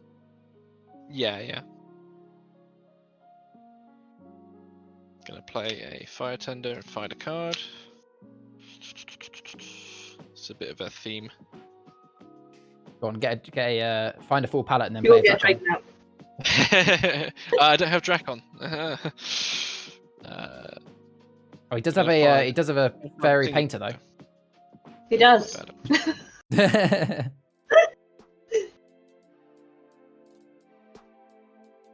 apparently I put my deck upside down. Whoops. My hand upside down. Oh, my bad. it's alright. Luckily you didn't fan them out. Yeah, that's right. Yeah, I think you saw the Splat teacher. Just the teacher, right? yeah. Which makes no difference to our strategies. Sorry, I'm going to replay that. Ooh, 3. 1, 2, 3. Let's play the Splat teacher and then play the senior painter. There we go. So 3, 4, 5, 6, 7, 8. Yeah, that adds up. Right. Yeah. So 1, 2, 3, 4. 1, 2, 3, 4. And we're gonna trade. Are we gonna trade? I want 6. I don't like it.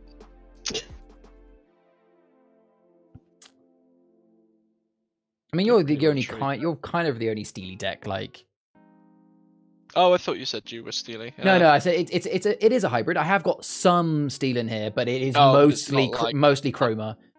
Gotcha. I'm gonna draw then, if that's the case. It's the thing about. I mean, you don't have control. Yeah, so you don't have to be truthful to me either. To be fair. No. Anyway, I'm done. That's my turn. If it was a tournament, I would be lying through my teeth. Sure. But as it's not, that's fine. So I'll start by drawing.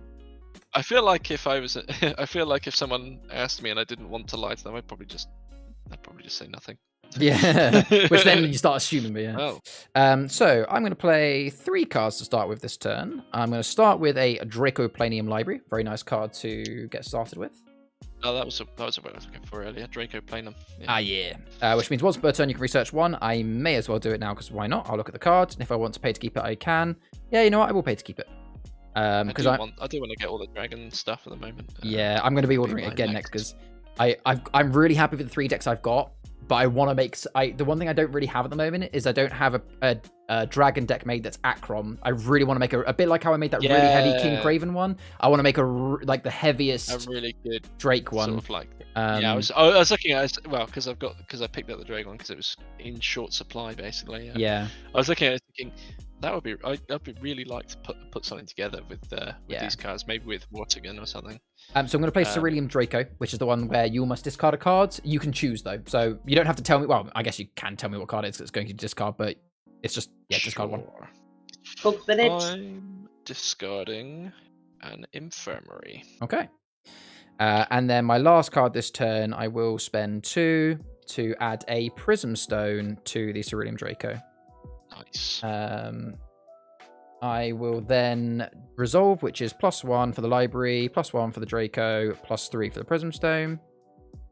To be fair, you could steal quite quickly if you had your Spiral, but then again, if you had your Spiral, I think even trading wouldn't make that much of a difference.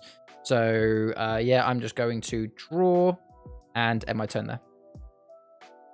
Okay, I'm going to draw.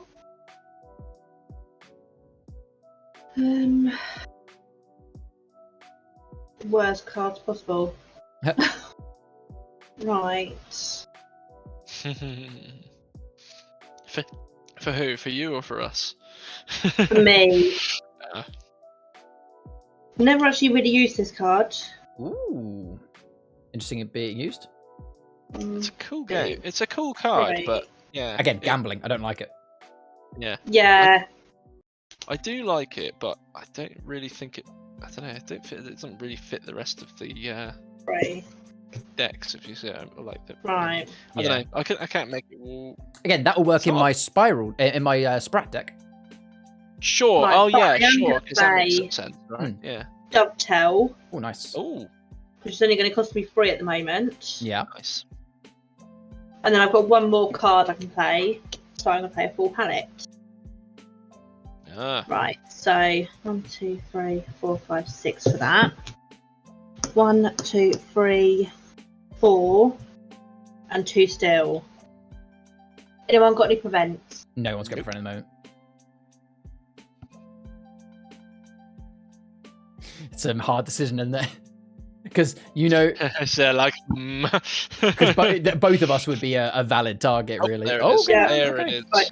Draw a card. All right. Part of me's really grateful for that, because I reckon if you'd have left... I reckon if you'd have put me to 5, I reckon Adam probably could have found a way to finish me off. Yeah. I'm going to roll reversal. I'm going to give Foul my Fire Tender, and I will have his Cerulean Draco with a +1 and a plus. Is that a +3 as well? It's a +3, yeah. A +3. Sorry, it's the So the Cerulean Draco is essentially just a plus. It's a 3-cost character with a +1. The Prism Stone adds an extra 2 strength, and it's a +3 in the resolve. Oh, it's a +3, isn't it? It's a strong object. It's really good. Is super strong. Yeah. I mean, so it's yeah. And I got a Fire Tender. Lovely. Sure. And let's see. Sorano can Snorray upside down can be my Fire Tender. Sure, that's a Fire Tender. Let's see. My I don't know. Let's see. My head hurts. My Splat Teacher and Senior Painter are going to take out Dovetail. That's what I've decided, because I don't want anyone stealing anything more from me. That's fair. Right, now I'm going to resolve, which is a +4. +4. Yeah. Cool. That's pretty cool. And I'm going to draw. Okay, cool. Okay, your turn. I will start by drawing. I do like that the best part of my deck is other people's decks. Yeah, it is. It's fun. It's what I like. It's what I like about Claim in Curdle Hill is that it's like, play whatever you want. I'll take it from you. Yeah. I'll do my once per turn research. Once look at this card, I will not pay to keep it. I'll just be happy that that's there. Nice. I won't attack. Well, actually, I may as well attack because it's a fire tender, isn't it? It's a 3 cost. So I will attack the Drakon on Sarah's. Sorry, Sarah. The only one I can attack. You got +1. But then I'm going to use... Oh, yeah, I'll do that, yeah. I will play... Let's do... You know what? I need it now. I'll play it now. I'm going to spend 3 to play Achroma Storehouse. Nice. Oh, and you've got 3 red... Oh, you got red shards on it. Yeah, I'll choose dark blue because I've got the 2 that are here. So either way, no matter which way around I choose it, I'll get 4 shards back. Which at least that pays for the cards. I'll then do my resolve step, which is +1 for the fire tender, +1 for the library, +2 for the Achroma Storehouse. I will draw a card, but I won't end my turn just yet.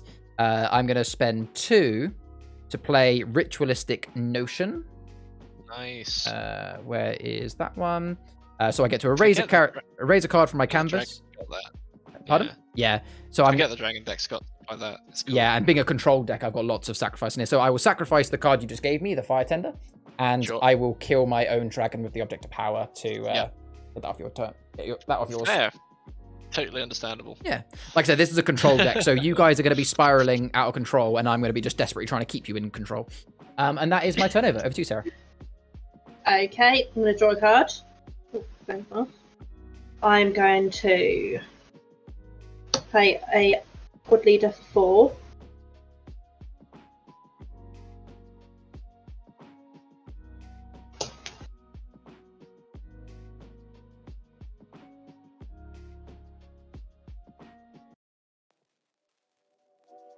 And play a trainee painter for 1.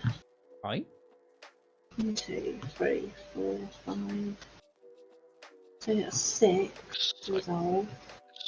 Oh, of course, the fire tender isn't a painter, is he? No. I forgot about that. Right, I'm just going to do my resolve. So yeah, so that's 6. Still a strong turn. And then draw a card. And it's your go. All right. Okay, I'm going to... I don't know, rethink my life, I think. No, I'm gonna sell my Ravaged Elite for 2. And 1, 2, 3, 4, 5. I'm gonna play a Throne Broom. What's it, light blue? Whatever. Yeah, that one is no longer doing you any gain, steal, or splats. And I'm gonna draw a card for that. So that'll affect my storehouse if you choose light blue, and correct. Nothing on. Currently nothing on Sarah's. But why should you go for dark blue, because that would have done everything but the fire tender, but then stops yourself. I'm preventing what's it called? Copper Joss from being played, basically.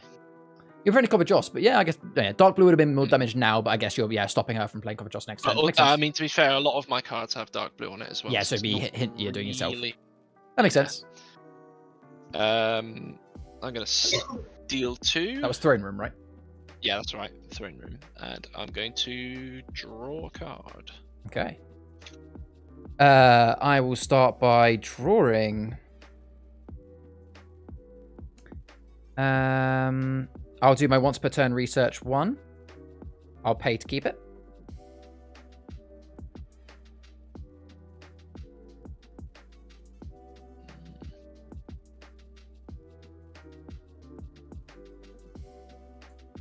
I'm going to spend 4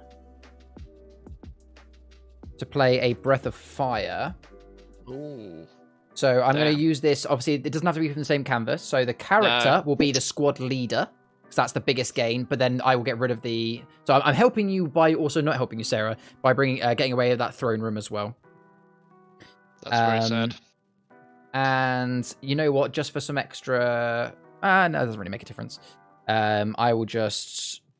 You know what? Yeah, I will do this now, actually. I'll then spend 3 to play a Cerulean Draco, which is the one where you must all just discard a card from your hand. I'm Which going to discard. Which at this point is going to get harder because you guys probably have better cards in your hand at this point. Carmela Traitoris. She's And a going defensive in position. My... Okay, that's nice. Considering I am the only one with locations, I'll take that. fair. I'll then do my resolve, which now I can do. So it's 2 for the storehouse, 1 for the library, 1 for the Draco. And I will... I'm feeling relatively confident that you're not going to steal 6 from me, but I could be wrong. I'm just going to draw a card and end my turn there and hand over to yourself, Sarah. Okay, I'm going to draw a card. I'm going to play...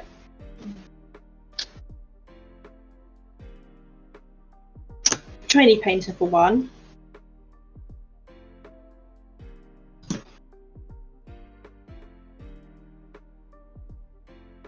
To work this out at the moment.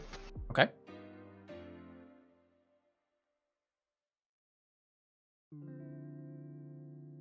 I'm going to play 3 for an infirmary. Yep. I was saving it, but Dovetail. You want your dovetail out? Yep, fair. yeah, and I'm putting Dovetail back down. Okay. Okay. Right. So that's 1, 2, 3 cards. Right, so 1, 2, 3, 4, 5, 6 flat. Well, 6 from flat, yeah. Mm-hmm. And then 2 still. Still really 50-50. It's a difficult choice either way. She wants It to go really to you is. because your deck's really strong, but she also wants to go for me because I've been attacking her. It's kind of like a best of both. Yeah, that's fine. You've done 2 to Adam last time, 2 to me this time. That's fair. Sure. Cool. And then my I'm going to turn. draw a card. Cool. No, And now it's your go. Now it's my turn. I'm gonna trade Spiral for 5. 1, 2, 3, 4, 5. Then you're I'm gonna play an to infirmary, or Miss Potts maybe. Play a Dovetail, Oh, Dovetail. and I'm gonna play a Double Trouble. Oh which no, is a I'm in Dovetail. danger. Oh no! Sarah, what have you done to me? Oh, what a That's fine. shame. Well, that's 4 Sorry. steel. Are you gonna resolve straight away? Are you? Yep, and Yeah. I've got 2. Well, I've got nothing else in hand. Fair To be play. fair. So for reference, like as I'm out of the game, I'll show you kind of like what I was hiding. It's like I had some strong cards on my I'm gonna sleeve, draw. but I purposely Gotcha. wasn't playing them. So like, I'll show you. I had a Chromatic Extinction in hand, another Breath of Fire, a Breath of Ice, a Prying Eyes. The reason why I was waiting for the boss for Taurus. I don't actually. Yeah. I can't remember if I actually have Vast in this deck because that. Oh, I do actually have a Vast. It's at the bottom, but that's not the main point of this deck. The main point is the Iron Mirror Sanctum.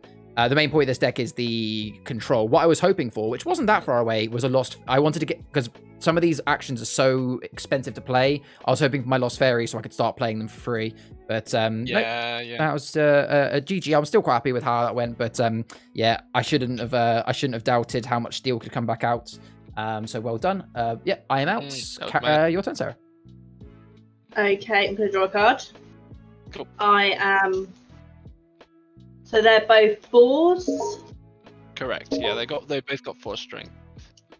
Okay, so I'm not going to attack. I'm going to Double Trouble my Dovetail. Ah, I see. And I'm going to play a Corpse Village for 1. So 1, 2, 3, 4, 5. I get 1 splat from that. Do I get another splat from Dovetail? If your copies. If you've copied it, yes. I know you get it with a copy, but do you get it every time, or is it just one time? Yeah, because No, it does say it's action every time. time, Yeah, yeah. so if you've copied your Double Trouble, Yeah. you now get 4, Yeah. but you both have 4 steel and 2 splats between those two. Yeah, brilliant. It's And then it's just the what's it called? The trainee painters that do. Yeah, 'cause I have yeah, so action it's just splat. 1 extra Yeah. splat for that, and then 4 steel from you. Well, I don't think I'm winning this one. Hey, you got a kill. That's And amazing. I'm going to trade my giant prism. 1, 2, 3, 4, 5. Oh snap! Oh Yeah, my that's. God. Okay. I'm not winning this one. Yeah, I'm gonna. You need my draw- Chromatic Extinction now, don't you? Damn. That's right. You didn't know as a man. I should have pleaded and said, "Keep me alive, and I'll wipe Sarah," but that would have wiped you as well. Sure. Yeah. Well, I mean, that would have leveled the playing field, though. Yeah. So. Should use my politics. My Dovetail takes out your Fire Tender. My Double Trouble Dovetail takes out one of your trainee painters. Yeah, why not? That'll do.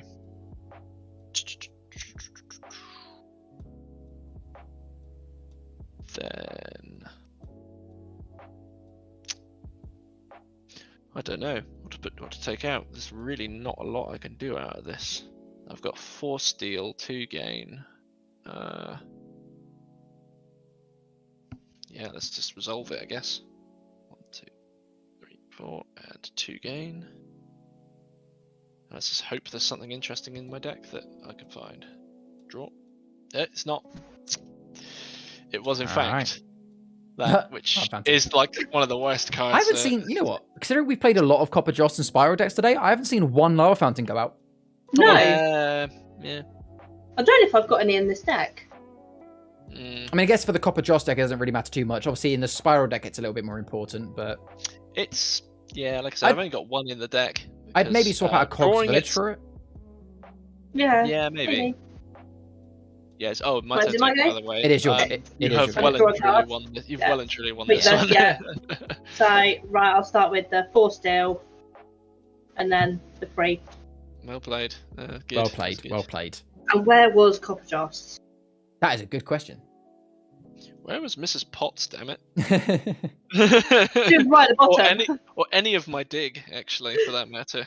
Oh, I had to get rid of one of my dig, didn't I? Because you made us discard a card, which was very annoying.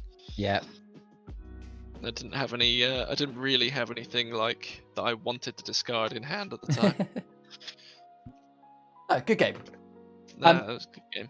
Now, it's a little bit unlike me, but I think I'm probably going to end my stream about an hour early today. Sure. Just purely because it's been a bit of a long day, and yeah, I think it's like, you know, if I had like loads of if we had like loads of people saying, oh, we want another like loads of games, then I would stay for longer. But we played quite a few games. I think it's a good stopping point for me. Obviously, if you two want to keep playing some 1v1s, be my guest. Absolutely. But thanks for playing, guys. I appreciate it. It's been, if it wasn't for you two joining me today, I'd have been playing solo games all day. So as always, it's really appreciated. Oh, thanks. Well, thanks for the games. No worries. I'll see you guys in the next one. See ya. See you later. Bye. All right. So we will hop over to my face cam. There we go. Yeah, so I apologize that I'm ending the stream, an hour earlier than I normally would. I don't normally like to do that because, the whole point of me doing the community stream is so that, I can encourage the community to play games. But yeah, we've still done a good 4-hour stream today. We played some good games. And I'm quite tired. I've had a busy weekend. I've got a busy day tomorrow. So it makes sense to cut an hour off. I know that Adam and Sarah didn't mind, and they can always play a 2-player game. But for those that have been in the stream, it has been a very quiet stream today, but that is all perfectly fine. For those of you that have been there, I really appreciate you being here. Hang out to lurk, thanks for the stream. No worries, Joe. Thank you very much for being here today. I really appreciate it. Yeah, for those that have been here, I hope you enjoyed it. Obviously, we didn't get any league games today, but we played loads of community games with me, Sarah, Seb, and Adam. We had a lot of fun. Lots of Fall of Flutterby decks, but we've seen some really fun interactions today. And for those that saw the interaction between 7 and 7:30, the tier list, I hope you enjoyed that. It'll be a separate video on YouTube if you missed it. If you watched on the recording, obviously, thank you very much as well. So as we type the stream, a few other thank yous. Thank you to Mary and Liv, who are my ongoing coffee support chickens. If you want to support me, you can use !coffee or go underneath the stream to see the link for it. It's where you can support me, subscribe, things like that. Yeah, I stream every Sunday at 5 p.m. if you want to see more Achroma games. There are loads of other Achroma videos to sink your teeth into if there's any more you want to see. Hey, Besnick, good to see you. It was a bunch of fun. Thank you. I appreciate it, guys. Thank you for hanging out today. I really do appreciate it. But yeah, that has been the stream. Hope you guys enjoyed it. I'll see you next Sunday, 5 p.m. for the next one. But in the meantime, have a great start to your week. I've been Foul Play Gaming, and as always, stay wholesome. See you later, guys.